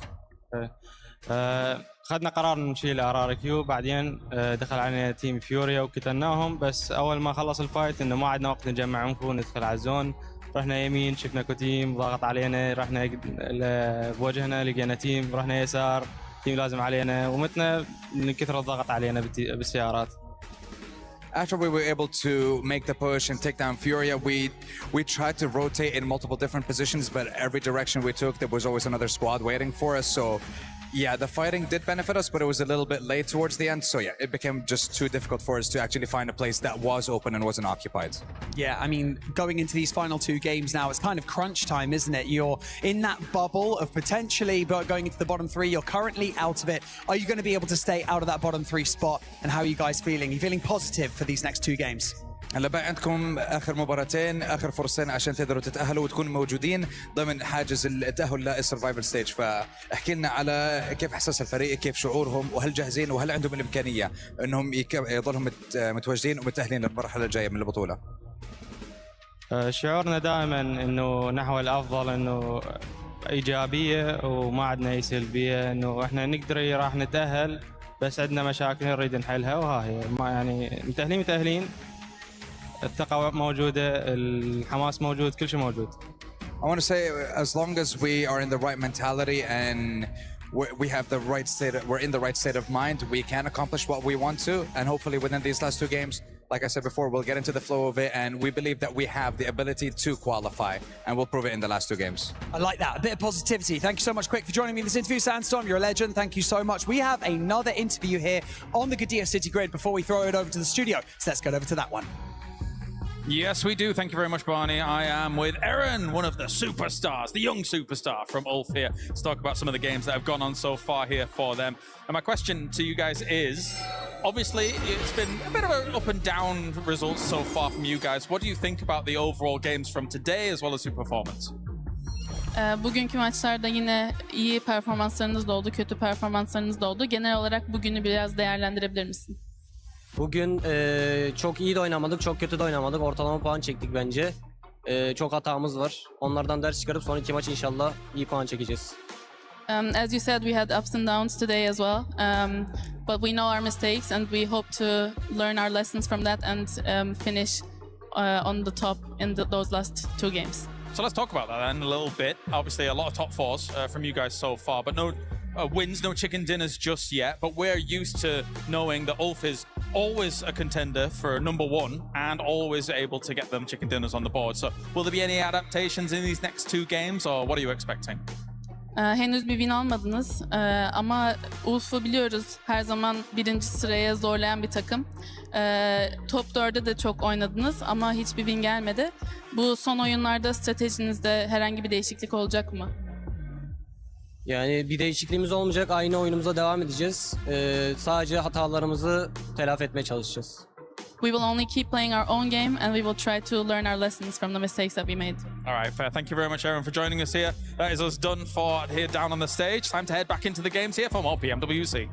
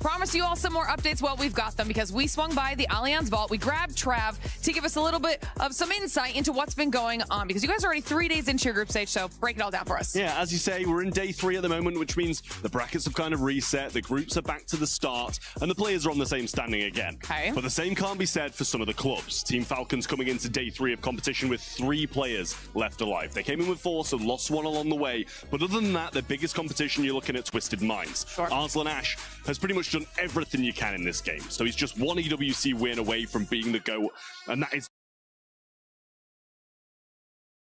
Just a crazy statement. That's for him. huge. But over, obviously, we see AGL competing across quite a few stages this week. Zubair is one of the favorites to take this competition now. Ooh. He beat the favorite in his group. So he's kind of taken that pole position at the moment, and I'm really liking AGL to go far here. That could be massive. Exactly. And like, obviously in the position they're in on the club championship leaderboard as well, a couple of big wins, they'll be leapfrogging above the rest. Vitality, however, haven't had the best couple of weeks, to be honest with you. And they've put all their faith in one player, Jean Ding. So it's a question of whether or not he's going to be able to get it done. He's been looking kind of hit or miss so far, but obviously with it refreshing and being now in the similar standing, he might have a chance. So this could be really interesting when it comes to our club championship standings. Obviously, like you mentioned, we've got AGAL in 3 out of the 4 stages this week. One of the teams we're paying attention to in PUBG Mobile, you mentioned Vitality. We've got them. We're going to see them tomorrow kind of to kick things off for their group as well. So lots of these clubs could get some massive points this week, kind of shake up the overall leaderboard because so many clubs are chasing Falcons right now at the tippy top of it. So still lots of action left in store for all of you at home. And of course, when we have some winners, some more points on the board, or some big changes, we'll make sure we're keeping you updated on all of it. See, I told you Glitter will be able to deliver with the club championship updates. Also, shout out to Trav for letting us know what's going on his stage. But I'm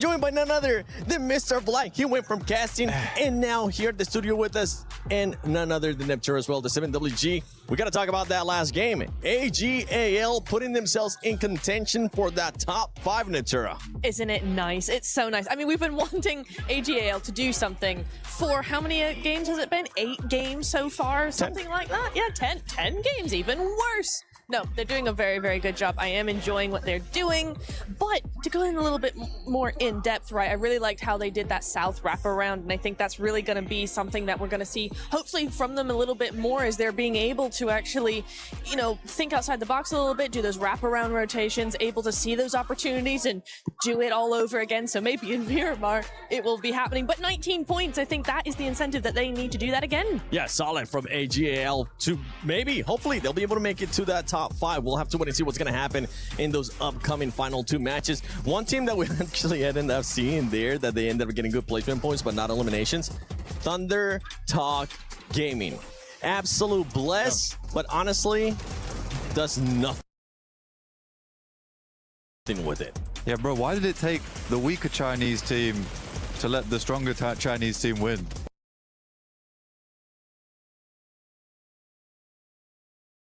What was that about? I don't know. That wasn't cool. Thunder Talk Gaming was camping insanely. They were there for the longest time. Okay, however you call it that though, because you came out, you said X-Force in heaven. We're not camping. I didn't say they were not camping. I say it wasn't just lucky, though. They were holding off people. What do you mean? They were holding out Furia. They were holding a bunch of other people. Yeah, but for this one, Thunder Talk, they were legit just camping. Okay. I agree with that. I mean, to be fair to Thunder Talk, though, they need some points. Okay, if that's what it takes, that's what it takes. You gotta do. Okay, you can't hate too much. No. I tell you what I do hate, though. I'll tell you what I do hate. What do you hate? I really do not like Enigma Galaxy's push onto Volcano versus Aurora. That was a throw. That was probably the biggest throw I've seen in quite some time, actually. There was no reason to leave where they left from. I mean, if we even just roll the tape back to what we were just watching just then, AGAL won from when Enigma Galaxy was playing. That's true. Like, we could just sit there all day. We could sit there all day, twiddle our thumbs, and we would have won the game. All right? Aurora has to come off the ridge side into plain view. Got shot by someone else. So I don't really understand the call there. And we're still hitting these strange 2-2 splits. I think sometimes it works really well. Other times, not so much. Yep. And that one, it didn't work whatsoever if you are Enigma Galaxy. One team that does need the points and was able to put up good points there in the last match was Alula. I really enjoyed the way that they were able to kind of rotate towards the north. And right now, we're seeing an amazing performance out of this squad that's trying to make it to survival at least. Yeah, it's a really nice play. I was watching them versus RRQ, I think, over in the garage area, and it was actually really, really nice to see that aggression come on through. It was a very strong sort of presence that they put themselves into moving into the garage area over there, because it wasn't a direct push. There was a solo of RRQ in the garage, but it wasn't direct full-on push onto an opposite team. It was just such a strong presence with those vehicles that it was like, hey, we're actually going to be doing something. It's intimidating for the other teams. That's what you want to see from teams more often. And yeah, Alula did a really great job of that. Well, I think this lobby is quite well balanced so far. Seven. Very. It's very well balanced. Very. The thing is that there are some squads where the gameplay feels a little less intentional overall. That's what kind of worries me in a big way at the moment, is that for OG, I do think there has been some times where, you know, they'll find a good spot, they have some good rotates in, and then it feels intentional from there onwards. Like that's a passivity that they go for, and it tends to reward them in the late game. Yeah.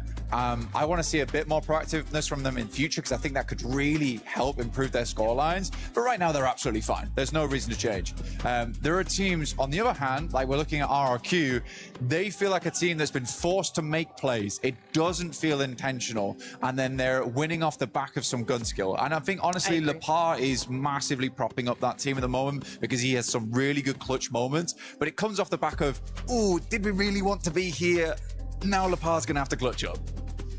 Yeah, it's true. I think you're right there. It's like, and I'm seeing it from a lot of teams. I'm just trying to think of like all the lobbies that we've seen, all the groups, all the teams rather. It's kind of a lot of the same thing. I think OG in the beginning were doing it as well, right? Not so much today, but certainly yesterday it was a little bit of a, let's see what happens if we go here and then see what happens. You know, it's not proactive. It's not, there's no plan to it. It's just kind of a bit random. And I think a few teams have been doing that. Like, For OG, they're not going to be that upset, all right? They ended up with the first place, third place, fourth place. This is just something that they're going to keep on improving. And going back to Alula, something that I actually really want, I was hoping you would end up pointing out. I really enjoy how long they took to rotate in, because they were making sure that there was going to be nobody behind them. I really enjoyed that out of them, which kind of allowed them to do that fight that you were talking about with RRQ. Another squad that we actually been seeing now step up, as we're seeing the battle there for first place, is 4Thrives. 4Thrives with those 2-2 splits. it was very nice. And 2-2 splits are their big thing. The 1-3, the 2-2, they love doing it. And we saw it in some really good form there in that last game. I really enjoyed that. Very strong. Again, the same point I was making about Alula is the same for 4Thrives. Again, they're intimidating the rest of the teams. They've woken up in this game and gone, right, there's 2 games left. We would like to be in first place, so we're going to be more intimidating, playing those mind games, being very strong, not necessarily going full aggro, but being intimidating. Look at what intimidation gets you. 4Thrives, 92 points. Not even just intimidation, just being proactive and making sure that they don't let anybody push up on them, as KRX was trying to. But 4Thrives right now overtakes that first place. Orangutan still in that second place. Congratulations, Orangutan. You're going to be going to the finals. Aurora came in there in that third. And now we're going to be looking at that 5th place and that 4th place, because I want you to see how close it is from 4th place all the way down to 8th. It's just 11 points, which honestly, it can, even through this, even through Ulf as well, they can make that jump, Blank. Again, I think for Ulf, there's a big opportunity here at the end of the day to make it happen. I wasn't massively impressed with Erin's answers there, though. There was a lot of, we can learn from our mistakes, we can learn from our lessons. Yeah. What are those lessons? What are those mistakes? Do they even know what those mistakes and lessons to be learned are? And I think that's a struggle thing for me to listen to, really, because I think Ulf, they have good gameplay. Even watching them Erangel on Airstrip, that was really nice. They had a great setup. It's very creative at the end of the day. But I think Ulf, they have these special moments here and there. Yes. Right now, I just don't think we're hitting those yet. Ketch isn't really on his A game. I think Erin's doing a lot of heavy lifting. Scarface, funnily enough, despite having not these massive pop-off moments, he's coming in clutch right now. But Ulf can do it. For Enigma Galaxy, I really do want to see them get into top 5. Yes. They have looked very disappointed throughout these 2 days, which I've been, a little bit unhappy about, because I'm like, guys, you've been playing very well at certain points in time. I want that team atmosphere to be a little bit up. You've got Coops with you. He's doing phenomenal work. Hype your boy up a little bit. That's all I want to see. My boy, Coops! Because honestly, he has been performing so well. But before we go into the next 2 matches, we're going to be sending it to Kalaris and the man with the big energy, Hadouks!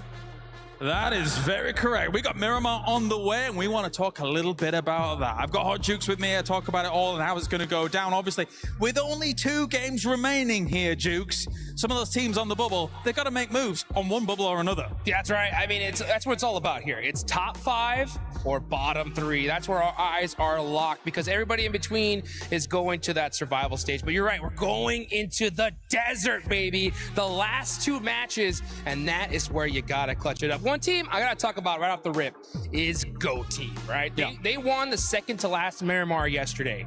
The one thing though was that they land in that El Azahar area. Both circles in both matches ended up going down to that Los Leones region. So I think that was advantageous for them here, but the zone could go anywhere here. Can they repeat that? They're gonna need to because you know Enigma Galaxy is gonna come from. I think they did such a good job.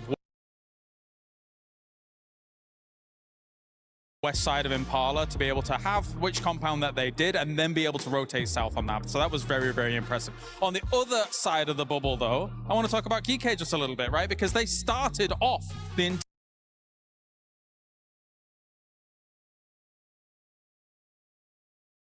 entire tournament for their group stage so far with a win, and since then it's slipping here, slipping there, and I would like to see Geeky do a little bit more. What are your thoughts on that? Yeah, I mean, I think that it was really demoralizing for them in just that other match where it was down in military base. They had such a great position.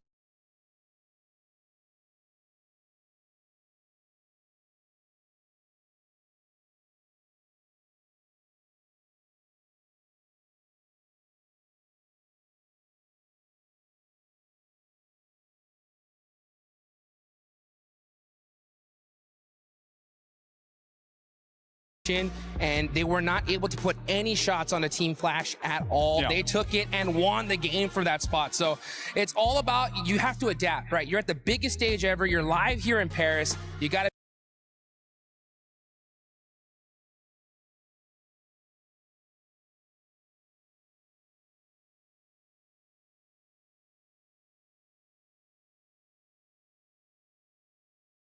be able to calm down, settle down, and make it happen no matter what. Well, between you and Jackie, I'm never escaping the GOAT team subject here from all of this. All right, no more barring, no more barring. It's time to head over to the commentators here for the 2 last games of the day. Hey, look, we don't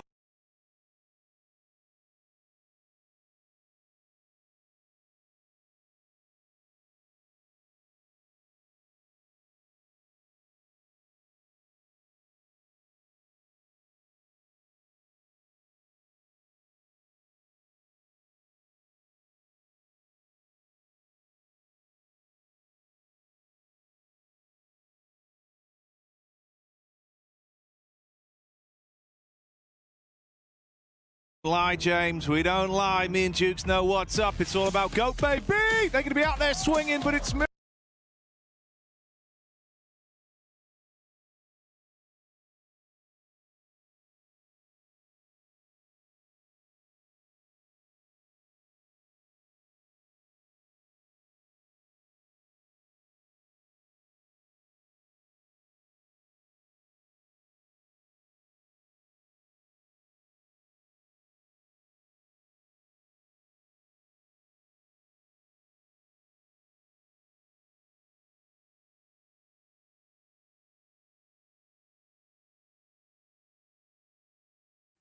Oh guys, sorry guys, माफ करना. अरे यार call मत कर ढोकला, अब आ जा. time, and I got someone that I describe as a GOAT sat right next to me, and it's not because. बोल, mic on है अब कुछ. ओए ए बड़े आ भी गया है, भूल ही गया. आयो तो फोन मत कर अभी. Yeah, sorry guys. That's how he looks. It's because he's the best at casting. Get in there, John. Oh, you're talking about me. Yeah, that's right, buddy. I was looking. भाई रुक जाओ. रुक जाओ एक second. Beach.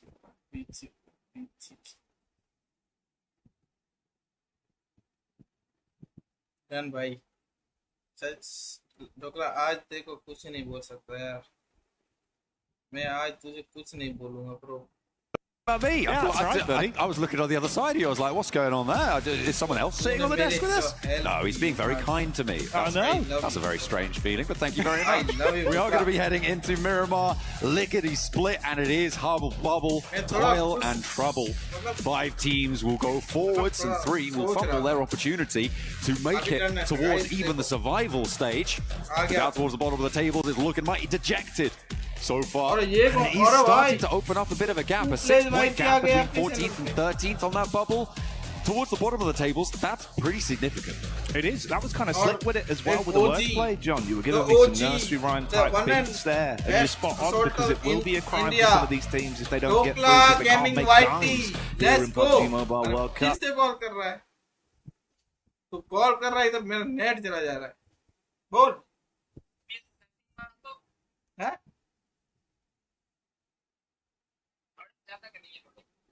And that'll be a travesty. But with 2 games left, you got to smarten up quick.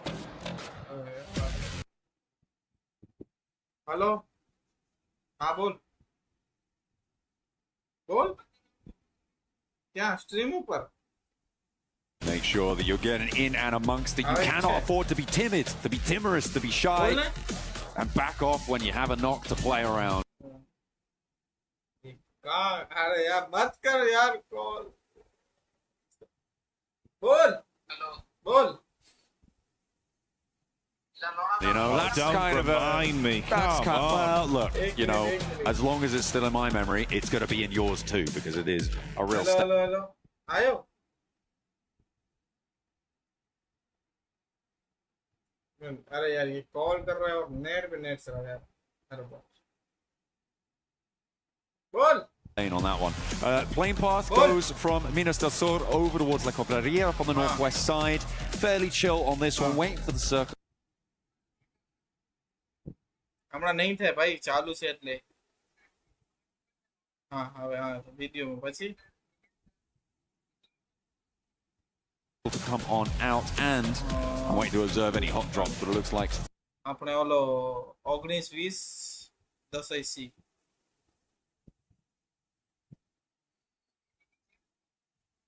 Same જ છે.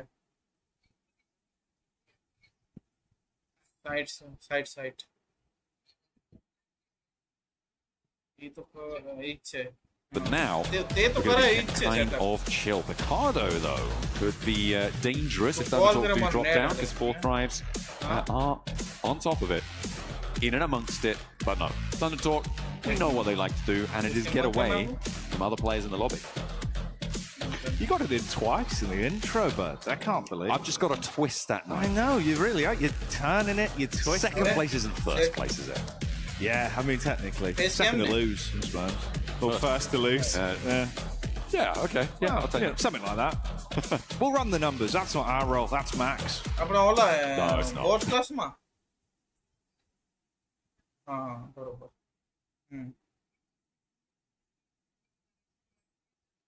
एक second भाई. It's not Max. Oh dear. They're on the road again with a big bang. They're going on through. It's the GOAT team.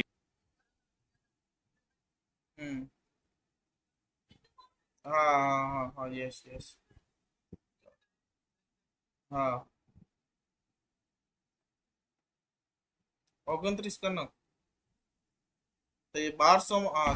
Heading on up on the South Coast Road, going to potentially move in over towards Puerto.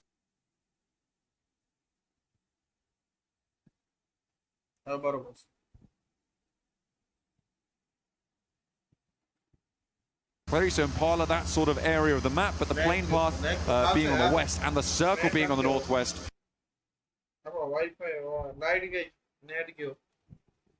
Stream में थे आलती जो buffering हो रहा है buffering हो रहा है 10 MB speed is going to make things tricky, but if you want to make things as untricky as possible, make sure you grab those. East side, we saw GOAT team dropping out and moving quite early on, so the looting phase will have been a little bit offset. Hopefully now, though, they are on the road, and I believe that they are, to try and move in, potentially sweep all the way up to that north side. Could inject towards water treatment, over past Cruz de Valle. But there is GK in the way, in El Azahar, so it could potentially be an unexpected blockage in the system for them. The next zone will reveal itself fairly soon, though, so we'll see what they opt to do. Streaming was future.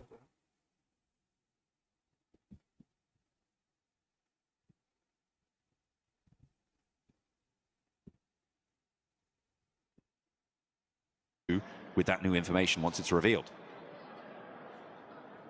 Yeah, see what we're cooking with if this one gets a bit of a shift on the go.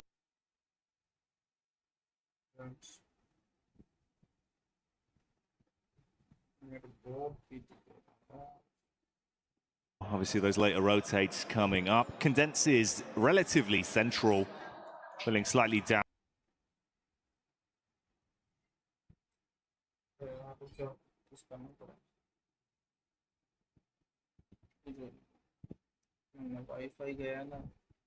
So most sides still within a fairly comfortable amount of territory. Water treatment going to be cut out, so you're going to be giving that up for KRX and looking for an advanced path.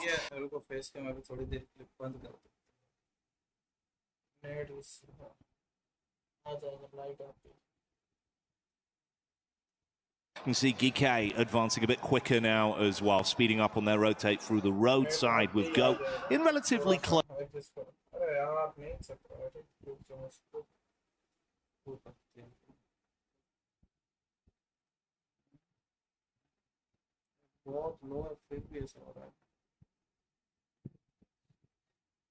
Relatively close by contest, and then that chance for AJL to potentially bump into Aurora on the late advancement.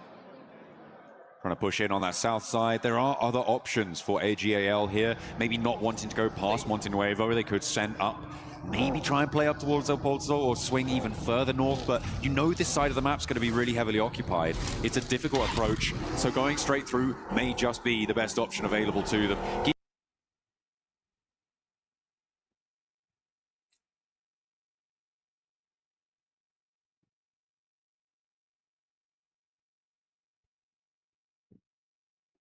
GK sort of slowly trundling over the hillsides, and Goat have spotted them now. Moxie hops out.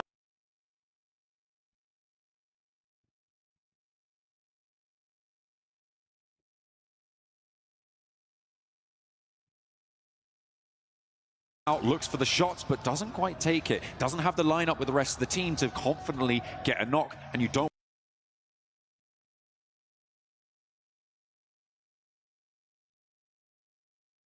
want to overexpose here. You don't want to be losing players like this, especially with how tenuous GOAT team's position is.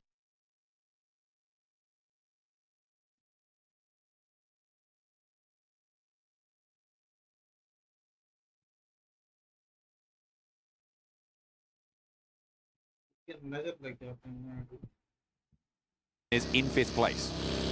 Yeah, and it's not something they generally tend to force the issue on either.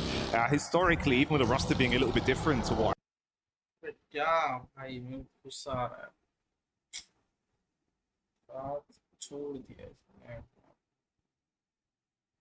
even with the roster being a little bit different to what I'd seen in the past, on Miramar, they were pretty good with late rotates. It's something they really enjoy playing, right? If they can avoid early game fights, they're going to be building into a big finish. It tends to work well for them. That sort of situation, maybe with the tumble from Ragnarok, if he had a clean shot, could have got an opening pick there, tried to build off it. Not worth the risk from the angle they were left in. So late chase, calm it back down. That's more the GOAT style. It'll give GK a window of opportunity. To get into the zone. Is that Reject getting a knockover onto 4-5 shot? There we go. I believe it was, yeah, but they're a little bit too far afield.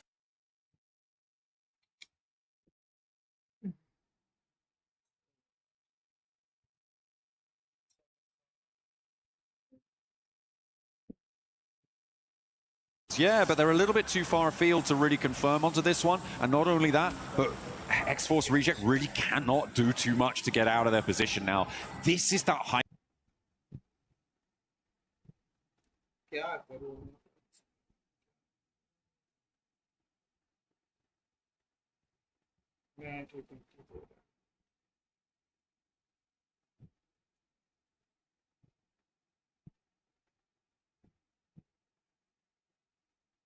Ground position that I was talking about, with Alula atop it, but actually Enigma Galaxy kind of in the way of it as well.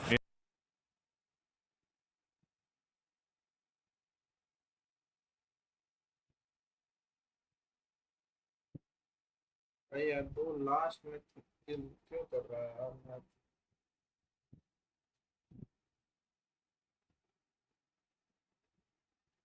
Yeah, you can see there is this this cabal of 3 players, very, very close by, but they are still downhill.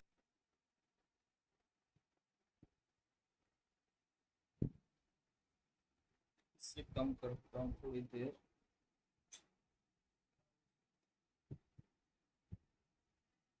But they are still downhill from that super duper high ground. For Alula, this is a brilliant spot to take points, to try and extract value from this early to mid game. An interesting lineup, and like you say, obviously not the best position to try and get that follow-up from. So reset from 4-5s, they're going to be more aware and paranoid about the potential angle and not expose themselves. AGAL were slow on the rotate, they were trailing behind Aurora. That started to turn a little bit with them actually pulling up very close towards the Aurora squad, looking to blot out the sun. It's a nice angle on the peak from top. A weapon he's very comfortable with. Takes the pot shot, but not quick on the response. XCZ with a knock, John. Damn.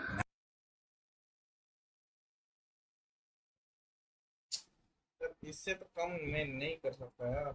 नहीं चल रहा है, क्या करूं? Now Aurora can't really roll forwards. Doc and Joel immediately rolling back around to try and keep things together. Reapers with some good suppressing fire. There are off angles as well against this position.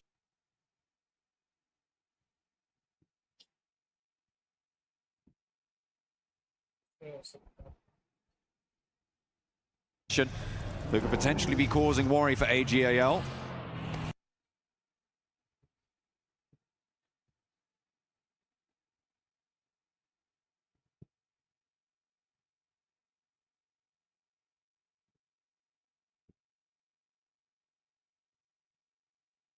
Do not want to let their momentum slip. Could jump up into the top 5 themselves after this match. But it is still a long way out from the end of this one.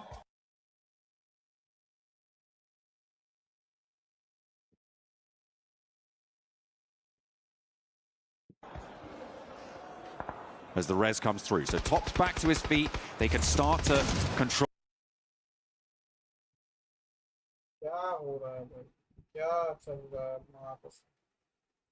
All this eastern side, but the hills for Alula are just so beneficial now. This is a brilliant game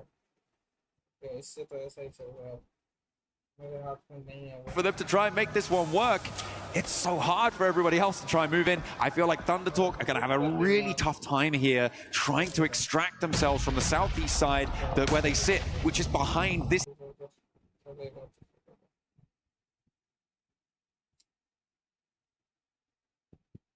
Engagement on our screens now, Jackie. Yeah, this is something that could be really bad for them with the backstab building, scouting party play from Doc coming in around the rear whilst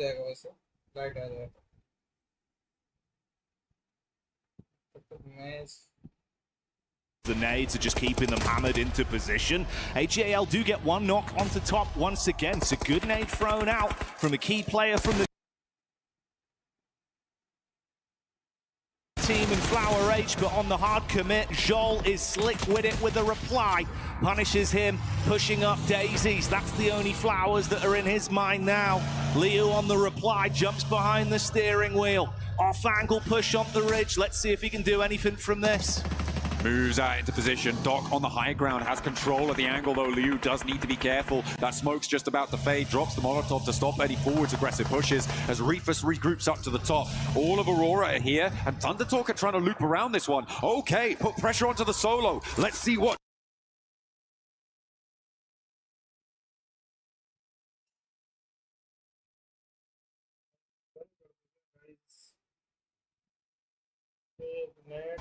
He's got back up now, and the rest of Aurora are trying to move on in. It's a breath of life for AGAL, but maybe they want to get stuck in too.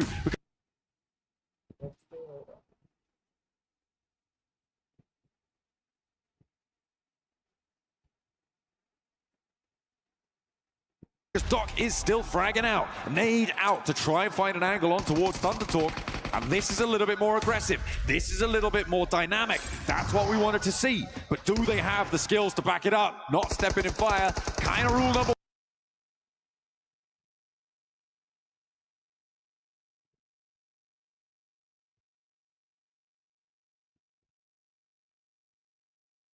one, though, as Jimmy takes a turn around the corner.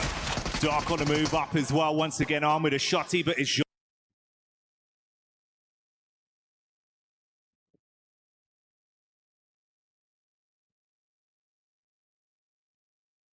Goal with an SMG that puts AJ to sleep on first contact. Close quarters combat, Reefus with a hot.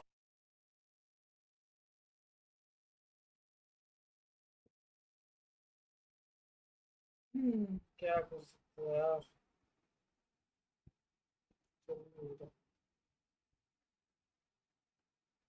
Up, good to shut them down. TTG thought they'd finally got a breath of fresh air, an opportunity to push in an upset versus the lone player of Aurora. But the longer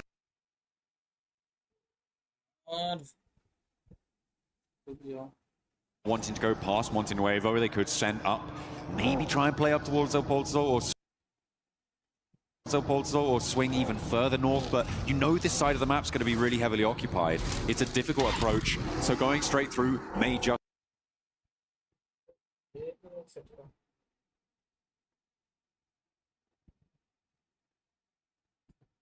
problem क्या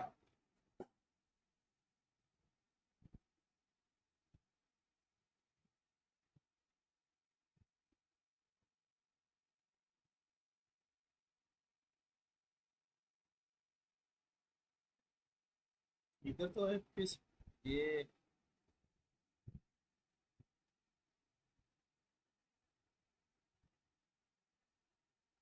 सही नहीं आ रहा है सब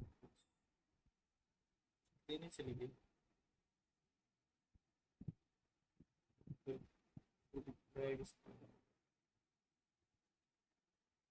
down in a divot right now, resetting, playing inside of the smoke. Such a wide berth of space though, with Silence keeping his sights on this position. A lot of playing inside of the smoke. Such a wide berth of space though, with Silence keeping his sights on this position. A lot of open angles for them to play around, but leaving this building is going to be so hard for Furia. With the angles that Nigma maybe not Alola, I think they're a little bit too far away to take shots out there, but the position that Nigma have on this, they'll have the information.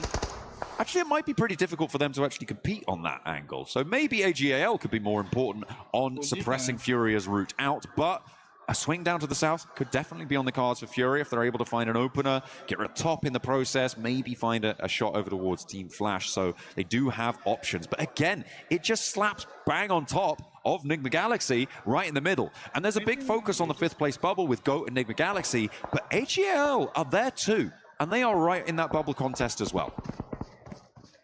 And considering how this one potentially could have gone for them with the run-up onto Aurora as well, could have been a very different game for AGAL.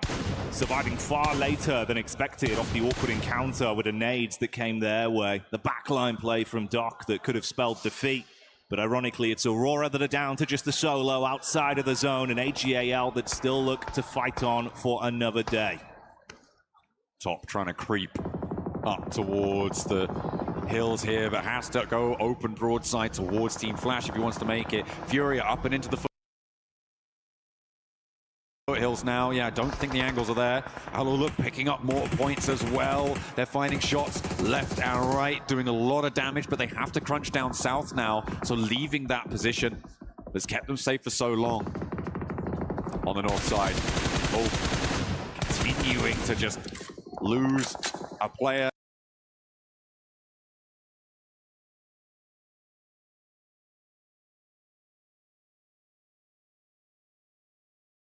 A player, now they're down to 1.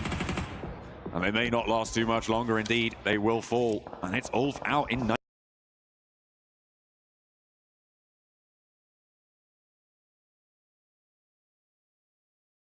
9th place. Finished off there as Devil from Reject gets that last shot in with the Mini 14. KRX being shut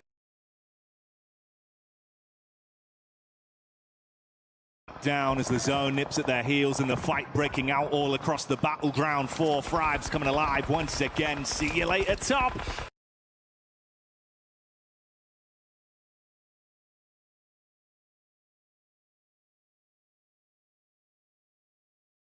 As that's Nigma Galaxy with the spot from quite some distance.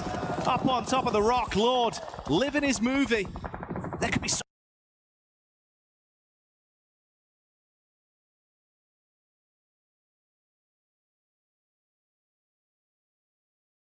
many free points to steal from the position they've got themselves into, John, and you can't get them out.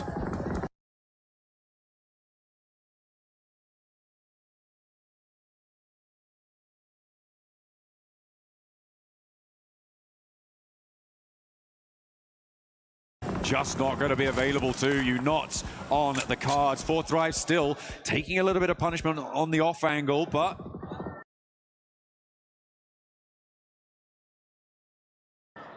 they do have to make a move fairly soon. They have to get these reses coming through. Tops 4 Flash is doing a little bit of work at suppressing Furious position, but we're hopping on board with X-Force Rejects. This is the team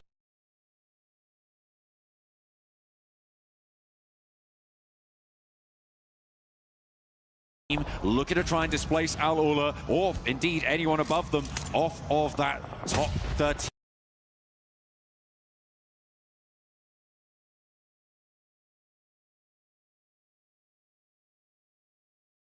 Off of that top 13 spot, but they have to lead here with GK in the way. That's made very, very tricky. 4 Thrives of the long-range angle, but Kevin opens up the bidding. There is damage pouring in, but no knocks are sticking. Not just yet. Finally, the first falls, and now it's 2 of them left to try and put something together.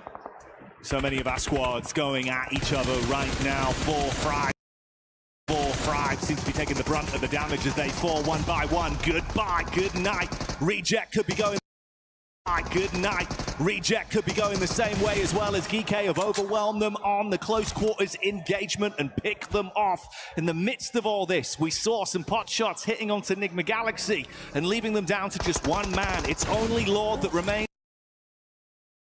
Only Lord that remains up on top of the high ground. Some big shifts when it comes to the tables. As you say, Nigma Galaxy going down to 1 and AGAL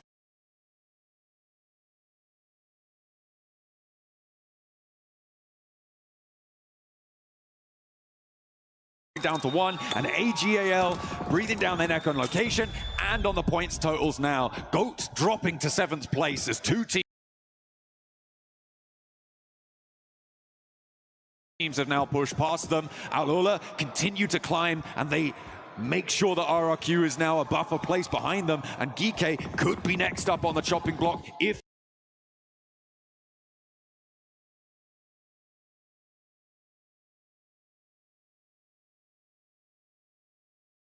they can transition towards this low ground. So a lot of really important dynamics unfolding here when it comes to moving into this final game.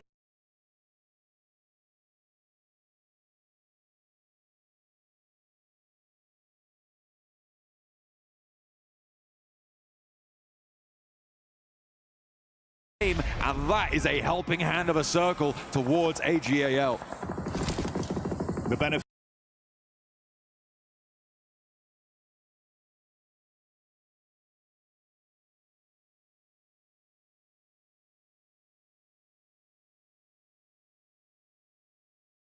of Alula for so long finally starts to slip through the fingertips. Lord still in a position to play off the angle he secured for himself, whilst everyone else fights at the bottom of the tower, looking to climb over one another to guarantee themselves more from this match, trying to stay as tight to the wall as possible as to not be shot from below or above.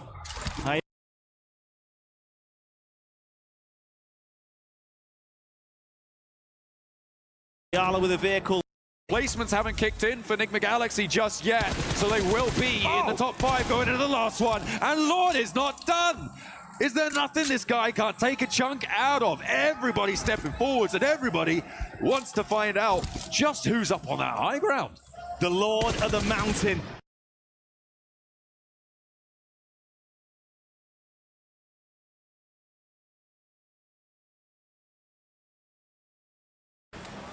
Anyone that dares to challenge him has been dethroned. And the longer he lives on, John, the less ammunition remains. Running low.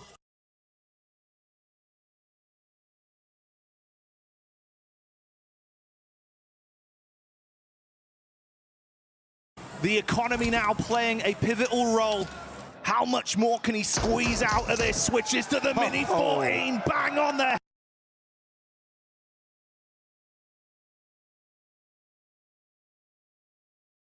head. Goodbye, OG. Wow, goodness me. They eliminate themselves up another place, and 4 teams remain at this stage.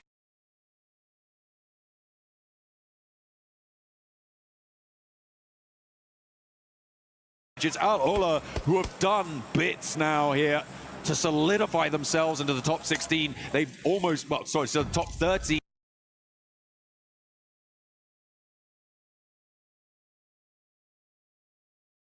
It's fairly certain that they may have done enough here, which is a great relief for them, I'm sure, guaranteeing themselves a solid double-digit game coming on in.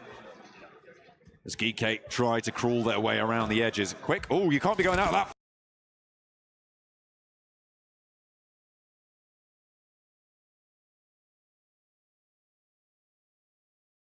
far in the blue. Goodness me, loses his footing somewhat and the most of his health bar too. More of their utility force to be reinvested to get themselves healthy to contest from here. Furia somehow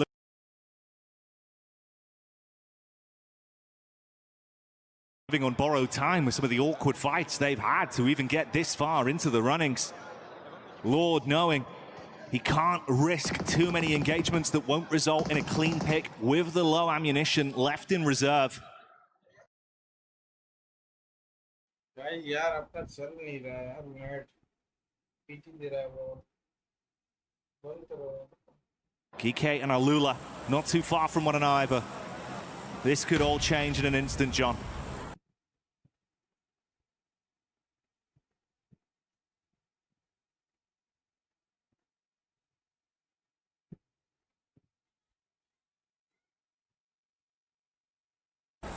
A single pick. I mean, the fact that Lord is low on ammo is so important for Geekcake here. Their survival would be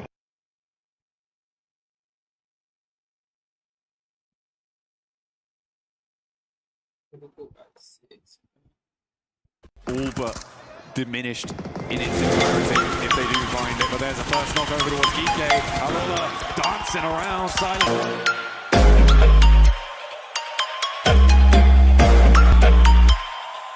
Prepare to die.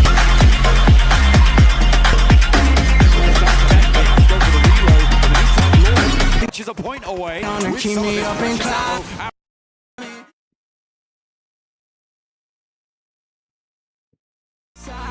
I will never change. I only grow out.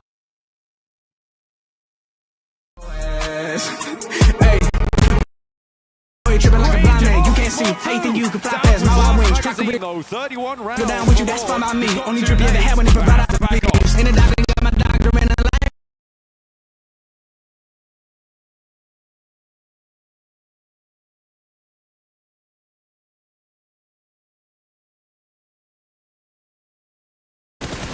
He's got an angle to get his HP back, doesn't need to over-invest. He's already started to break the backs of everyone that's there to defy him.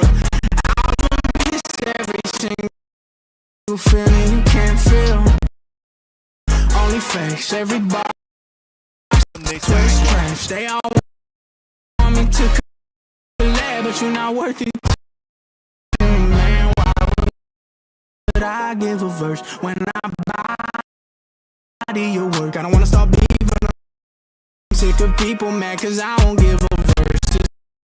So I feel I keep it real, had to clear the clouds. They just first like when they flee and when they see me, you gon' bow and call me sir, yeah. Bitch.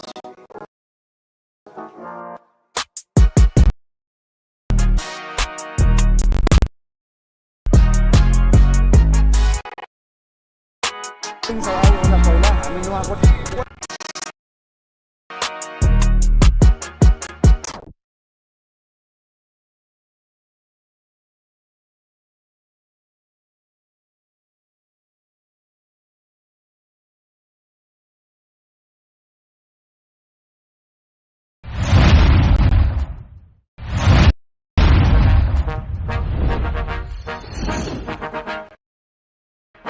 Look, hey, why do I know that my time coming up? Out of my mind, on my time ain't enough. Stayed on my grind many times, I was stuck. Had to wax the real, rip a tray out like I'm young. Cause I am in the scene. I got a little more to give y'all than the people. This is the Google. Nah, step foot in the game, y'all life's change. Hate them all cause I'm up and I don't even fly. Thought by Google. It becomes ours. I see rappers lying dark roads. I know they hiding, but what you hiding from? Imagine an entire city. You trying to run, you know I'm about to grill your dear city. Ass. Hey, look, know it's my time. You must not rise, you was on my time when I ride in the beat. Manipulate time like you do with they minds. I'm sick and tired of the lies that you preach. Only up I climb. I'ma leave y'all down, I can show y'all how like the birds and the bees. Everybody trying to stunt, let them know the focus up. I know everybody stuck to a certain degree. They all that ain't something I'm with. Always keep it 10 toes. Esports. So, and if I choke up, I'm making emotions. Throw me to this paper. Hey, I see you later. Shouldn't waste time with you goofies, but we are fucking hate you. What you hiding from? You trying to run? You know I'm about to grill your ass. Hey, boy, you tripping like a blind man. You can't see. How you think you could fly past my wide wings? Try to wriggle down with you. That's fine by me. Only drip you ever had when it's provide. Big because in the doctor got my doctor in a life little man. Acting like a Jimmy, so also be about the CC indications. I did had a dice in my hand. Doing what I knew I was against what y'all saying. And over my head, the ones that's with me solid. Rocks it, I've been leaning on her. Keep me up and climbing. This is what the crime is. Words in my We have some surprises. Cyrus, I will never change. I'll only grow out. Been too long, but I'm finally sick of giving just a single fuck about anybody that's not with me. Yeah. I don't really got time for your bitch ass trying to just use your face to deceive their minds like you care about the climber. Start from my closest friends. Don't believe it, I'm fine, but I see what you know. Falcons. Very important to note, shake my however, head, I'm that shaking my CC fucking eligible because of the fact that they made two roster changes. I'm too different, my vision best skill. Album hits every single feeling you can't feel. Only fakes, every bar swears trash. They all want me to collab, but you're not worth it to me, man. Why would I give After the a deadline has already passed, they did knock do down your Mace work? I into don't wanna the start silver beef, but I'm bracket. sick And of gentlemen, people mad cause I won't give a verses. How I feel, I keep it real. To clear the clouds, they disperse like when they fleeing. When they see me, you gon' bow and call me stir it. It was about 10 eliminations just before the fight with Furia when they're moving their way down off that peak onto the hill, and then they were able, obviously, to get that. But that wasn't without some help from.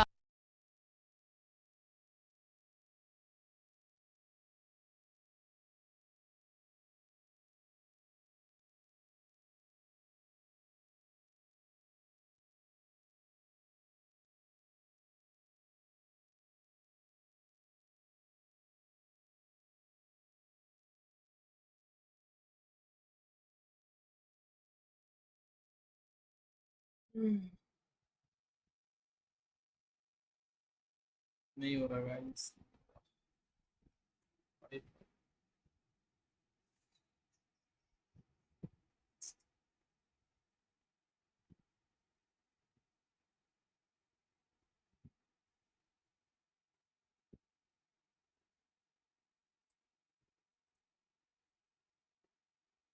One of our teammates was sitting on the top peak there, but for this team, they clearly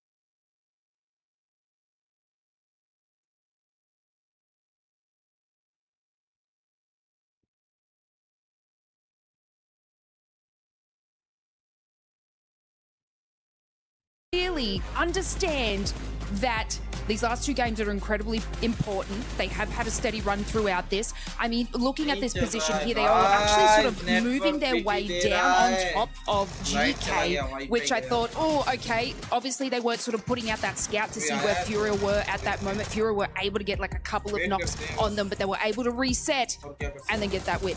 I have no idea how Furia just kept getting back up. They get knocked back up, knocked back up, knocked back up, and they got really deep in that game. I did not expect them to make it actually to a top 2 finish. That is very impressive. Just highlighting how relentless Furia truly are here, representing Brazil in Paris for PMWC. But the finishing moments here, Yasa giving it his best shot. But Lord in particular, here Niptura, oh my goodness, making it rain from this peak finish with that mini 14. He was holding on to his resources for as long as he really could, but eventually the circle had a different plan in mind. No, he was exactly the right teammate to be up on top there, right? I think he was really, really good at sussing out exactly where everybody was. He was really good at getting those nades. Some of them went a little long, but a lot of them were right on target. I love the mini that he had as well. That was a fantastic weapon of choice to be up there. So all around, a really, really, really, really good play coming in from him.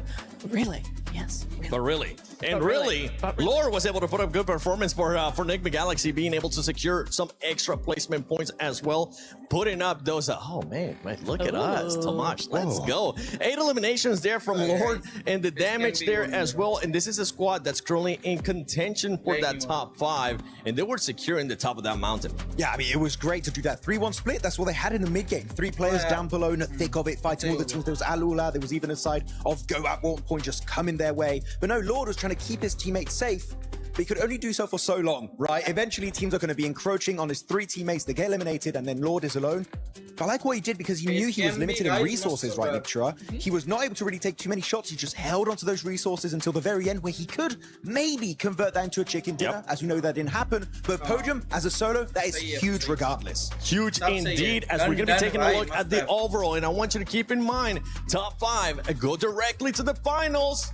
Bottom 3 gets in home, and the ones in between get to go to survival. 4th thrives, still in the 1st place, but just like, actually, let's just focus on 4th all the way to 9, because 4th place with Aurora Gaming, they have been playing great today, but they just haven't been able to create such a big gap, as they only have 82 points, 4 points more than AGAL in 6th place. No, they do. It's going to be interesting. I have noticed that Aurora have been stepping up, right? They felt that pressure a little bit. They've realized, like, oh, it's not really going our way. We got to up our game a little bit. It is working now. So they are at 82 points. Yeah, it's still going to be all down to the wire in this last game, but at least they're already there. You know, teams like Team Flash are also already there, but 2 points ahead of AGAL. GOAT team as well. Furia climbing up those ranks. They were not in 8th place a few games ago, Max. Yeah, I mean, really looking at the teams in the top 5, 4 thrives, they're safe. We know they're going to make it.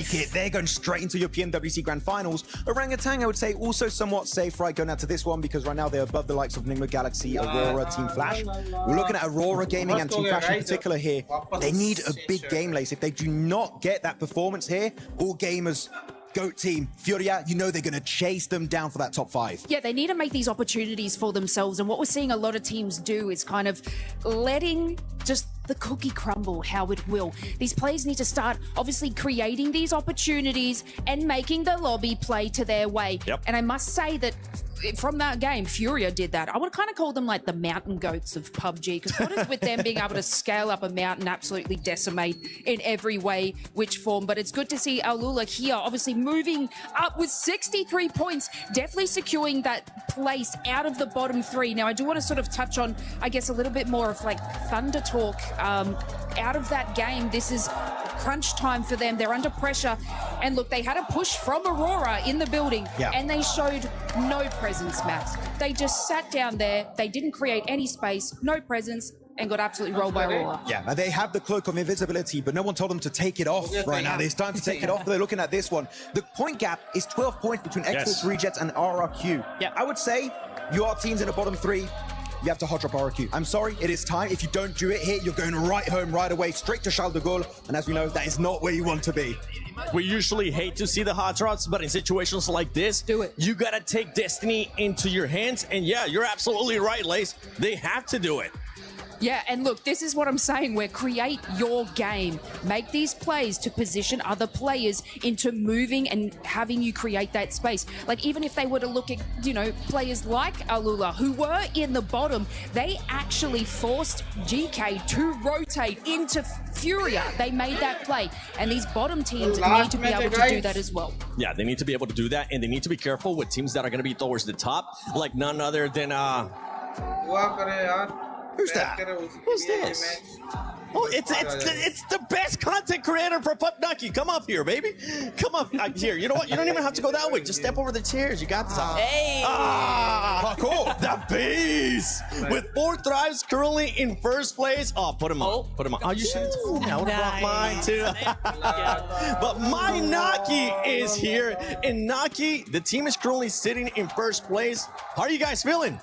Alhamdulillah, we are feeling great. We are having a great moment. Ooh, yes, you guys are. You guys have OG currently chasing you for that first place. Whoever gets first place gets to crush some keys. But how are you enjoying Paris so far? Paris has been really great for us. The weather here is so beautiful. The city is so beautiful. We are really excited to visit the sites. You're really excited to hopefully end up lifting that trophy. Max, you got any questions for Naki? What do you think of French people like myself? The locals. Bonjour, do you like bonjour. That definitely answers my question. Thank you very much. That is a great one. From what you guys have seen, going back to the game, from what you guys have seen so far out of day 1 and day 2 here, has there been anything that ended up surprising the squad? OG has definitely been a surprise for us. Like, they're playing really good. Their decisions, I haven't really looked at them that much, but their decisions are really good.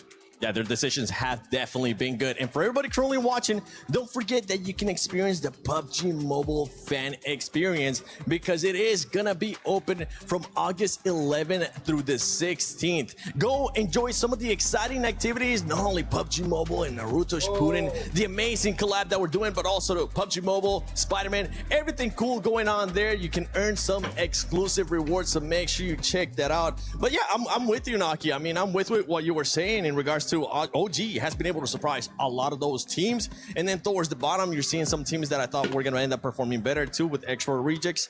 But with this one, who's going to be your top 5? I mean, it's pretty much said, but who is actually going to be your top 5? Tell me your predictions. I mean, this only last match remaining, so I don't see that there are going to be a lot of changes to the top 5.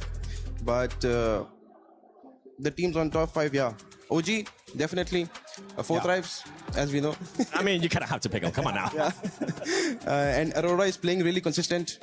And I hope FL qualifies. They are really my best friends. And one remaining? Yeah, one. I think, if I'm doing the math, Max, math right? One more? Yeah, one more. Would be good, yeah. OG, 40, FL, Aurora, and KRX. Ooh. Oh, nice one. KRX. Okay, I thought you were going to go with a different one like Enigma Galaxy, but thank you so much for joining us. Lace, Max Benatura, myself, 7WG. But ladies and gentlemen, it's time we go into the final match of Group A. Who's going to end up winning it? Who's going to end up in the bottom 3 and get sent home? Let's send it over to none other than John Allen and Jackie. Oh yeah, it's time to get stuck into the final map for Group A. 3 teams on the chopping block, but those initials yet to be carved. Who will be taking up that chisel and taking down their opponents?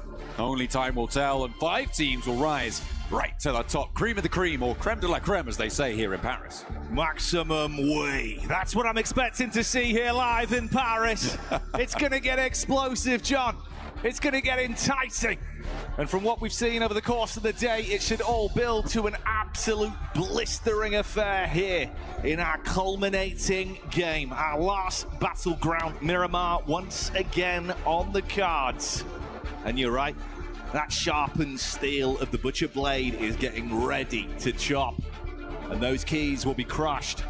Barney will be there on stage, literally grinding all of these teams' efforts into a pulp. Well, not all of the teams.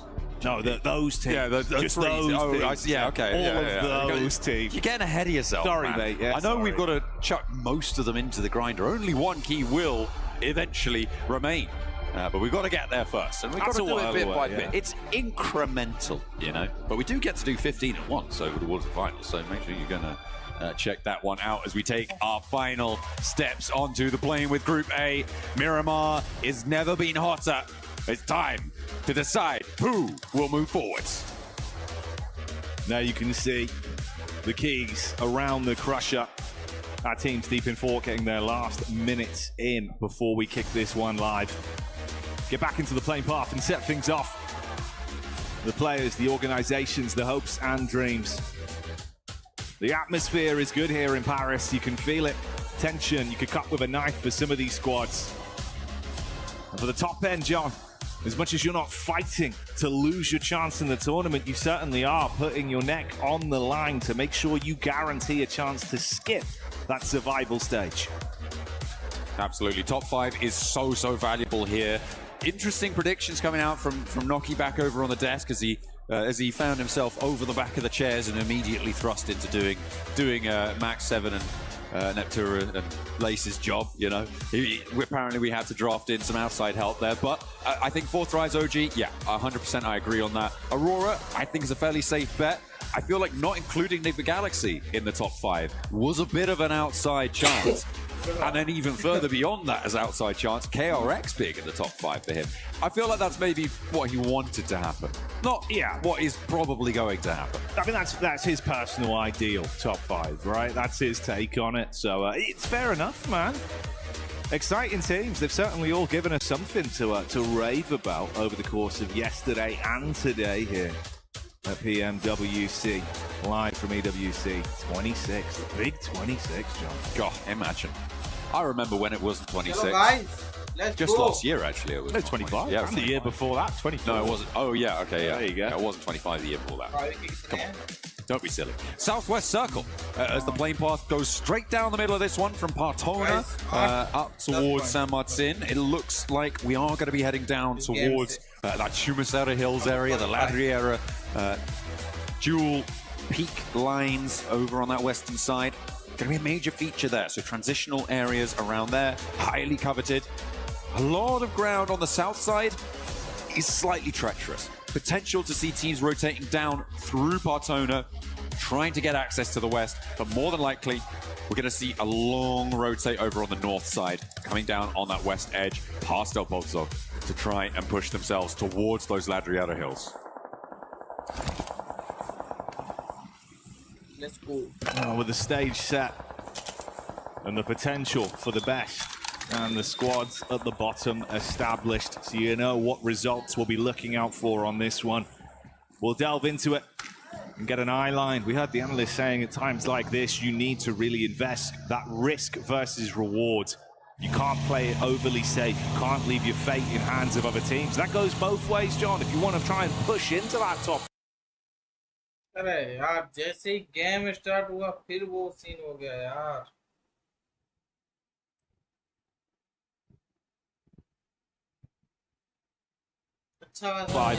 Or if you're looking to actually keep yourself in the competition, not lose those keys, we'll see if there's any forced fights, if the early game is a bit different.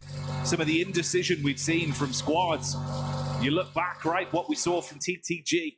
Moments of difference where maybe if they just committed that risk factor, could have given themselves a little bit more stock to play with. We'll see if that changes here and now. I mean, right now for X-Force Rejects, they're sat 12 points behind RRQ. That is a big gap to make up. It's going to be very, very difficult to do that, and even further behind for the teams behind that as well. So I'm really not holding out hope. I feel like we may already have our top 13. I don't want to jinx it for RRQ, but I feel like I'm fairly confident in saying that, especially given where RRQ are on the map, down towards Biodemar already, pretty much slap bang in the center of this circle. Yeah, it's going to be pretty difficult to try and jump up there and change things on that front.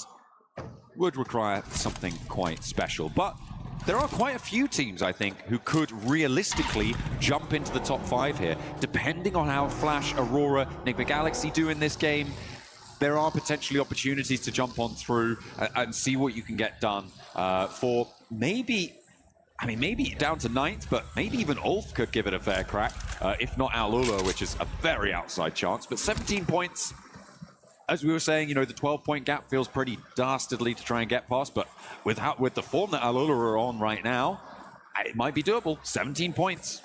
Yeah, they've been looking far better, been hitting some good strides, and definitely guaranteeing themselves at least more of a safety net to play with from slipping deeper down into the depths.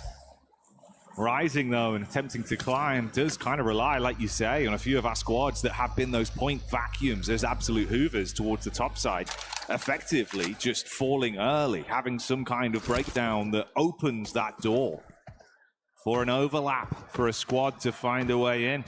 So a lot riding on it on the individuals. A lot of small storylines in this one. We'll keep you dialed in with the narrative. Trying to play small ball and keep yourself rolling straight down the track to the top 5 at the moment. I mean, the differentials between these teams are really quite small. I mean, even up towards OG, an 8-point difference between 2nd and 5th is very, very much surmountable. A 10-point difference from AGAL up towards Orangutan to jump up towards that top spot. So, very volatile, even at this late stage. 12 out of 12, we're at the full fraction. No more matches after this one, and it is still very much all to play for. Unless you're 4th drives, then you're pretty much guaranteed to be in already. They've done more than enough with the plays that they've made over the course of the past 2 days, John. Looked very, very exciting to watch. It would be a real shame not to have them there, to be honest, mate. I feel like it would be a big blunder. So glad they've already proven just how hard they're willing to play here live from Paris. We've heard the arena getting absolutely ballistic time and time again when you see pop-off plays. Hell, even just from one individual, right? Falak starts to go huge. This place gets loud. I feel like Falak does anything, this place can get loud, I think. True. That's, you know what? That's exactly the sort of support that has seen them into the top place right now. It's exactly the sort of support that saw them to 1st place back in PMGO as well. A global title spurring them on. And a 2nd in their sights. We'll have to wait a little bit longer to see if they can do it, but it's almost certain that they're going to have a crack. Aurora, in the meantime, a lot less certain, but in a scrap with RRQ and Furia. RRQ, remember, the bubble team at the bottom, do not want to be going down early. No, you could see that kind of kicking in, the immediate reaction when they thought, hang on, I've got a line of sight to try and take a pick here over onto them.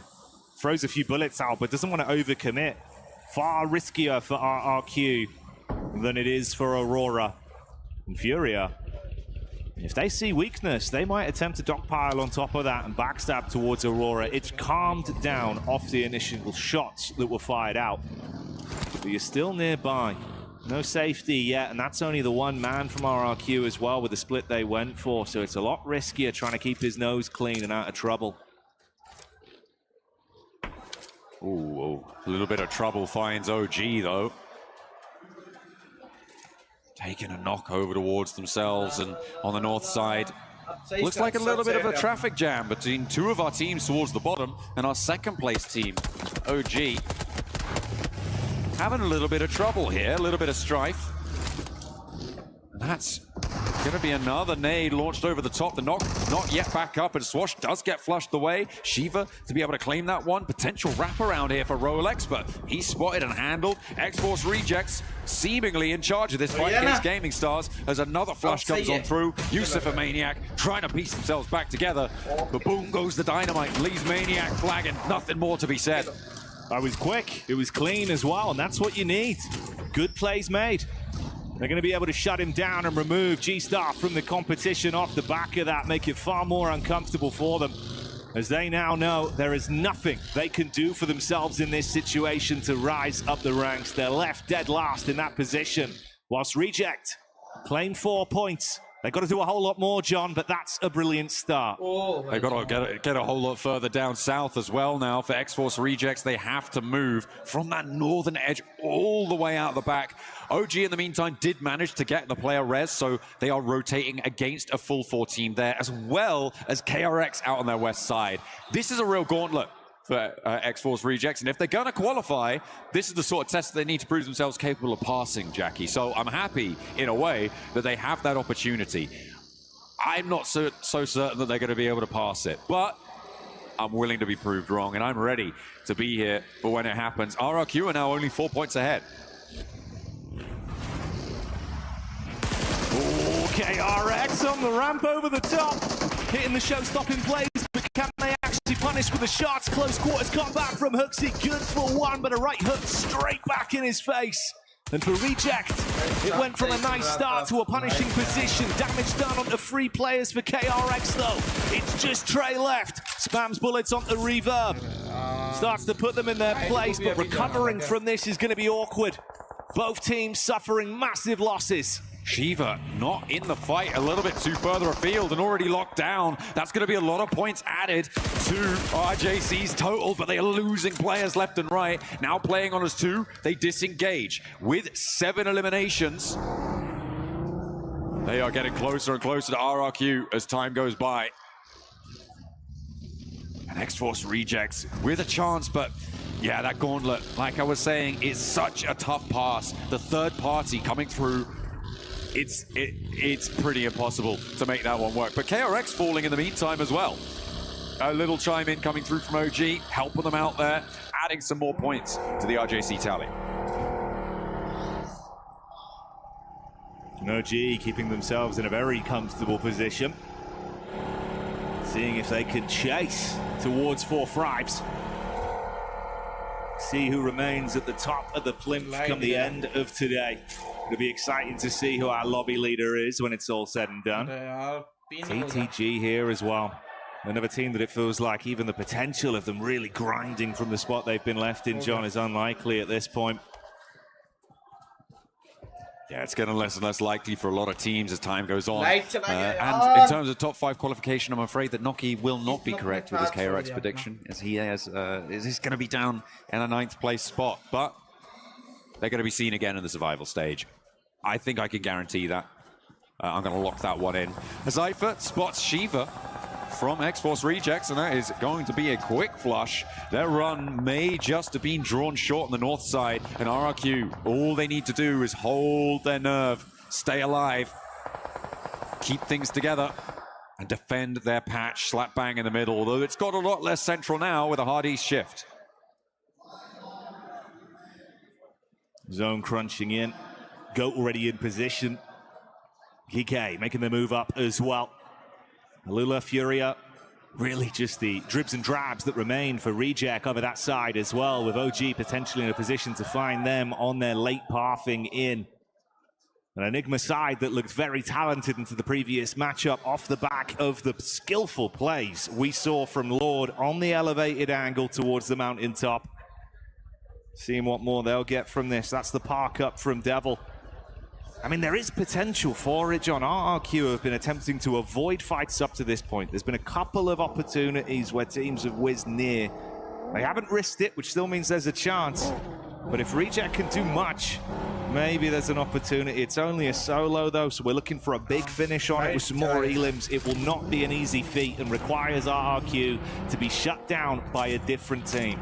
And I feel like RRQ's position is just so strong here. It's such a difficult position to try and get up on towards against a full force squad.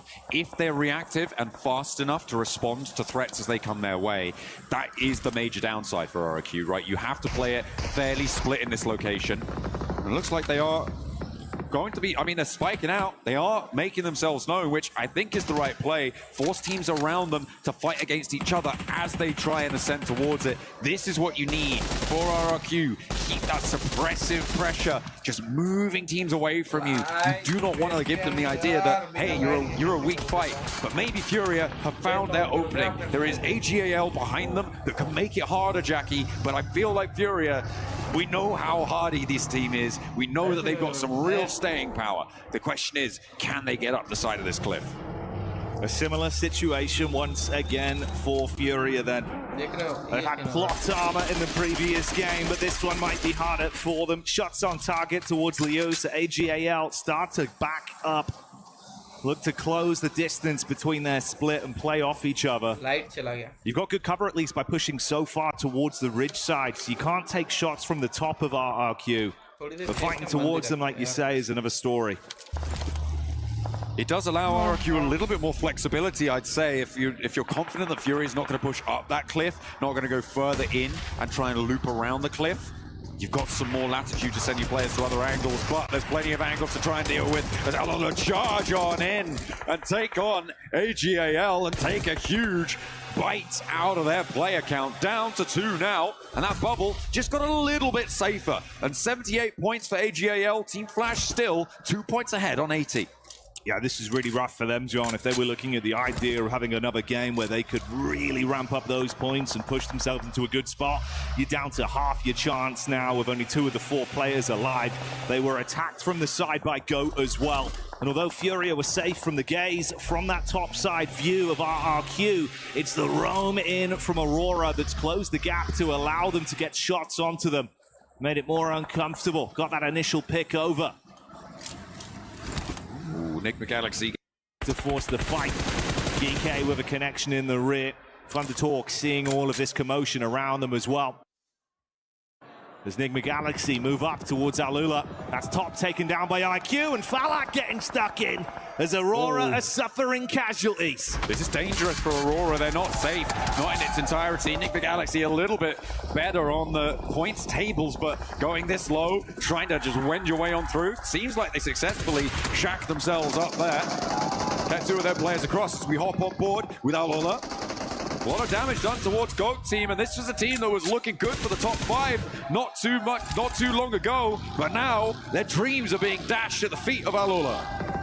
Alula, they formed a fist and they are punching through the defense of Goat. Moxie takes a heavy blow down on his last legs as the team gets removed from the equation. Goodbye, Goat. Alula coming alive as they begin to punish. Nick McGalaxy absolutely collapsed on once again as well. Fragmenting the squad. 5 elims here, John. Keeping up that pace, Alula have changed something. There is a different team right now playing for them, but losing one, taking a knock to the play zone as well. That's going to slow you down no matter who you are. Playing on us 2. We'll have to see what they can find. It is just too far away to hope for the bubble right now. And Aurora may be breathing a little sigh of relief here with AGL getting cut down to 2 with only 1 of their players alive.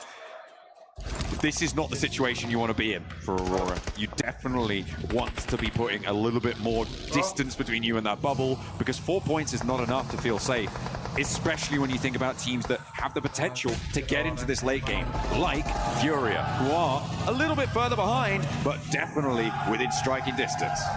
Nick McGalaxy go down to a combination of Aurora and 4 Thrives. Removed from the equation as our top team scrap amongst each other. RRQ finally play their card, but it's versus OG. And they come in full aggro. Good shots with the AUG. Damage on target. Attempting to reposition RRQ down to 2 players. That's 1 cleanup as the shots hit onto WizGod. And they are able to repel the initial assault arrow behind the steering wheel. Looks to create space and get away. Play on as a solo. That could have been the opportunity there. If RRQ had fumbled the roll-up, it could have been the chance for Devil to make his way on in, because he's completed that wraparound that we saw him go out wide for and is now pushing him from Chumacera. Could have survived a lot longer. Looked to get a point or 2 on elims, get some placements coming through, but now the gap is 6 points, and it makes it all that much harder.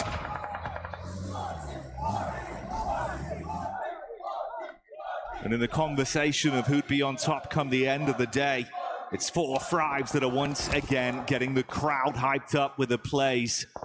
4 elims in the back pocket, always showing up in the elim feed as the arena here at the Qiddiya City grid starts to roar. Devil did make it in, like you say.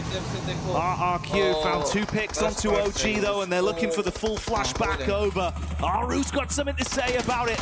Good for a clash up close. They're trying to force him out of the building and do so. Orangutan out of the running now as they'll be left in second. And RRQ, another point added to their tally, pushing themselves further and further away. Not too long from now, it could be the GK are up on the chopping block before Thrives. The next challenge over towards RRQ. Nade from Lapar, this is the star player that the desk was talking about, bringing him up as a real clutch potential. Let's see if he's got a little bit more left to give in match 12 of 12. as 4 Thrives Team India currently final playing में a 2-1 split with Falak, T24 on that western side, IQ much further inland. The back off comes through, and RRQ don't want anything more to do with that high ground, certainly not at the moment. Aurora मर गए तो AGAL finally fall to Furia. Aurora क्या ही TTG trapped down in the ditch with nades being dashed towards them. T24 throwing them in on target. His eyes lighting up with the idea of a prospect of 4 more points for our top lobby team right now. And as the zone eats through them, they are finding success with ease. Oh, T24 though stays a little bit too long. There is a response finally from Thundertalk. AJ manages to thread that one through. Furia are getting picked apart in the meantime on the south side as Alula keep chowing down with their 2 players alive. The rest comes through. Falak wants to suppress the rotate, but Thundertalk have already lost 1 forwards. This is a wild charge from Falak. He is so overexposed on the hilltop. I'm surprised he didn't go down before. And RRQ are going to chime in. So is Doc from Aurora. Putting them back in their place. They may have broken the sentry, but you cannot get a little bit too ahead of yourself there. Either way, they've done enough. They will be top spot by the end. 10 elims and 1 representative of the squad still alive and kicking its IQ that was down towards the low ground, so he's safe. Doc, watching that angle, like you say, they just hard commit, wanting to get the extra points and prove that they can bully this lobby. Doc lines him up and knocks him down. That solo representative of Aurora at least guaranteeing some extra boon for the squad. Devil still alive in the back of the vehicle as well. He's pathing around. I mean, Flash have been so quiet for so long, but thankfully for them, John, the other squads that were close to potentially forcing them out of that 5th place are already gone. They've already left this lobby. Yeah, it's going to be nice and safe for them to feel like there's really not much to challenge them, as Alula also bite the dust. But they've done enough to see themselves into that survival stage. It's likely that the tables have started to solidify. The only moving part here is Devil, and he is caught between a rock, another rock, and several hard places. It is a tough approach from this north side, and it needs RRQ to start going down because the placements are already at 2, which means that even just surviving is not going to be enough for him. And he goes down there. That will be our bottom 3. Locked in, Jackie. X-Force Rejects joins Thundertalk and Gaming Stars taking the tumble down. So it's all up to the points now. Who's going to finish and where is it going to be? Those keys now guaranteed to be crushed, but the dreams live on for an RRQ side that fought for their right to survive here. Another blow back over to Aurora as Doc is shut down. And they're looking for even more. Eyes honed in towards the setup from the 2-2 split of GK. Our final decision comes down to who takes the chicken dinner then between these 4 remaining squads. GK with the most central position, Flash with the high ground. As you said before, been fairly quiet over the course of this match so far, but they are starting to extend their influence now. GK in the more central spot, as I said before, but they're much more limited in terms of their maneuverability, in terms of their flexibility. It's a question of if they can force the other teams around them to fight with each other, or in the other instance, allow a team to just get straight up close to you. Now with Team Flash within nading range, it's going to get so much more hard for GK to hold off this location. And Flash, after paying passive for so long, know that they can take risks now. So they look to advance down onto GK. Good first nade connection to blow one of the squad mates away. Present an opportunity to punish off the back of it, but RRQ with a third-party snipe from distance, starting to steal those points and increase the pressure that's mounting on Flash's shoulders. Secure in their 5th place, but they'd like to go further to try and join on the point scoring, a little bit higher up on the tables. 4 Thrives, OG, Aurora, Enigma Galaxy. These 4 teams pretty much, they have made it into those grand finals directly. Flash will be joining them as well.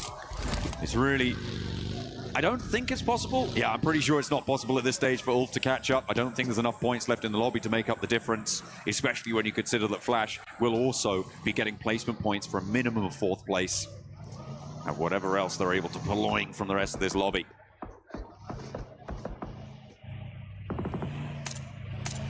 Just about the showmanship at this point. Giving themselves some extra confidence going into the following games. Knowing you've got the comfortable nature of skipping that stage and coming back in to play your best. GK inside of the split as they're set up. Waiting for the advance to come in from Flash. On that northern side, they've got that line up. They're allowing the teams to their south on the low ground to figure out how they want to try and manipulate this one as the nades keep rolling down the hill towards GK, making their life very troublesome. Yeah, Ragnar out in the open is not going to last. He can't really step out for it. And they add another point. Racking up those elims, finding another knock over towards Kevin. And this might be the final dispatch for GK, who will sit right on top of that bubble. A lovely nade posted on through, stops them dead in their tracks. But the 12th place there is going to be locked in. RRQ will be jumping over them with the placement points that they have earned, leaving GK on that bubble, but nevertheless still in survival stages, which is more than could be said for the 3 teams beneath them. Their keys will remain. And RRQ just proving that they've still got more to show over the course of the competition then. Something that might give them an extra air, an extra reset, some wind under their sails once they get into that survival stage with the pathway they've guaranteed themselves.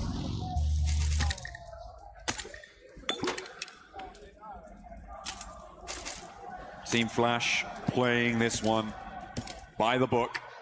RRQ and Ulf both pushed up to these ridge lines that they have to breach through quickly and open up exposed angles against them. Flash need to be in position, ready to go for the shots, but it looks like they're more preoccupied over towards RRQ's position. And maybe rightly so, because they do find Genfos, but Ulf in the meantime have gotten up close. Maybe a little bit too close for comfort. The shots can start to ring through, but Posey doesn't have an angle on towards it. As Genfos still bleeding out, but the nades now can come on in. Zeus is in danger, so's Tops. And there's the approach coming through from Ketch and Calci off on the other angle. Aaron and Scarface playing on one another beautifully. Genfos does get flushed away, and Lapar now the last to stand for RRQ, but Ulf have managed to turn this one topsy-turvy. Yeah, they've really thrown a spanner in the works here, and they jump back behind the steering wheel to keep more pressure on Flash. Calci with a Molotov thrown in as well, giving them a little bit of space to play off on this one. Distance fire fight RRQ. They're putting onto it with a good angle to try and punish onto Flash. Gonna tuck in behind the vehicle. Oh no. Yeah, it's right up in their face, John. Taking it to them. The wolves at the door, and they will echo with the sound of a shotgun shell, and now it's Lapar. He is in a 1-versus-1 technically. He's got a little bit of time here. Has Calci to deal with on the low ground. He finds it, and now there's only one more player up top for him to deal with, but the vehicle, the death departing explosion there puts the final nail in. Lapar looking pretty good, but it is Ulf to find the chicken dinner and a place in the survival stage. You see the excitement, the celebration, and the faces of defeat for some of our squads. They fought as hard as they could. For some, the journey ends. For others, it's just beginning with a battle for survival in our following stage. But for the lucky few, John, that were able to write history for themselves, they've guaranteed that opportunity to go directly through to the finals. In the space of 2 days, the competition has reached an enticing pitch already. What a treat Group A has been. Group B, I'm hoping, is going to be similarly high octane. That would be fantastic. We've got 2 days of survival beyond that as well, where we'll see the returning middle cadre of teams that played in both of those groups as well, joining once again for another shot at those grand finals. And I think that there has certainly been some phenomenal turns of events here. 4 Thrives have proved themselves to be deserving. Best skill. Album hits every single feeling. fakes. Every bar swear it's trash. They all want me to collab, but you're not worth it to me, man. Why would I give a verse when I body your work? I don't wanna stop beef, but I'm sick of people mad cause I don't give a verse. It's how I feel, I keep it real, how to clear the clouds, they disperse like when they fleeing, when they see me, you gon' bow and call me sir, yeah, bitch.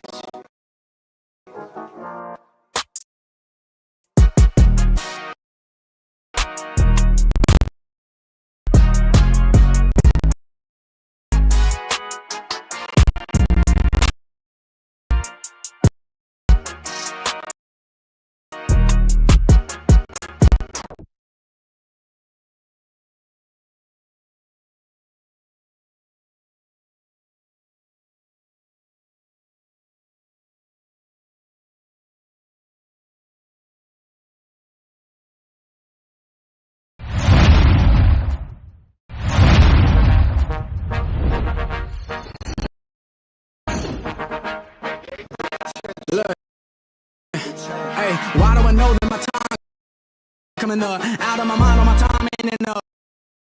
Stayed on my grind. How many times I was stuck? Had to wax the real, rip the tray out. Like I'm young, cause I am in the scene. I got a little more to give y'all than the people I'm not. Step foot in the game, young lives change, hate them more cause I'm up. And I don't even fly like, but here I see rappers lying, dark roads. Things I know they hiding, but what you hiding from? You trying to run, you know I'm about to grill your ass. Hey, look, knows my time, you must not ride. It was on my time when I ride in a beat, manipulate time like you do with they minds. I'm sick and tired.